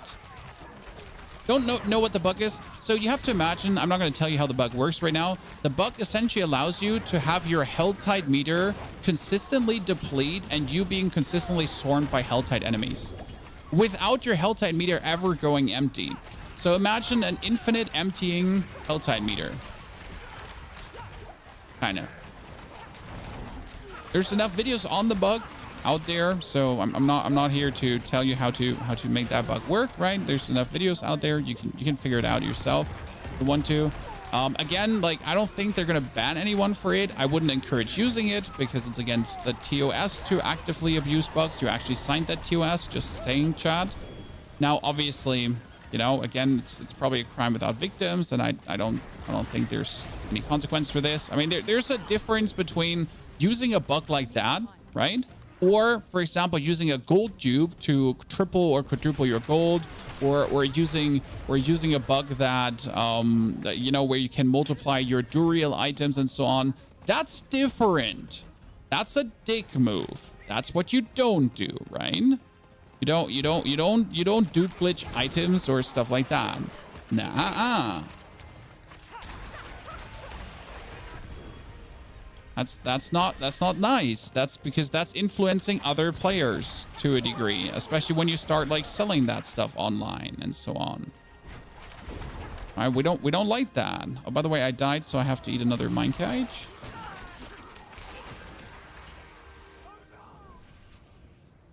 Duping was fixed? No, duping wasn't fixed. There's literally a new duping bug, it seems. You can literally know if they're stooping or not by checking the prices for gold and for materials, because there are these websites that sell gold and materials, right? And if the prices are high, you know there's no duping. If the prices are low, you know there's stooping.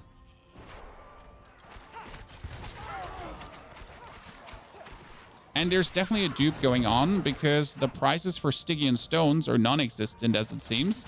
Like I saw a screenshot in the content creator Discord currently where like someone was showing like some website was like showing off their inventories full of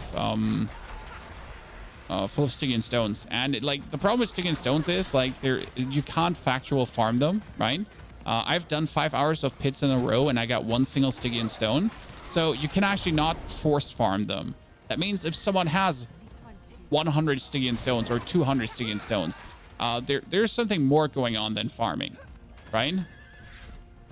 Yeah, you have 14 and that's from 1 week of pits, and that's actually pretty damn good. You probably bought them, honestly. Just admit it. You come clean now, sir. Just spill the beans. You don't have to pretend. They play like honestly, you like this is the thing. Like in order to get these, you will have to play 15 hours per day, like a crazy madman. Lose your virginity again another time to a video game, and then sacrifice a goat, maybe 2, probably 2. Like 1 goat is not enough, and then you might get enough.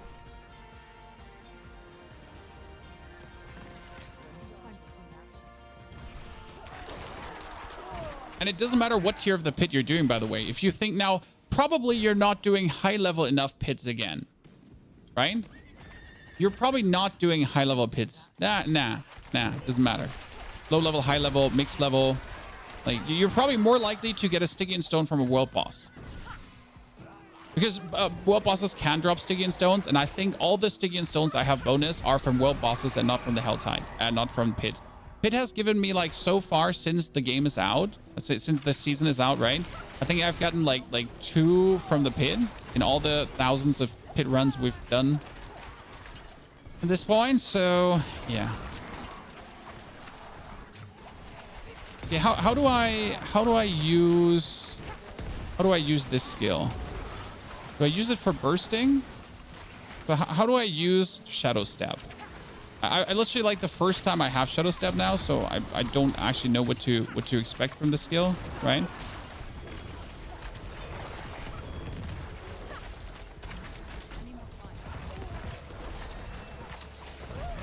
Okay, there's a lot of enemies coming here right now, and you're all dead. By the way, it's all basic skill, chat. Again, I'm not like Shadow Step. Oh, wait.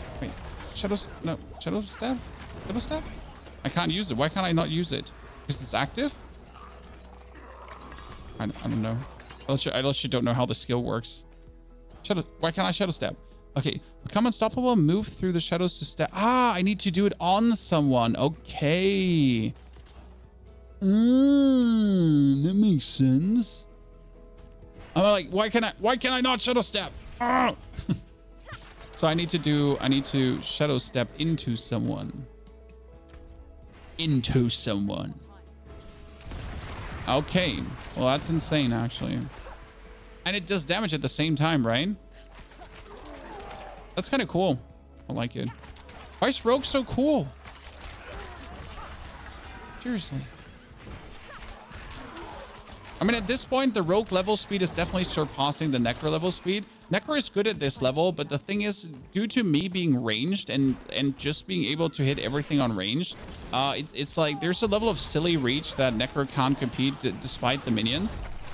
I mean, because my minions kill everything, right? But I can like stand AFK. Well, I mean, more than AFK. Like I can like have some like child hold down my right mouse button and just shoot in one direction. And the thing is, Heartseeker is heat seeking. I mean, look at me. I'm shooting actively away from the lads, right? I'm shooting like in their general direction. But my heat seeking arrows, like they turn around. Like look where they're going.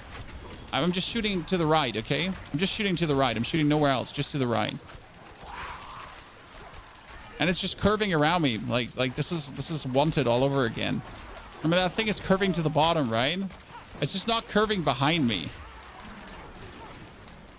But seriously, You have a heat-seeking arrow, Chad. Heartseeker, sorry, Heartseeker, not Heatseeker. It's a heat-seeking Heartseeker. You're right. I said it wrong. Iris. Didn't want to trigger anyone's OCD for saying the same word 400 times wrong in a row. The message is on stage, though. Okay, we're shooting at her. Auto attack. The Hellborn. Hellborn. Daze her.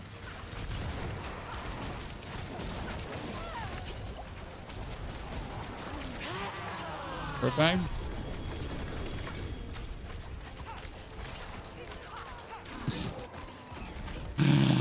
Yes. I mean, seriously. How good is this? Yes.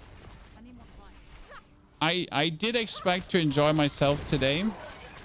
I did not expect the levels of enjoyment I would be having. You know? So, you know, I would like expected to have fun. Not this much.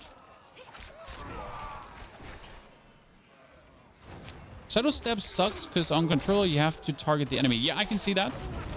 I can absolutely see this, and I do understand. I mean, the same for Golem. That's actually why we made our Golem build. Not exactly why we made our Golem build, but we made a Golem build, which literally allows you to actually sit on your opponent's butt the whole time.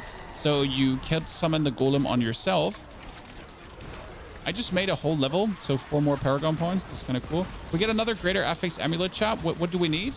We need an amulet with Malice and Exploit. Jesus Christ, Malice and Exploit. 10% resource cost reduction. Well, luckily we're using resource, huh? You're making this build look so fun. I did my research on how much fun would I have during leveling. And I literally looked at every rogue build possible, like Barrage, Heatseeker, Rapid Fire, Puncture, whatever, all these builds. And I looked at them. I was like, which would possibly give me the greatest enjoyment leveling? Well, here we are. Heartseeker. Gotta get used to calling this Heartseeker, or I'm gonna, like, during the video call it Heatseeker every single second. And chat is gonna, like, yell at me. Okay, let me try to find... Oh, that's all the way back there. Well, let's do one more round, chat. One more round on the lady of the house, right? Afterwards, my inventory is gonna be full anyways. The fact he makes every build look fun is he knows how to play. Yeah, but that's why you might want to follow a build guide or not, because the build guide might explain you how the build works so you have more fun. I mean, I essentially did not know how this build would play because I just looked at videos and I didn't know what every skill exactly does and how it interacts with each other. So we had to understand and learn this on the fly. But after understanding and learning this on the fly, the joy kicked in, right? I need a exploit.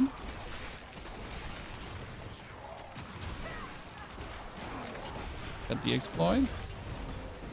And we're moving up to Deadly Ambush. Increase critical strike damage to enemies affected by your trap skills. Is this a trap skill? No, this is a trap skill. So you would do this and that's your damage. Okay, makes sense. That's what I mean with like trying to understand what you're even doing. When especially until you understand victimize and then shit gets real, right? Because victimize is like it's the shit. I mean, how cool is victimize for real? That's your key passive, by the way. And what does your key passive do? It causes explosions against vulnerable targets that deal damage and that scale with your vulnerable damage. So you're doing more, and then you're doing more, and then you guess right, you're actually doing more. And after you've been dealing more, and more, and more, and more, you're dealing some more damage. So yeah. Now let me get out of here because I have just way too much gold. Let me please let me go.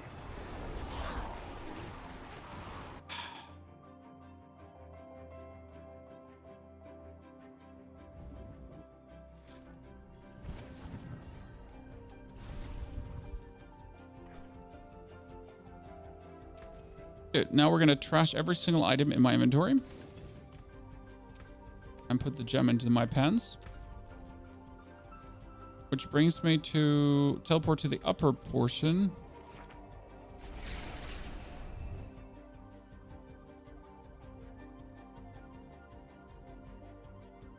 Haven't been here for a while. Nice to see you're still there. Better than ever, actually. I mean, season 4 so far has been absolutely amazing for me as a content creator. My YouTube is like, I'm having the best months of YouTube in 11 years of content creation, chat. I'm 11 years of content creator. Hi, nice to meet you. Name's Ponyhoff. Pleasure to meet you. And in 11 years of being a content creator, I'm having the best month on YouTube ever. I mean, Diablo release months is actually worse than this one here right now. Considering that we obviously started making Diablo guides on Diablo release months, that's kind of good. But yeah, ever. Okay, chat, ever. By a margin. So like we're talking about twice as good. Okay, like best month ever by a multiplier of 2. I know you have Rogue on the brain, but can you explain the Golem Big Boom cycle? Funny story, mate. Funny story. We do actually have a video that has this completely broken down. I think it's a whole 5-minute segment where we go over the whole cycle. It's called how to do billion damage. You know, it's literally that. Like we're on the channel, just going down on that mechanic, how it exactly works, how you get the super big boom going, how you do the billion damage. You know, a bolt missing. Thank you for telling. I mean, it's not like we need the holy bolt, so we could go for elixir of momentum at this point, I guess. Just get more movement speed. Well, we do have the clearing speed without holy bolt, but just holy bolt makes it still a bit faster, I have to say. So let's stick with holy bolt just simply because it adds like just let's say 2 seconds per pack where you're killing it faster. Makes like no sense to not take these 2 seconds, especially when you're trying to level as fast as possible. Man, we're now 4 hours and 12 minutes in, by the way, to level 70, Chad. We have just reached level 70. Oh, look at him getting dazed and pushed over. Oh my goodness, he just... By the way, how we're doing that much damage? That's simple, guys. So when you actually smoke someone, right? They get dazed. And if you critical strike someone that is dazed, then they get knocked down. Oh, and if they're knocked down, you deal 12% more critical strike chance against him. So yeah, and you deal also more damage against knocked down opponents at the same time too, because why wouldn't you? Right?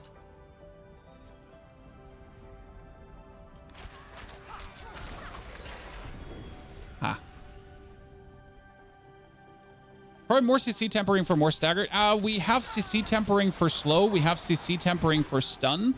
And we're going to take... we have our grenades freeze enemies. So if I actually throw my smoke bomb here, that also freezes if I then do have the right aspect on.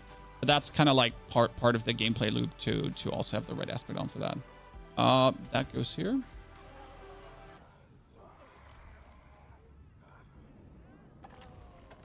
Rogue does do damage no matter what. Right now, it's victimize that does the crazy damage. So wait, let me tell you again. What does the crazy damage? Victimize.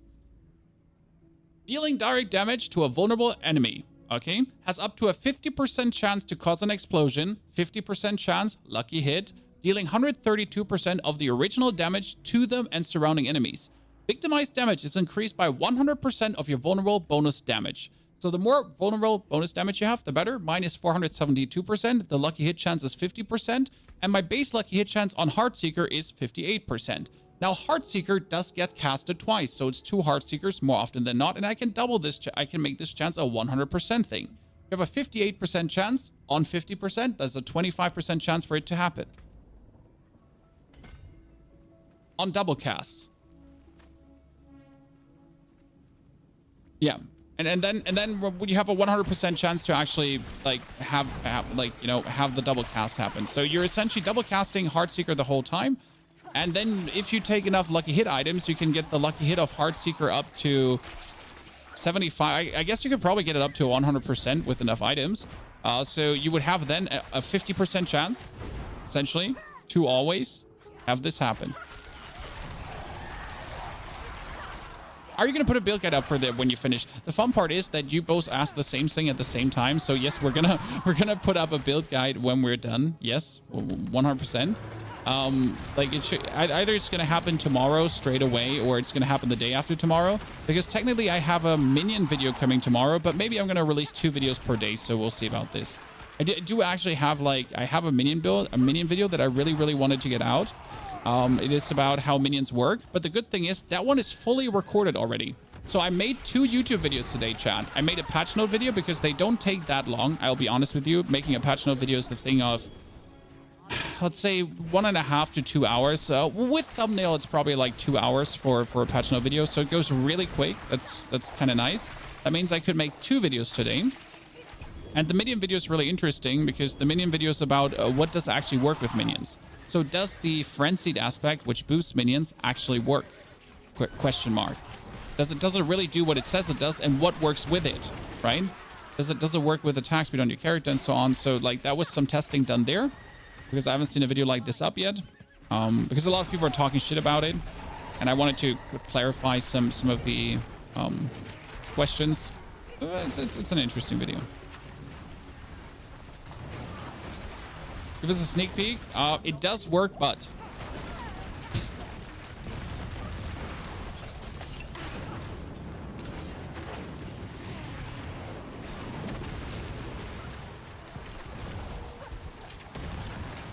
there's always a but, guys.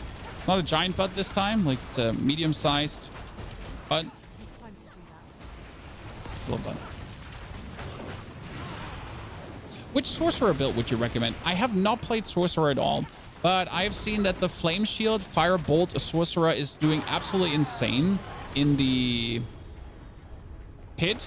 That being said, it looks really boring to play. So right now for leveling, I mean, last time I leveled, I've done Blizzard, and it was like super fun. Like Blizzard is generally like super fun for leveling, especially with the new caches you can buy between level 20 and 50.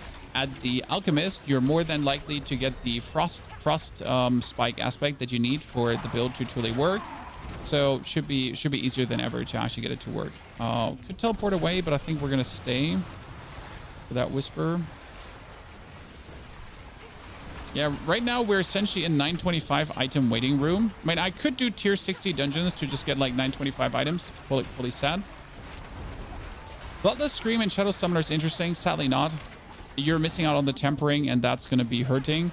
Bloodless Scream is a funny weapon, don't get me wrong, but it will never be good. It will literally never be good because it's a two-handed weapon. That means no two-handed aspect for Necro, and that no two-handed aspect gets followed up by a no tempering on top of that. So even with Master working, I just can't see it being a good thing. I've been using Sork for an easy resplended. Why is Sork an easy resplended? Sorry, I might have missed that. I mean, the easiest resplended you get from Lilith right now is Thorn's Necro. I'm actually going to make a video on this too, because I think it's going to be really funny. So if you have the unique armor, then Thorn's Necro is absolutely insane. And you can literally kill Lilith for free. You don't even have to do anything. You don't you don't have to put any efforts in. She just kills herself. Done.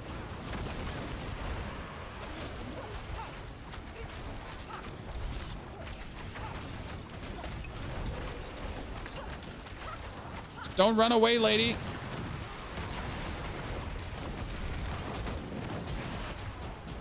I should get my Heartseeker temper up to like 100% at this point.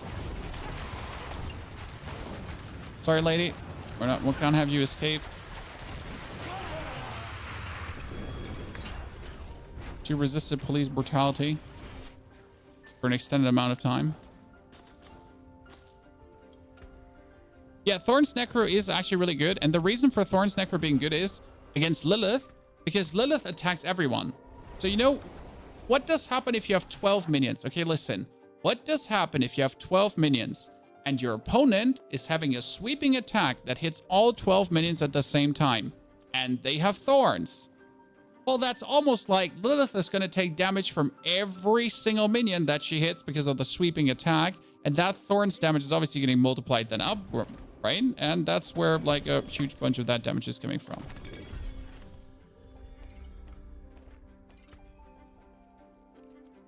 So that's how, like, kind of why Thorns can work really nicely. That being said, Thorns is still going to be like capping out on a certain level of pit, like pit 80 or pit 90 or something like that. It's going to be probably the max for Thorns. You're running in this problem with bosses, that the bosses actually do have to attack you. And, well, we all know that bosses don't always comply. They just don't attack you. So kind of like, yeah. Probably a good amount of viewers found about you because Diablo 4 and Lost skipped some season and returned to Season 4. Oh, Season 4 definitely brought a lot of people back. But what you should not forget is on top of Season 4, we're having the Game Pass. Right? I mean, the Xbox Game Pass most likely brought back a lot of people too. Or it brought back a lot of people that are there now for the first time ever. And you kind of notice that in the questions people are having. Because people are having a lot of questions and that these are first-timer questions. Right? What is the highest you can get a main stat in the game? Well, over 2,000 for sure. I mean, a masterworked weapon with a greater affix goes, what, like to 300 main stat or something in this direction. I have an amulet. Masterworked intelligence, 11%. And greater affix intelligence, 11%. I can probably masterwork that up to 15% or something like that. Maybe even more than 15%. Which means that, like, however high your main stat is, times 15%, right? So greater affix is quite crazy.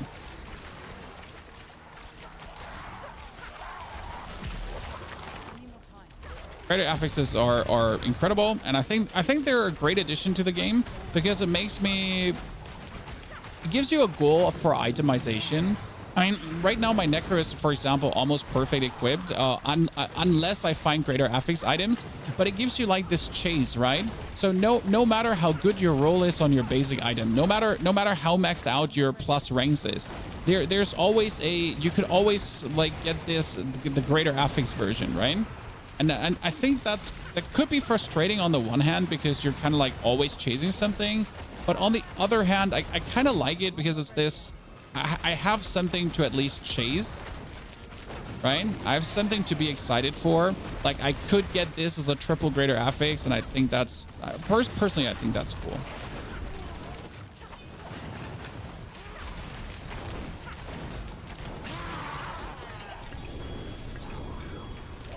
And obviously, finding greater affix items is always dopamine, right? Every single time you find one, it's like, fuck yeah, fuck yeah, fuck yeah, fuck yeah. When I've not found a greater affix item and I've been, it's always like, fuck yeah. Every single time.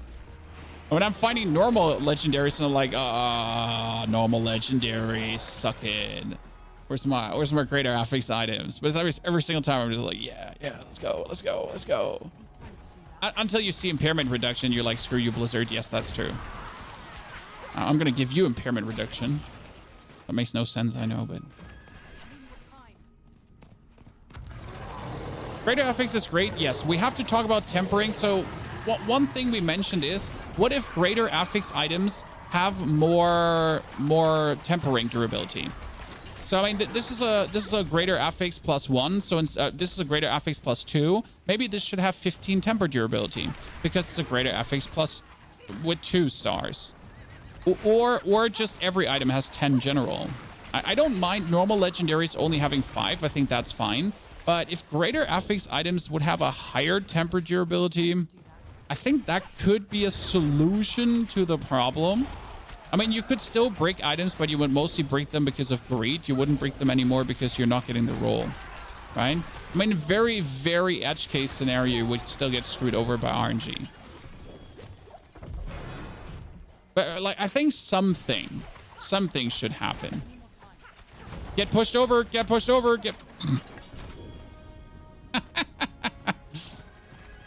Get fucked. Sorry. Excuse my language, chat.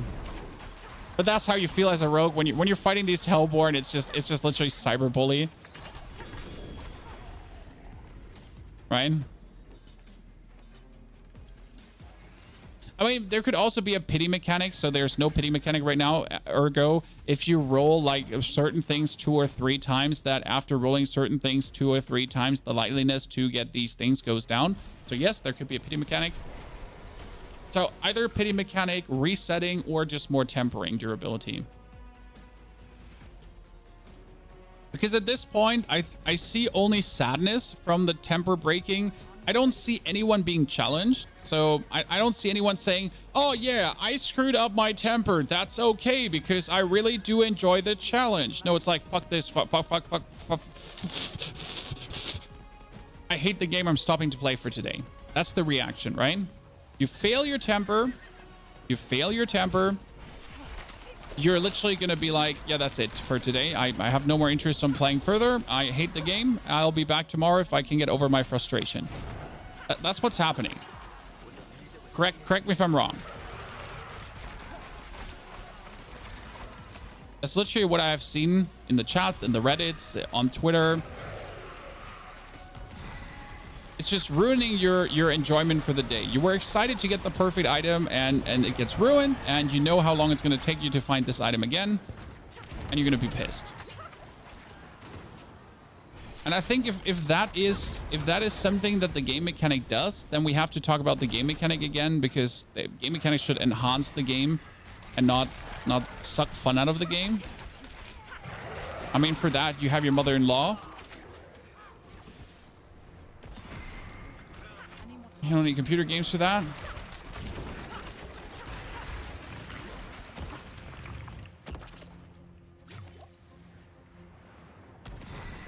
I have seen Rob temper grandfather to 12. A grandfather is currently bugged. No, a grandfather is not bugged. Oh, wow. Jesus Christ. What happened to you? You okay there? You okay there, brother? You okay? You good? No? Yeah, you get shredded. Oh, seriously. So yeah, the grandfather is technically working as intended. And you know why?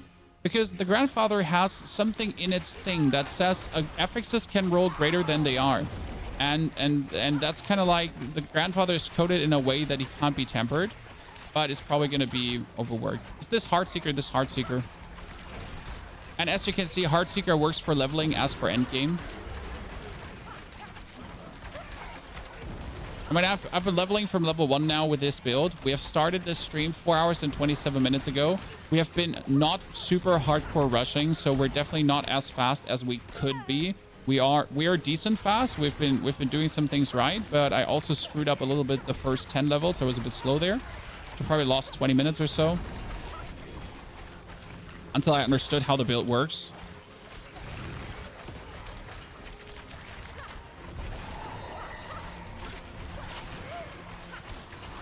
Okay, this Helltide, I've been getting like at least 2,000 cinders or so. Like, seriously.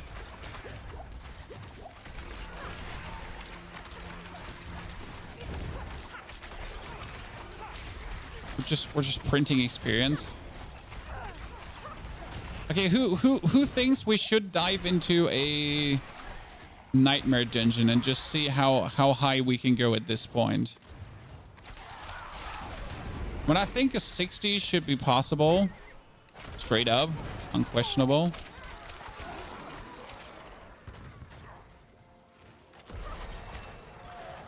At least a 60. Oh, at least a 60. By the way, I don't know if I want swords or daggers. I need to figure out why I want swords or daggers. I think swords will give me crit. That would probably higher the damage of victimize, I would assume. Oh, here. Become unstoppable. Nerds. Can't stop me.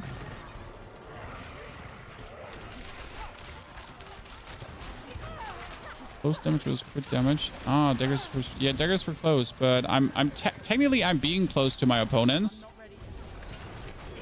In between. Okay, let this be done. That Helltide has been farmed. So what do you say? Should we do a 60 straight away? Something lower, something higher? What are we looking at here, Chad? That's another greater affix crossbow. Oh, you know what? Before we actually leave this, I need to push up this danger meter. I can't leave before I push that up, right? It would be stupid to not do that. So I'm kind of feeling my danger meter is not moving anymore. Ah, unstoppable. Okay, but becoming unstoppable, very useful. Not gonna lie. Oh, nice. This is what I'm looking for. Yes, let's kill one more Helltide Commander. Perfection. Oh, higher? Wait, you want a tier 70 instantly? A tier 90? Well, I can try an 80. Like 90 would be greedy. I mean, it doesn't matter. We're not hardcore, right? But I feel like an 80 is reasonable. Oh, he died already. Oops, Chad. It seems like we accidentally killed the Helltide Commander.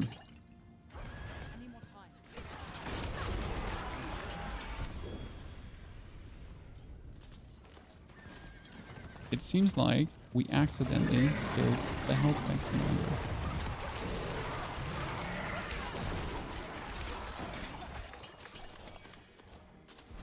Yeah, I wanted to leave this, but we have to farm this down first. Then we have to open more chests with the money that we have because we're getting so many. Oh, wait, is he getting invaded too? I think we might be both getting invaded at the same time right now. Seems to be the case here. Caltrops, where he is. Days.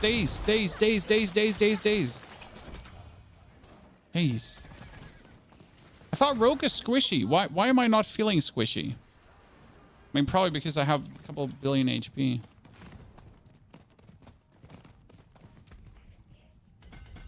Perfection.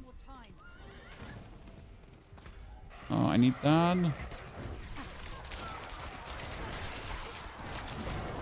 Don't mind me. Okay, I need swords. Okay, swords is what I need. But I just found another greater affix sword, so if I'm lucky, I should be able to temper everything to fully temper Redudo. Let's open the last one, and then I can finally leave this hellhole. Is the master working locked? Just do another pit. So what happens is that there was a bug, and in order to fix the bug, you just do another pit. That's it. Done. At any level. Okay, any level pit, boom, fixed.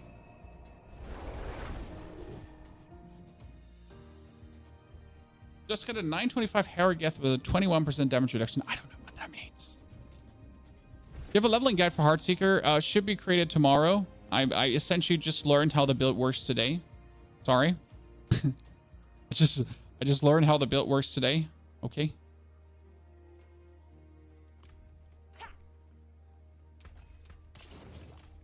Let me do a tier 81 to 90.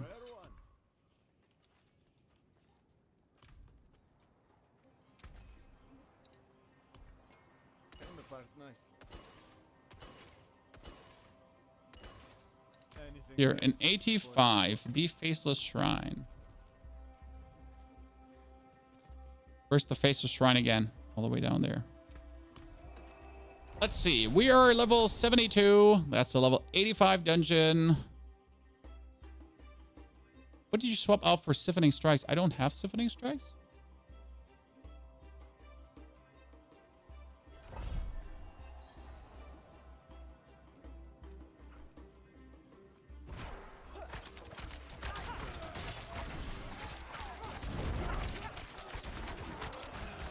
Okay, I kill everything, but it takes a while for the damage to charge up because... So I might have to daze people and have to caltrip them for a second.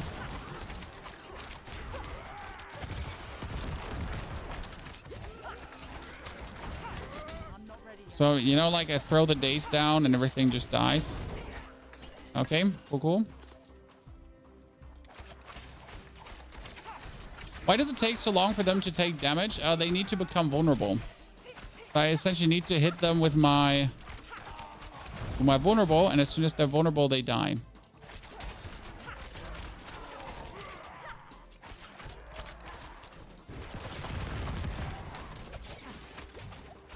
Oh wow, I actually died there.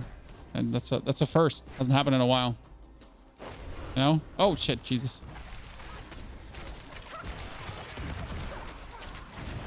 First time I've actually died in a long while. I just have to keep them away from me. Just have to dash away and we're good. Oh wow, jeez, yeah. I'm not used to dying with this, you know, like this is like just gonna play a bit more ranged, I guess. So it works from a damage standpoint. I just like my survivability is obviously ass because we're not really having any armor and so on happening because of this 139 opponents. My armor is like 5,000. I guess if I would put Juggernaut on, it would probably work, right? Because their damage is like exponential. That's the thing.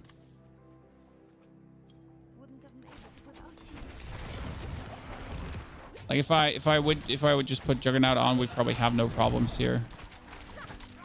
I mean, it's just literally like a not having of enough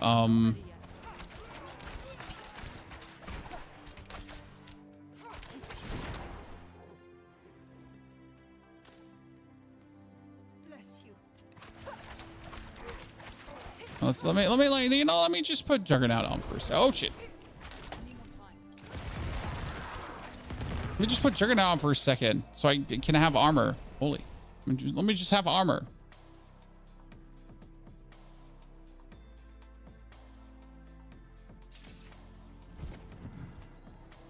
Let's do... So we're gonna take my armor. Lucky hit, dealing direct damage. Enemies has a chance to daze them. No, we don't need that. So that's Jugger. I mean, right now we're at 15,000 armor, right? That gives me like all the armor I need to like be 85% damage reduction. That means I shouldn't just die with one hit anymore. Because what you have to understand is if you're actually not at the armor cap, then damage is like rising exponentially, right? See, like, and that's where then the big difference comes in. See, right now they're hitting me and we're not dying. Oh, so now they're hitting me and we're not dying. Well, I miscalculated that. I have made an error, I've made a grave miscalculation, chat.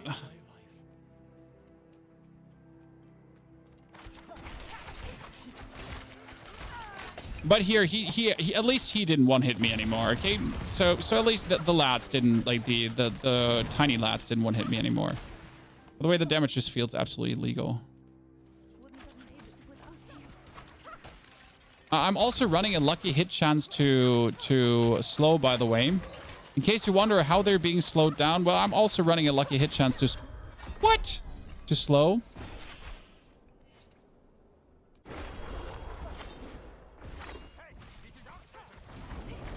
Oh, throat slitters. Throat slitters. Oh, you can hit them when they're invisible. Why? That's illegal. Why could I hit them when they're invisible with a ricochet? Feels a bit silly. I mean, the good kind of silly. Because it's helping me. Right?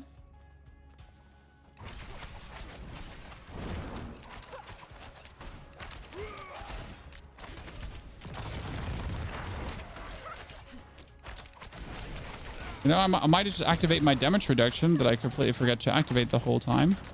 Because I'm a bot. Might also just use my dash, which allows me to just dash away from my opponents, right? When I'm completely not used to being a rogue, because you notice how I'm literally not using the skills that the game like gives you to just survive everything. Like I have a dash, I can just dash away. I have like my smoke bombs, I can just smoke bomb him and then just daze him, and he's like kind of like stuck there, and then he can't move. Like, right, I can just dash away. Why am I not doing that? Because I'm a bot. So I'm not used to having skills like this. I'm a necro. I'm standing there and taking it usually.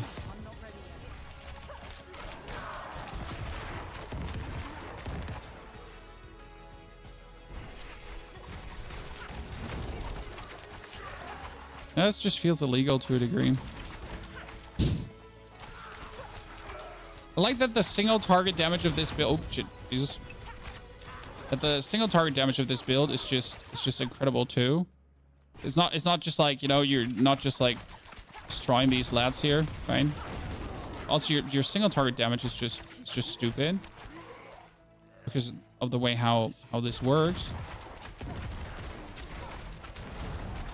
mean, this is working, by the way, but I feel like it's not level efficient to do this, right?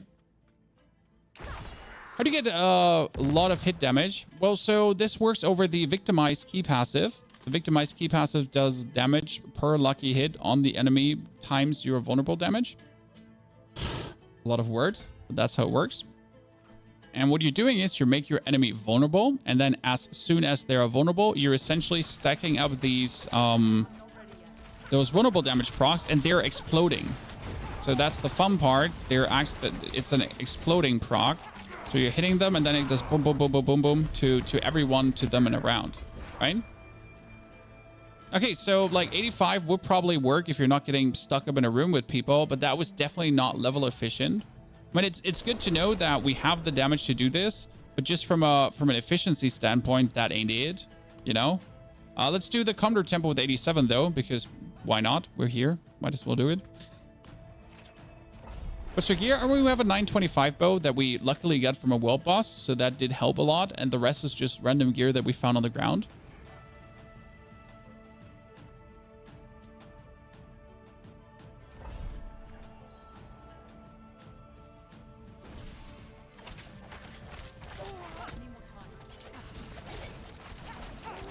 Oh, this is the goat thingy. That's the worst. The goat thingy is like the worst. Right, let me do this. Oh, great. Why are you?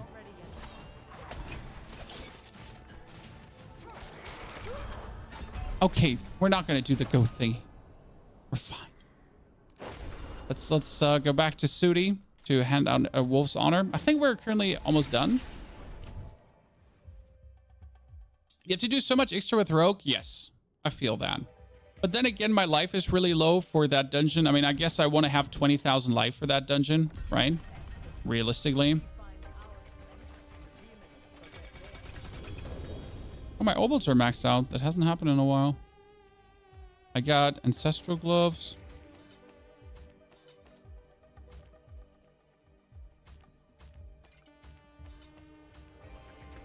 Oh, more elixirs. Let's eat another mine cache, take another elixir, put everything together. Get another Fist of Fate. I'm getting way too many Fist of Fate at this point. Repair our gear.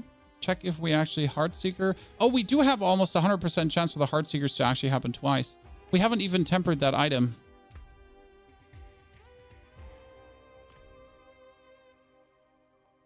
Yeah, we can get the 100% Heartseeker right now.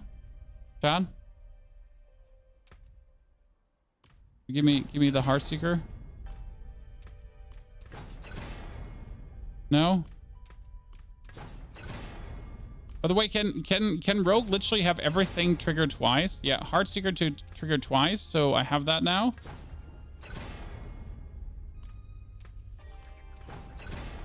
Okay, so we have Heartseeker trigger twice, Heartseeker trigger twice, and Heartseeker trigger twice on every item. We have it done, chat. One and done. That's good. That Helltide is going away any minute now. Karen's hold. Let's do 70 just to feel there. We have the damage to do it, right? We just can't let it come there close. Don't put it on your sword. It's a wasted slot. Yeah, but we don't have tempering. You have to understand that we don't have tempering.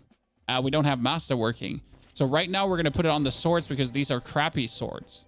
I mean, we're leveling. These are not endgame items. We just want to get as much damage as possible, right? They're not leveling items. You can take what's left. Mm-hmm.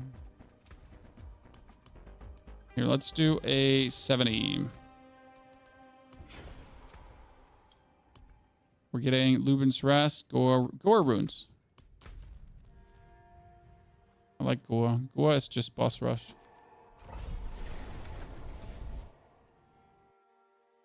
If you geared your rogue, you can master 100% Heartseeker on rogue web. I knew.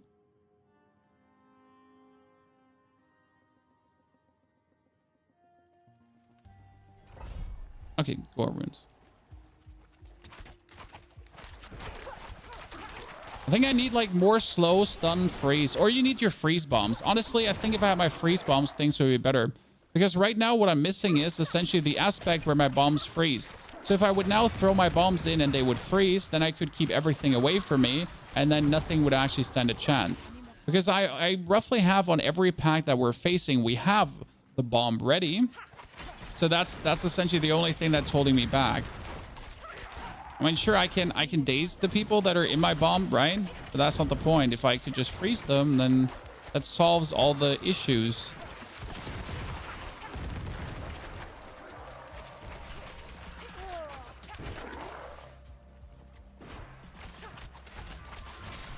Max range hits.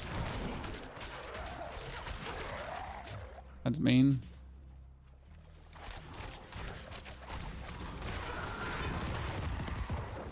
Okay, let's see. Yeah, especially here in this situation where everyone is like being annoying. Put your caltrops down. Why are you standing there?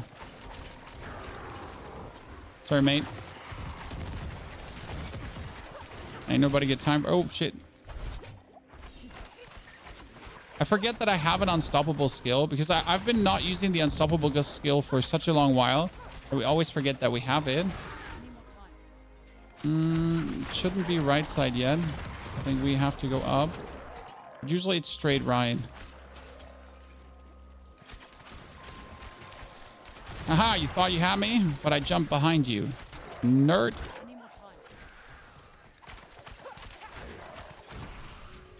Is this all just right mouse button? Yes, this is all just my right mouse button. Right? Is this all just holding down right mouse? Yeah, yeah. It is, chat.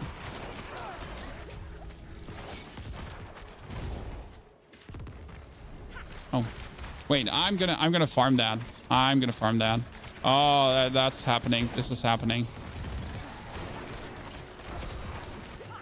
This is happening.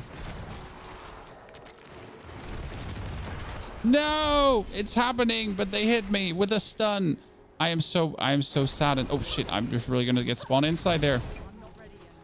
Absolutely uncool. It's happening. Don't stun me again, okay? That was kind of rude.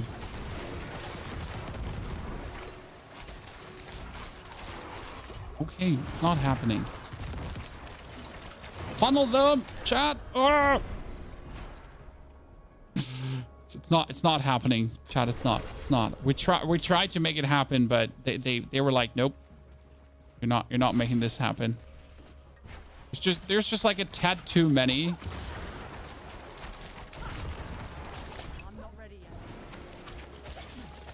I think if I had my freeze, we had this. I'm saying it again. We're missing the freeze, chat.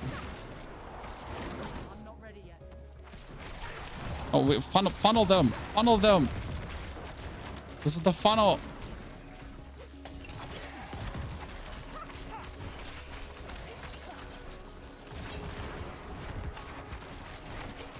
Stupid snake needs to die. Oh, there's another stupid snake. Why are there so many of these stupid snakes? More funnel.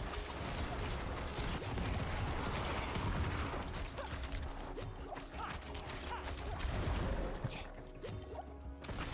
It is indeed happening.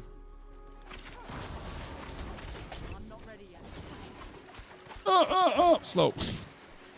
He slowed down my arrows because he didn't want to die. He could watch his demise coming live.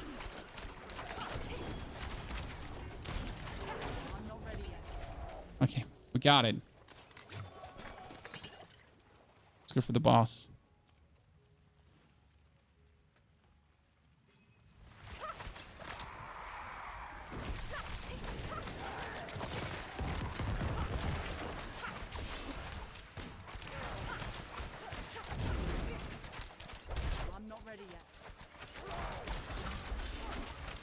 Oh, almost. Getting all the damage to multiply up. It makes such a difference. We probably don't need caltrops, but look at the difference it makes when we do actually have the caltrops on. So daze, caltrops, and then bonus damage, right? It's actually it's incredible how much bonus damage that is. Especially because it gets like more per second, but you can kind of like see that, right? If you're not doing the caltrips, you're just missing out on so much. Like, it's incredible actually how much you're missing out on. Okay,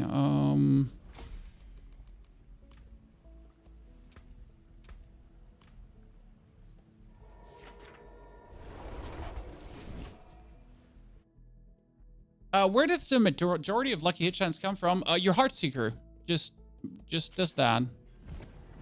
So your Heartseeker has a 58% chance. I mean, you need lucky hit on your rings and so on, so that would be nice if you had that. But it's just your Heartseeker heart-seeking. Like, it's a one skill build essentially. The rest is just supportive shebang, you know? How can I help? I can break that down. Just one skill build. That's it. Nothing else.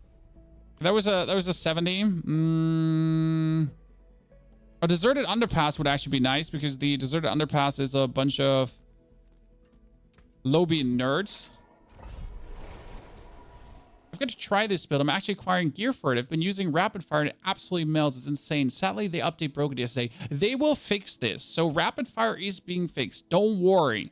It might just be for a wee bit not fixed, right? So like do not be scared. Rapid fire is coming back. We should have probably put out the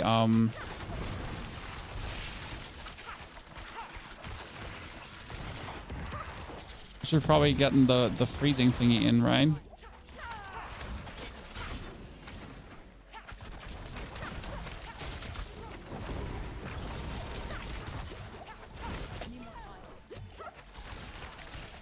No, I'm missing the freezing thingy. Okay, that wind wall is really annoying.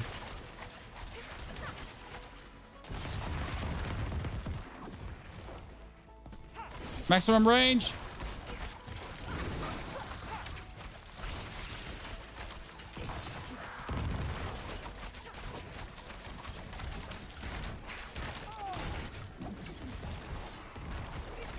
Actually, it's actually mean to like be just standing here on max range and just absolutely pummel them. I was always dreaming like of a ranged rogue working out, right? I wanted this to be last season a thing, and I tried it last season and it wasn't a thing, but look at this.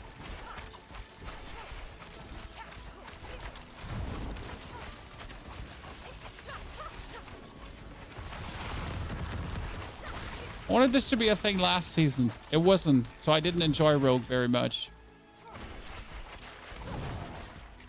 Now? It's kind of like my thing.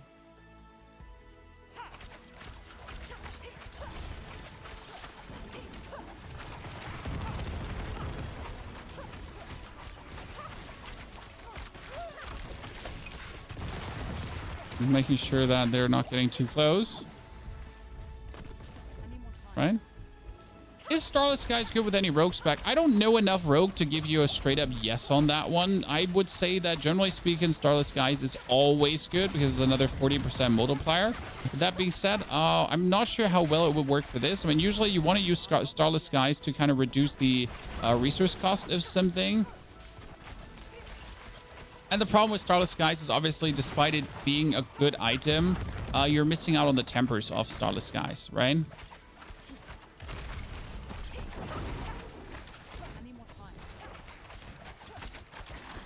And not having a temper is just always right?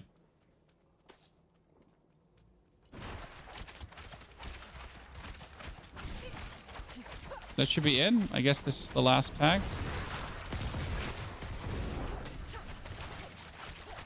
Oh, that's not true. There's another pack, and I'm stuck. Okay, this is bad. We dashed in there. Oh god, this was bad. Mobility. Okay, that's probably the sickest thing I've done in Diablo so far, because like again, what would happen with a Necromancer? I would have pressed Blood Mist. I would have tried to get out of this, and if I get out of Blood Mist and there's still an enemy left, I would die.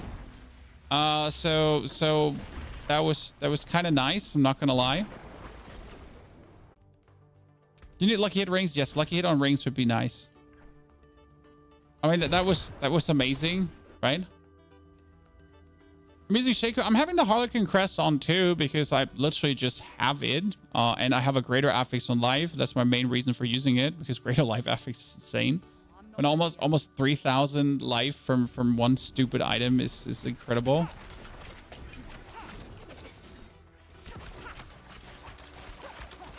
Snakes on the plane, not with me, you little shits. I mean, seriously. I've developed an unhealthy hatred for these snakes because of the pit. I hope you feel the same, then we can be friends.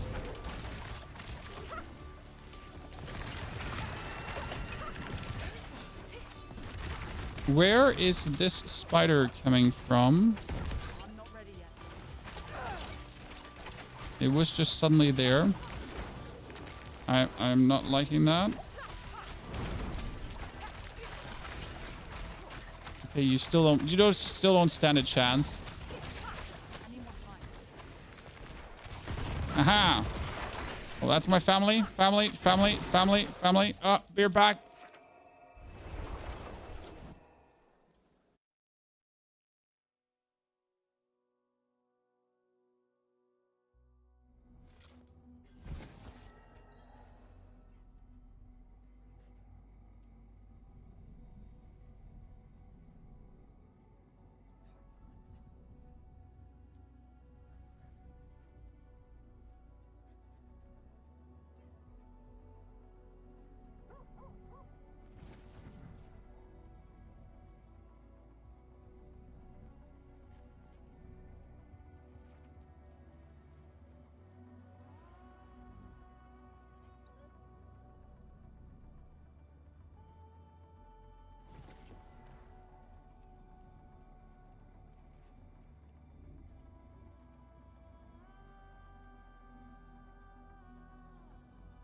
Okay.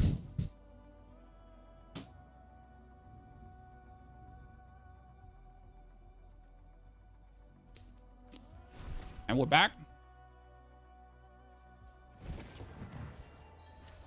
So yeah, for Heartseeker, you need the lucky hit because it's lucky hit. I mean, the whole way how Heartseeker works is victimize. Victimize is your key passive. Your key passive has a 50% lucky hit chance, which is quite high, to be honest. And that means that you need to have a lot of lucky hit to then make the victimize continuously work, because that's my damage. Like my normal hits don't do that much damage, but the victimize itself is doing a lot of damage. That's why you also want vulnerable damage. Okay, so we're able to do this, but it is certainly not efficient. Like, right? Only because you can doesn't mean you should.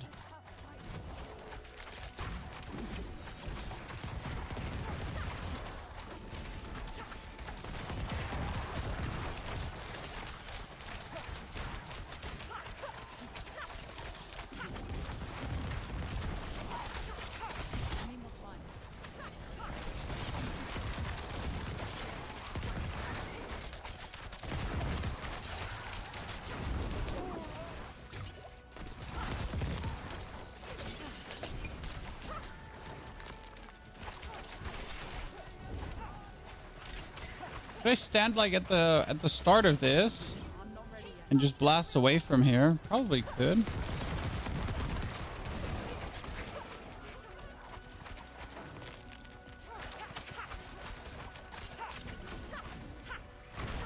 Yeah, probably could.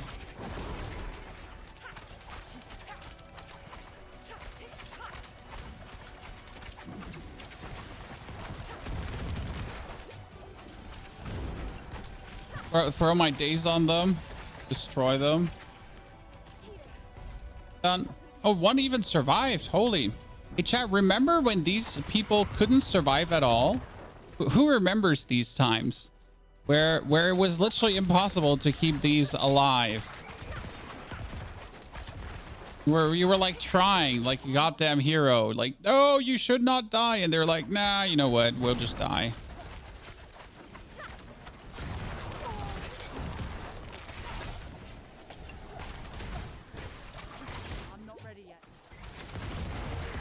Yeah, what do you do as a rogue against a dude with... You need your days, right? If someone has... what is it called? Why do I get spawned all the way back here? I can't be asked to run all that way.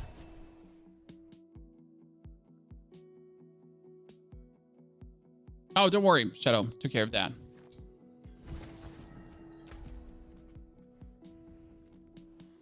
I can't be asked to walk all that way.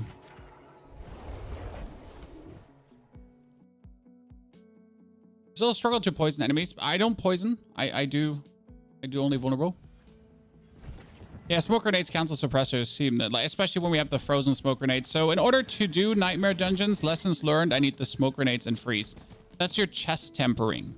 Okay, your chest tempering is smoke grenades freeze, or your legs tempering. And that one just does make a vast difference. Get some hearts in. Oh, Mr. 57 AFK. Farming away things. So let me put on a...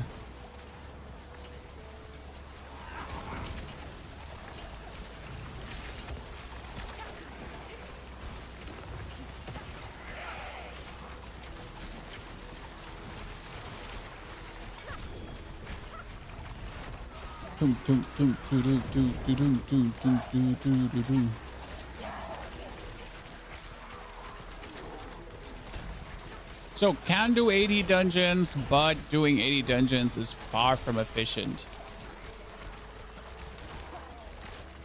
Look at the amount of cinders.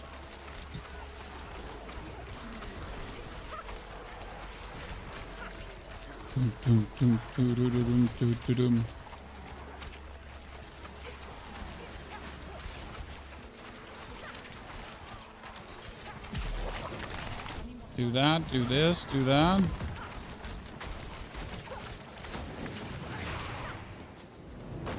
It's funny how they're taking like 1 hit, 2 hit, 3 hits, and then they suddenly start taking damage as soon as they get vulnerable. That's when the cascading damage hits. Health drops down, everything down, and dead. Oh, she actually get away? What? Lady, we can't be having that. Thank you very much for the Greater Affix Maximum Life Dagger. That's not actually good. Okay, Okay, one event got me 130 cinders now. Decent. You don't rush exploit glyph for auto vulnerable apply. I have a cursed touch currently, so I think I'm fine. Right? I wasn't aware that the exploit glyph would do that. When enemy is damaged by you, they become vulnerable for 3 seconds. Oh, interesting. But that cannot happen more than once every X, so it's useless. I mean, like, sure, like the initial hit makes it vulnerable, but you still need to get the enemy vulnerable then with a cursed touch in the long run. So I can see where you would rush the exploit glyph, but on the other hand, I mean, if you have a cursed touch, you're anyways going to get it vulnerable like every second or third hit. Do we get more greater affix items now? No. You're like, we're getting enough. I mean, I've always getting a lot. Was that a 500k? That was a 500k hit. Jeez. It feels like a bit early for getting these kind of hits.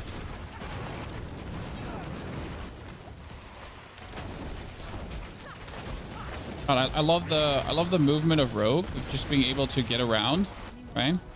Health drops, days. Go behind her.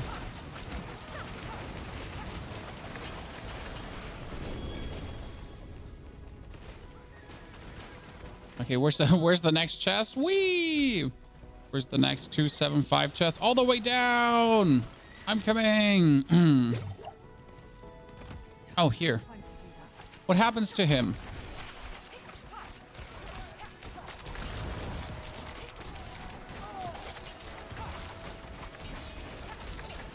Oh my goodness. Poor lad. If that is not a 925 item, I'm gonna cry. Okay, chat. You know, let's just get a double greater affix crossbow, shall we? Shall we? It's a shadow damage over time, maximum life. That's okay. I don't want that. Start playing your Blight Blood Golem build. It's so much fun, isn't it?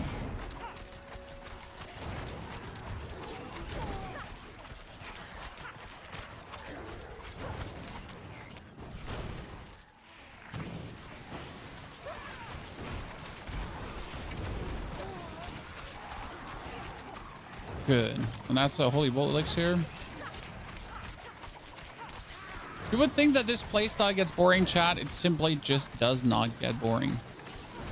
We are 5 hours in. We're currently level 73. That feels very good. So we haven't completely slaved away, right? We haven't been pushing like an absolutely super madman. That seems good. Seems like a 2-day trip or 2-day trip. Seems like probably 10 hours max to get to level 100 at a very, very relaxed pace.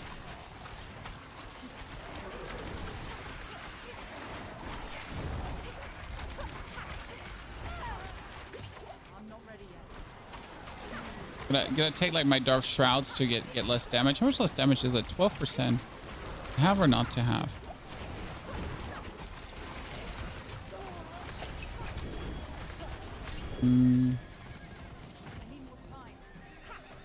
The best part is not moving a single inch, not moving a single centimeter, just standing there, right? AFK, turning in a circle, and nothing has a remote chance. Beautiful. Oh, even more. I mean, I'm trying to get somewhere, but I kind of feel like I can't get anywhere. A quest potion should give you extra XP too. Yes, but I simply don't want to waste my Angel Breath crafting it. You might notice I only have 500 Angel Breath, which is not enough because Angel Breath is essentially needed for crafting the potion, but at the same time for also rerolling items. And I always run out of Angel Breath. So right now, making a new character has also been the reason to essentially get Angel Breath for free without much effort. Since I'm kind of like out of Angel Breath and I consistently need the Angel Breath infusion. So here we go, right?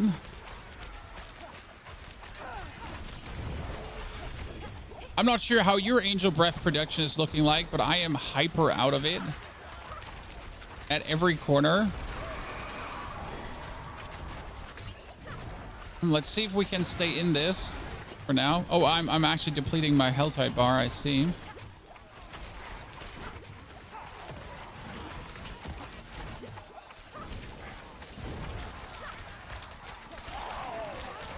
You get 2k Angel Breath. Yeah, I used to have 5k, and I was like, this is never going to deplete. But then I did some then I did some pit pushing where I had to craft a lot of elixirs of anti-venom because that's the thing. I had to craft a lot of elixirs. Okay, I finally need to walk out of this because I don't have the potions anymore to actually do this.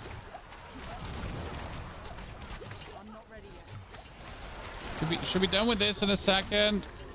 No, I need to jump out. No point in me staying and then dying. Dazed. Did I see the unique that dropped? I did, chat. I did. Don't worry. Come on now.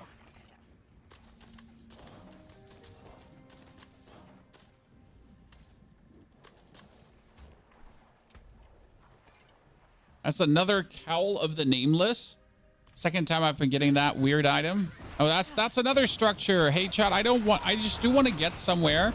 So I do want to walk somewhere in the Helltide, but I'm kind of like stuck here walking from one structure to the next. What should be another Uber? Hey, if it was another Harlequin Crest, I wouldn't need it. But I'm happy I can use the first Harlequin Crest on a build where it actually makes sense, right? So that kind of makes me happy. The only sad part is I mastered, like, the resource generation is obviously not working on this build, right? So technically master crafted the wrong bonus there.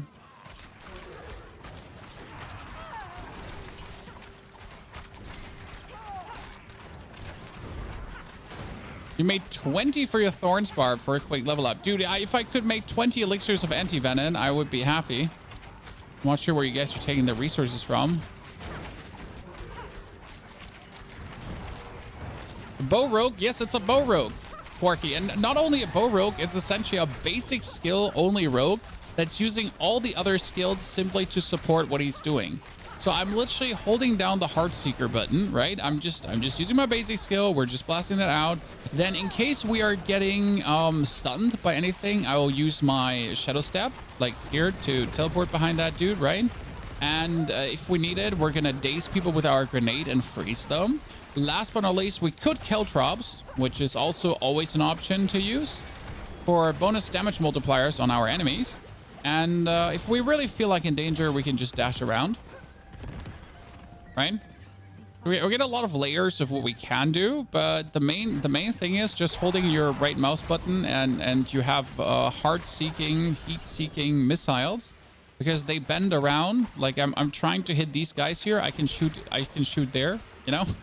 I can shoot there and hit them. I can shoot here. And you notice how my shots are bending around the corner to get my opponents. It's simply brilliant.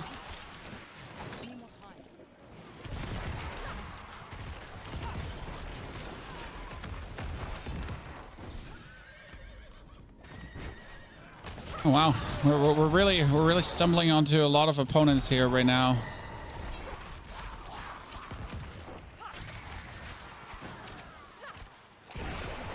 How many temperings do you have? Oh, you actually only need one tempering on your two-handed weapon and an offhand. I think one perfect tempering on your two-handed weapon is enough also.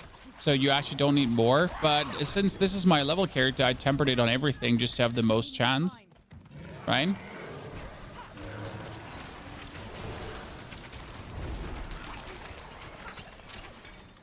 You like you're leveling, so you just temper everything you have, right?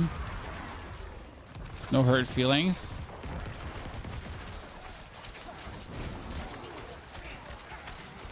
I'm just infinite scaling ultis. I'm fine with things being strong, but they should at least be they shouldn't be bugged, you know?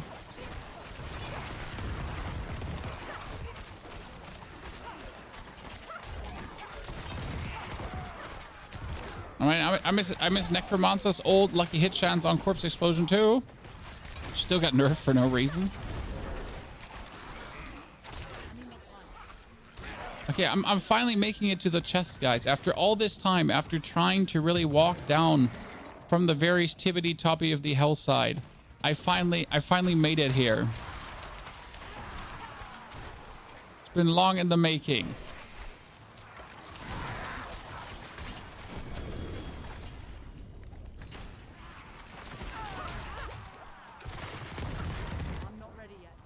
Should get volatile shadows. What is volatile shadows? Oh, we're being attacked again. Oh, another greater affix item. Huh. No complaints. More greater affix items. Oh, could you stop dropping so many uniques and everything? I'm gonna be full in a second. I'll have to teleport back. They're doing 90 degrees angles. Yeah, they're doing, you know, things against the laws of nature. They're magic. What can we say? Magic. How will I know? Do, do, do, do, do. Okay, Caltrops down where he is. Throw my bomb. Get him staggered. Oh. Oh, you little rascal. You thought you're cool, but you're dead. Mine cage. Teleport out, teleport up. Teleport out, teleport up. You know what? Teleport Kivicha first. Clear my inventory. If you attack me, I'm going to be very sad. Oh! You should have attacked him. You attacked me, not him.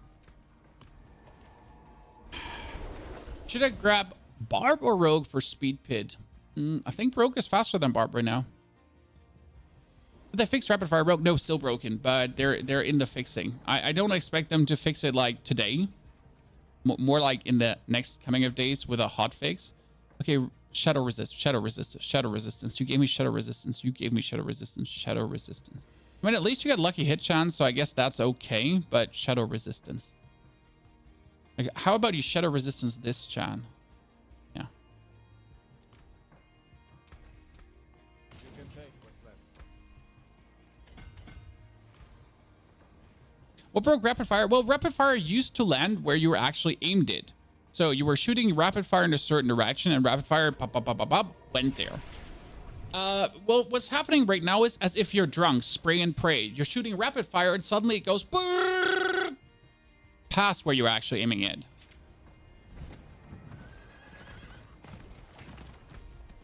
I need more time. So they kind of broke what they made work.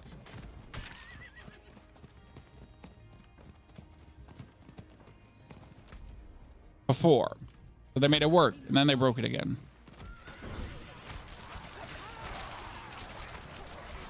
Like a drunk restroom break, exactly.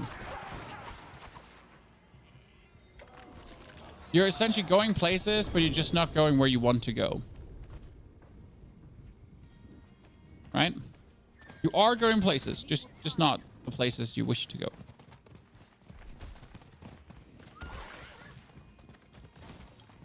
Quick question. I have an ISP computer and have disconnects all day. Blizzard issue or me issue? You could try changing your DNS4, DNS6 servers of your router into your internet provider, because it might just be that your internet provider has a shitty connection. Generally a shitty connection, you know? So you could change your IPv, your DNS servers. I recently did that actually, because my connection was a bit wonky too, and since then things have been a bit more stable on the signal side. So option exists. What do these boots do? When you cast an ultimate skill, your next core skill consumes all your energy and deals increased damage per energy consumed. Cool.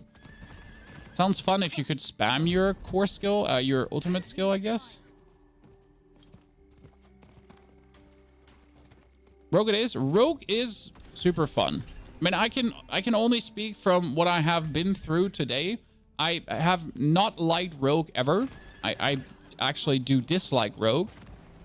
And that's mainly because of melee roguing. But now I can use my bow and I can be a ranged rogue. And this is, for me personally, so much fun, especially the way it works. I mean, you're throwing smoke bombs to daze your opponents. You're putting caltrops down to slow them down. So you're still having like some kind of rogue shebangs happening. You know, you're being some active shenanigans and stuff like that. So it feels fun. But you're mainly like really shooting people on the distance. And then the interaction between the victimize key passive, where you're essentially stacking vulnerable damage and lucky hit, because this is a lucky hit build end of the day, right? So this is a lucky hit build where you have to stack lucky hit. It's just so cool the way how the lucky hit works here, and that it has a good chance and it actually does trigger a lot. Yeah, I don't know how to say it. It's just fun.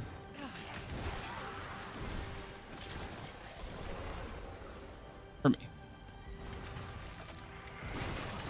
I have 0 Uber uniques and only mid equipped, and I have over 1,500 vulnerable damage. Yeah, I got a bow. Look at this. This is crit damage and maximum life. I could re-roll the maximum life into the crit into a vulnerable. And I have the perfect roll Heartseeker and the perfect roll vulnerable damage. This is almost like the perfect bow without being greater affix. If I could, I would temper this now 8 times straight away.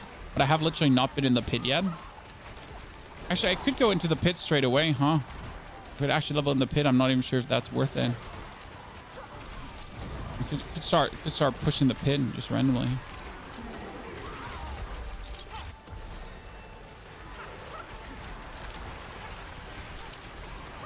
Any advice for one hits as a Necro around tier 75? We have a video up, literally a video up, LM Gaming, where we explain the Necro one hit rotation, the billion damage rotation. That's what we call it, right?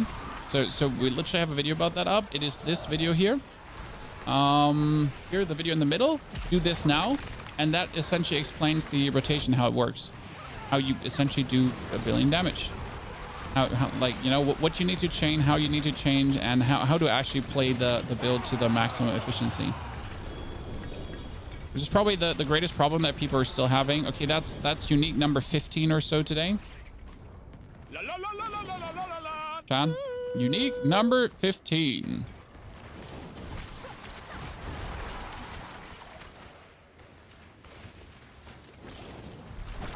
Rank him grind a rogue or a Heartseeker. I mean, a Heartseeker is currently the #1 rogue when it comes down to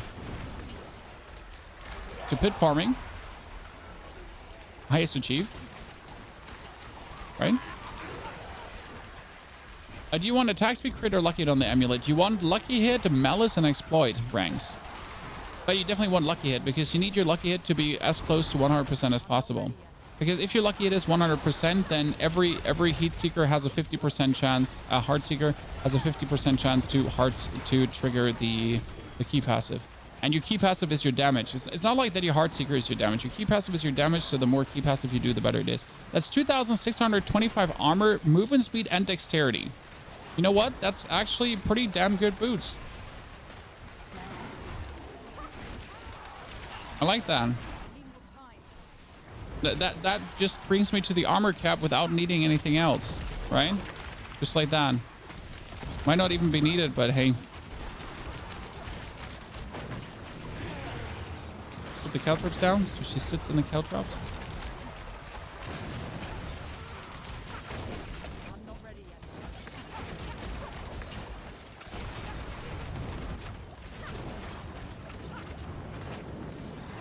Lady, I don't like your behavior here of just leaving. Boom, get dazed.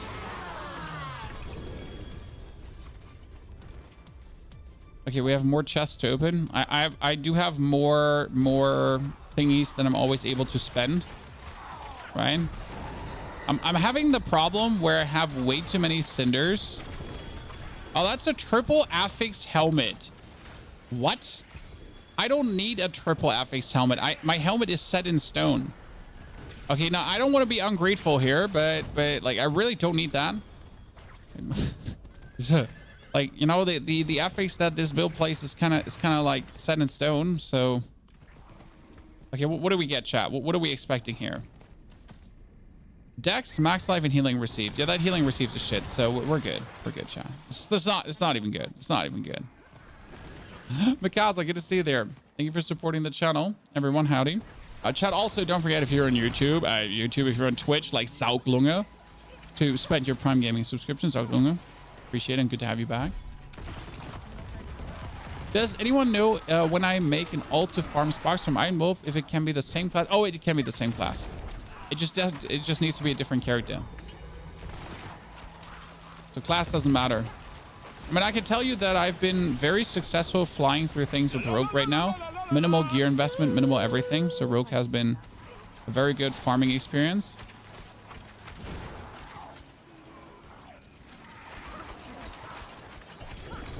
Oh, it's another greater affix item. Okay, like this account is rigged.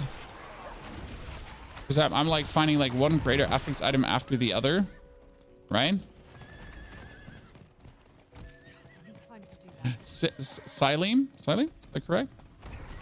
Thank you very much for your subscription and support. Oh, we're going back. We're going back. We're going in. This is happening, chat. Yeah, I mean, as if I could say no to all these elites, right? Big Joker. Big Joker.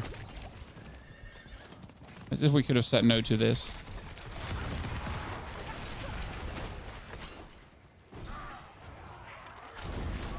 Didn't we just kill all of you? Oh, there's another chest with a greater affix. Whee, ladies and gentlemen. One greater affix after the other. More greater affix. I can't carry all this gear. I'm being invaded.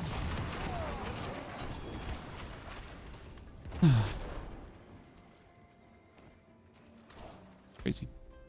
More chests on the left side.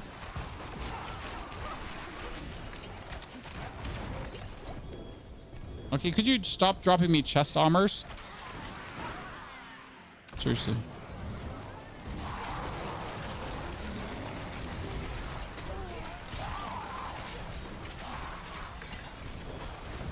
Everything gets cleared by my basic skill.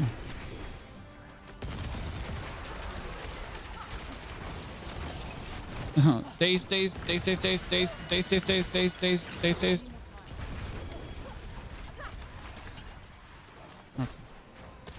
Days. Oh, there's another unique. Jesus, chat. There was another unique there. Holy balls. Time to do that. Stop dropping uniques for me. We should like that is the how many frost burns have I gotten today? How many? How can you use your Harlequin crest where card level is 90? It's not 90, it's 90 only if there's a socket in. So if you do have your thing socketed with a 90 gem, then you can only use it on 90. So you essentially have to rip your gem out and then you can straight up use it. Like that's it. That's the whole trick. Ta-da. Surprise. Attack speed, max life, and dex. And here we go.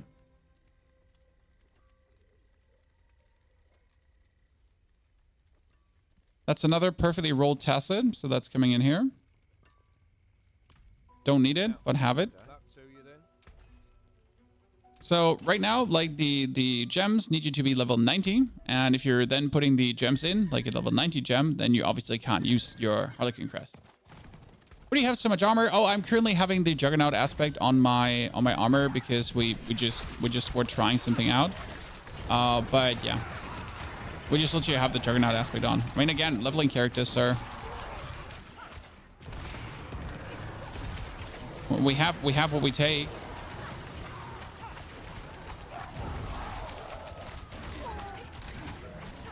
Even though that chest piece is going to stay for a while because there's double Dark Shroud on it.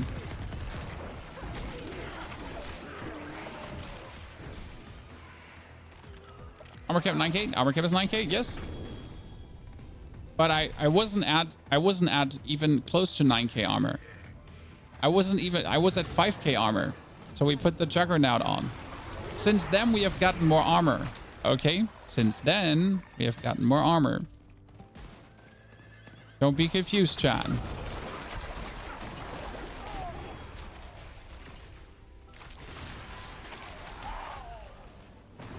We do most of the time know what we're doing. Most of the time. Time to do that. The other 50% we pretend. Right?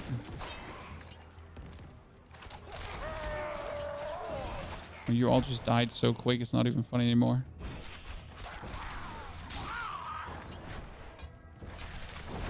Most of the time you don't, and then you just conceal your confusion.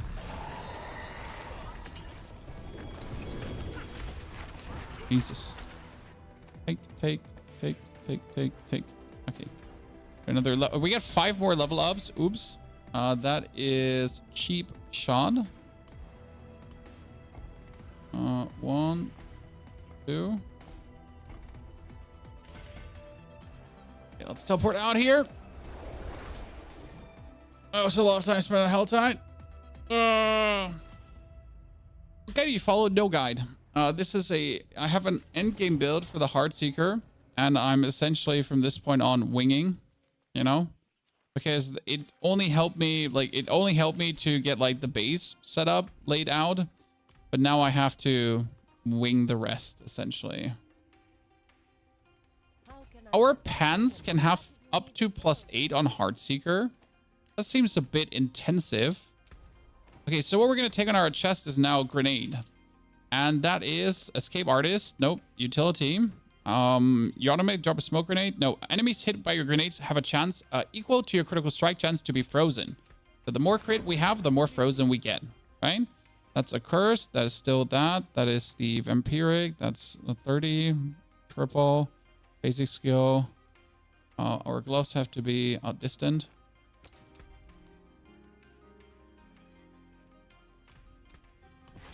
And our boots can be whatever. Oh, actually, that's bonus damage to dazed. How's your attack power 10k higher than mine? Because I have a siege bow, and if I'm standing still, I'm getting another 30% bonus damage. So if I move, you see it's down to 22. So I'm insane. I'm insane. The answer is I'm insane. I'm insane. Insane to the membrane. Okay, endless gates. Let's do 73. Bone Spirit versus Minion Golem. Minion Golem simpler and easier to get geared together and also stronger. Bone Spirit more fun. 73. Oh, we already did an 80, chat. No worries.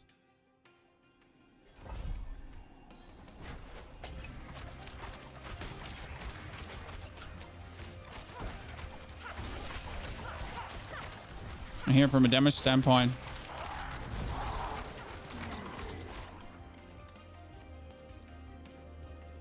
I told you the build is insane. I'm not ready yet.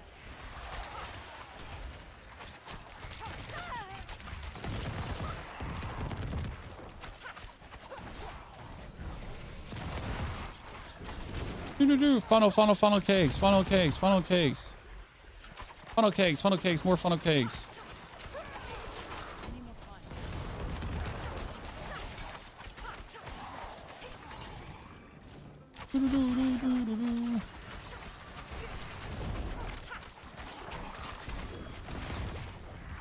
Is this possible? Don't ask. Enjoy the show.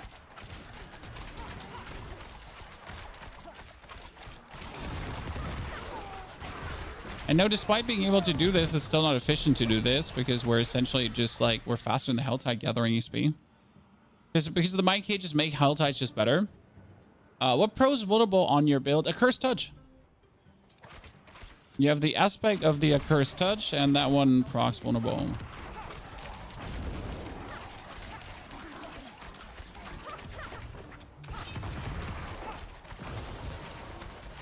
Oh, that's kind of funny. Pew! Haha. See, he's falling over, Chad. Consistently. Oh, shit. That's bad. Aha! What you gonna do now? When I'm just better than you. All of you together, by the way.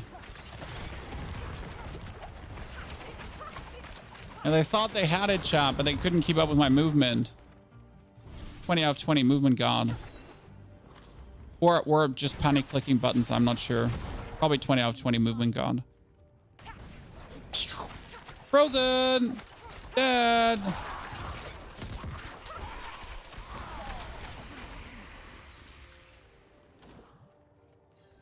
Oh, what is this? Oh, yeah, sure. The altar of immolation. No. We're not playing that. No. We're not playing that. Not on a high leveled freaking nightmare dungeon. Oh, you're suppressored? How about we smoke bombed you?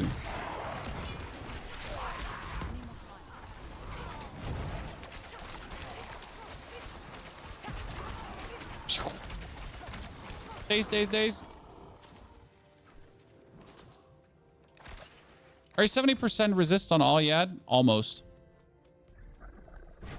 So if I would probably forego some of these resistant gems and just go for the full color gems, I could probably be resistance out.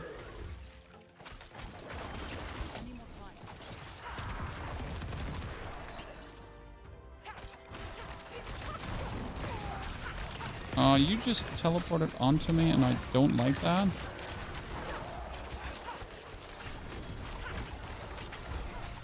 Not taking it. Don't teleport on me.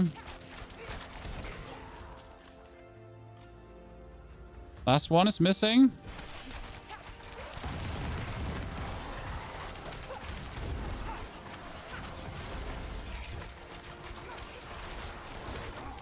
Imagine we can be a ranged rogue, Chan. So we have a Cursed Touch. A Cursed Touch is a lucky hit trigger on vulnerable. And the best part is not only a lucky hit trigger on vulnerable, a Cursed Touch obviously also gives you the soul gathering. So if you're Cursed Touch people, they're Vampiric Curse, and if they're Vampiric Curse, then you're gathering their souls as you kill them. And if you then use your movement skill, then you're actually triggering these souls to escape. And since you're a very high critical strike damage build too, or we have like quite some crit chance, that means all these souls can crit too. So it actually turns out quite nice. I'm not ready yet.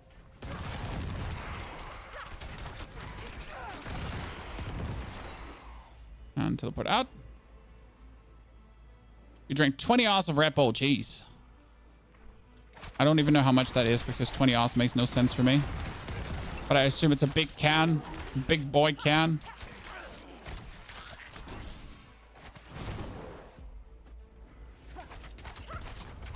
Open this door. Open this door. Oh, God. See, like the animation actually doesn't match up the reality. I could already shoot people behind the door without the door. Oh, shit. Ow. Without the door actually being open. Huh? Hacker man. Frozen. You saw it, chat. That's, by the way, why we need a lot of crit chance too, because if we have a lot of crit chance, then we're guaranteed to freeze, because the chance to freeze is like based on my crit chance.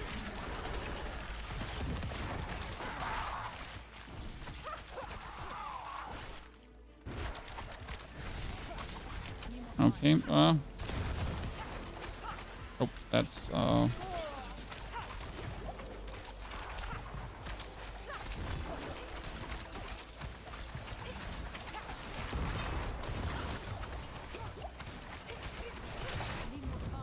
I have a new hatred for these wind walls, because they're like slowing down my coolness. Aha! Stupid suppressor.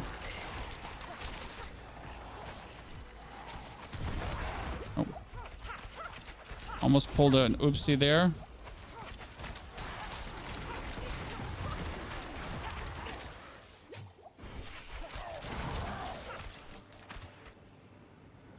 Travel to the nameless corridor. We got this. Which nightmare dungeon is the best glyph XP? 100? I mean, 100 gives you almost 700 glyph XP. So if you're able to do a 100, do it.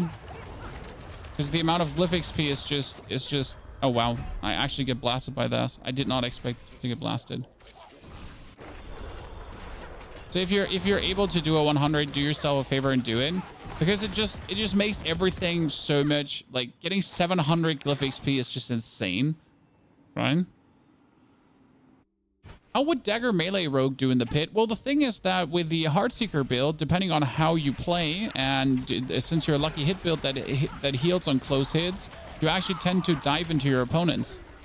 I mean, I have seen the dude that did the 133 pit, and what he's doing is he's essentially standing inside the opponents. And the reason for that is that you just heal from damage to close enemies, and you get a lot of damage reduction to close enemies too. So you're essentially like living in your enemies. And then you freeze them, and then you make sure they can't hit you, and then you're using your cool skills to essentially stay safe from their damage. And you do things like that, right? And you daze them, and then you stagger them as you daze them. It's like, here, daze, right? And then they just die. You can do this on a pack of mobs too.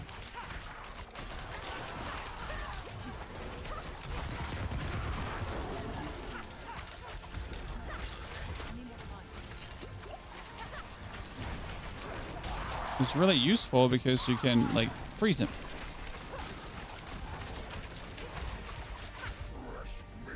I was absolutely sure that this would happen.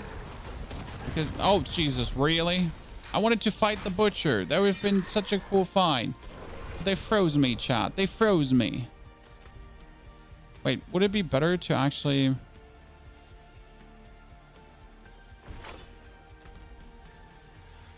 It'd be better to just go up there.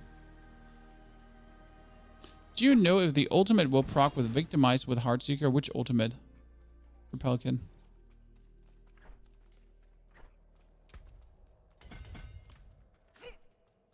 I'm missing bonus information there. I'm not playing any ultimate right now. Right? Oh, shit.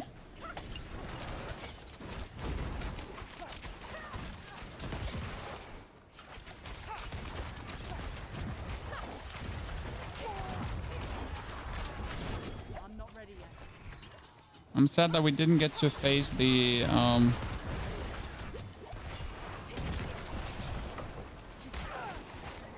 Do I tend to randomly dash forward? Yeah. Does that almost kill me every now and then? Sure. Why wouldn't we randomly dash forward without any sense?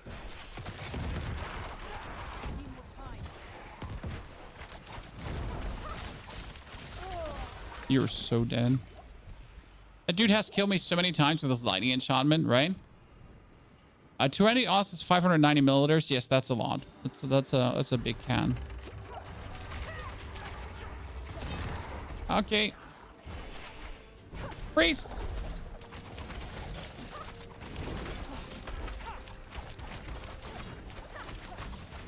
Up, up, up, up, up, up, up, up, up, up, up, up, up, up, up, up.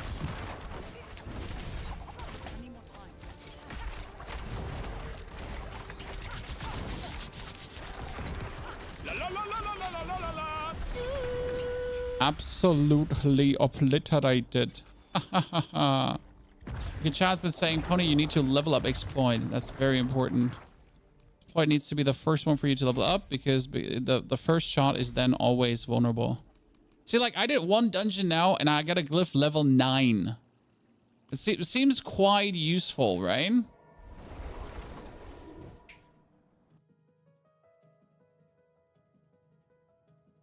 That's why you do like nightmare dungeons when you actually can do higher nightmare dungeons already, because it just helps you to be quicker, right? You know, why waste time in these dungeons when you can essentially just like fly through them? Oh, that's a world boss in 8 minutes. So I guess I'm just gonna ride down there, do a bit of hell tide in while we're waiting for the world boss. Here's the most reasonable approach of this situation.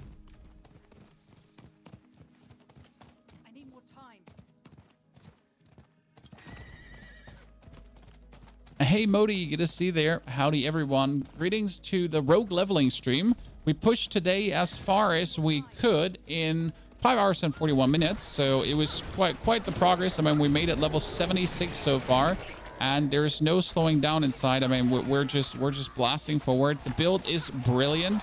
We're doing absolutely atrocious things like, you know, higher nightmare dungeons and so on. Everything just falls into one hit. I have to say I'm really happy about what we put together there. We'll definitely get you a guide on this because I kind of want you to be able to experience this too if you're looking to level a rogue. Because I had my share of trouble actually finding a rogue level guide. I could only find rogue endgame builds, but I literally couldn't find a single good rogue level guide. Made me quite sad, you know, because I had to actually put in efforts myself and learn this and understand this. Oh, here you go.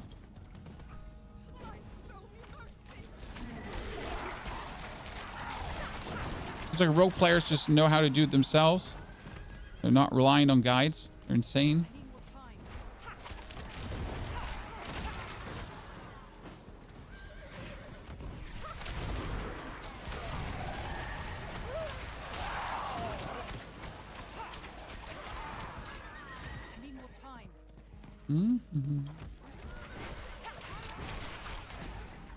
There's the world boss in 6 minutes. Yeah, rogues don't show knowledge. It seems like that. The end level build guide is the same for leveling. Yeah, but that doesn't help you to know where to put which point and when. I've been literally like, it feels very inefficient to put some points and skills that don't make sense to take early, that make more sense to take late. So that's what we have been mostly missing. Okay, let's actually, I got 1, 2, 3. I need 1, 2, 3, 4. And it's missing 5. Ah, that's the one that is missing.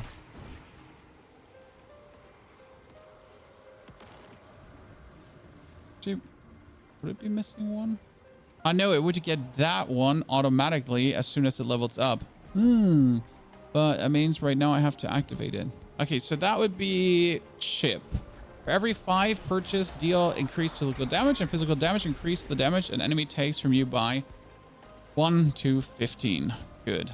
That one is supposed to be a ranger, and it currently is. Ryan? Ranger is dexterity within marksman skills, deal increased damage. While wielding a ranged weapon, you take 10%. Oh, that's cool. Just 10% reduced damage like that. That's it. Wow. Absolutely unconditional. Absolutely unconditional.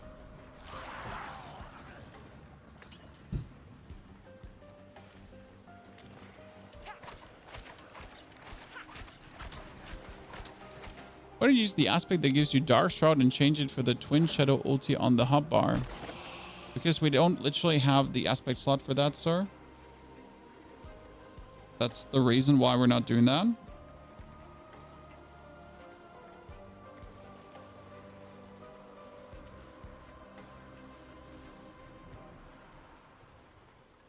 And also, we wouldn't get rid of Dark Shroud, sir. What we would do is we would be playing Concealment this year. In the long run, you would be playing Concealment over Dark Shroud to just have another way of going into Unstoppable and Stealth if you need it. Okay? That's how it would literally work. You don't want any of the ultis. None of them is needed.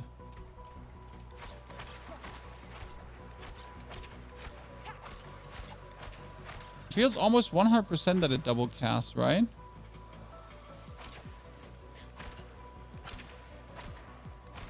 Yeah. I mean, 100% is 100%. How do you open the beast in the ice dungeon? Can't seem to be able to go in. Oh, that's very simple. You go to the enchanter, so the enchanter guy in any town, and then you craft yourself the glacial fissure sigil. So he has on the top of all his ancestral sigils, he has one called the glacial fissure, and that one you craft. Bearded Chippy, that's gonna be harsh. Well, to get done, because I got children duty in a bit. Sorry. We'll probably have to wait for tomorrow. Okay, our attack power is up to 40k.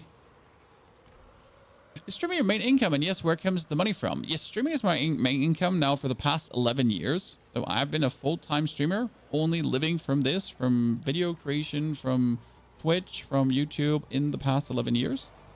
It's been quite the journey, if I'm honest with you. And where does the money come from? Well, from a lot of sources. I mean, when people subscribe, like Comical Tragedy, who put in his Prime Gaming sub, then when people watch ads, when people sponsor me. I mean, yesterday we played a mobile phone game, for example, and we were sponsored to actually play that mobile phone game and show you the mobile phone game. It's called Guild of Guardians, by the way, and it's really fun. So there is a bunch of sources of income, a bunch of income streams that come together. And I mean, it's going up and down. It's like, the whole content creation thing is kind of harsh because now, as I said, I have the best months I've ever had on YouTube, and I might be earning a bit more money. The thing is that more money that I earn will be put back for tax and for other bad things. And then next month, I might earn exactly 50% of that or 20% of that. Right? It's, as always, the way it is. You can never rely on anything.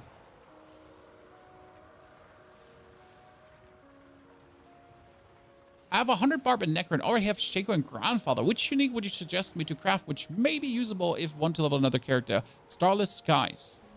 Starless Skies is usually very good. That ring gives you... I never have the new Ring of Starless Skies, but it gives you a bonus multiplicative damage and resource cost reduction. That works for a lot of builds. I mean, Ring of Starless Skies works in Druids. It can work in Necros. It can work in Barbs. It can work everywhere. What's the state of the game? It's very good. It's fantastic, Grumlock. It's in the best state ever. And if you wish to play it, there's the Xbox Game Pass.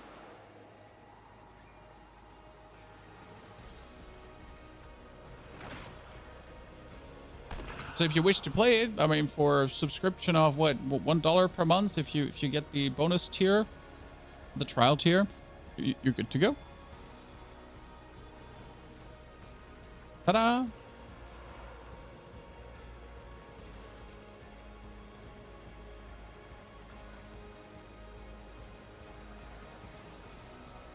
First better than ever. I mean, this was definitely Diablo 4 2.0.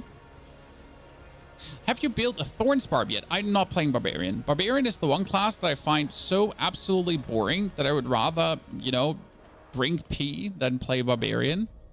Maybe I also have a weird fetish, who knows? But, like, really no interest in Barbarian at all. Remotely. Oh, someone killed him. Sorry, I was in my thing for a millisecond chat. Someone killed him.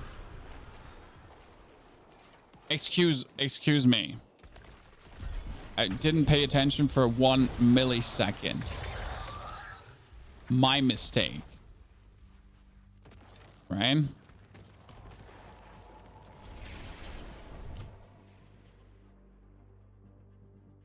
I mean, right now I'm happy for the overall interest of Diablo, Shadow Raven.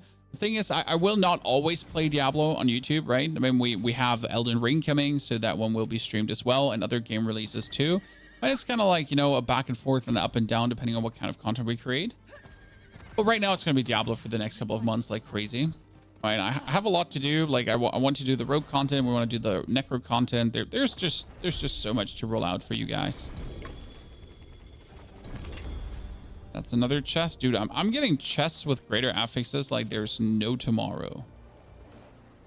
My problem is that I'm not the level yet to really profit from this. And that's also, Chad, that's also where we're going to probably close this today. I mean, that was a 550 hours push through with the Rogue so far. Took it relatively sedate, right? We're at 76 level. We didn't like run around with double potion the whole time. I love it. We'll definitely push this to 100 tomorrow and enjoy our time. So thank you for coming and watching. Hopefully enjoying. Thorn's Necro is only good for Lilith, but we're going to give you a build for Lilith. I'll be back tomorrow. Same time, same place as always. Until then, have a great good time. Day, evening, everything. And don't forget to watch the videos, subscribe, lurk, chat, whatever you feel like doing. As always, good to have you there. And goodbye.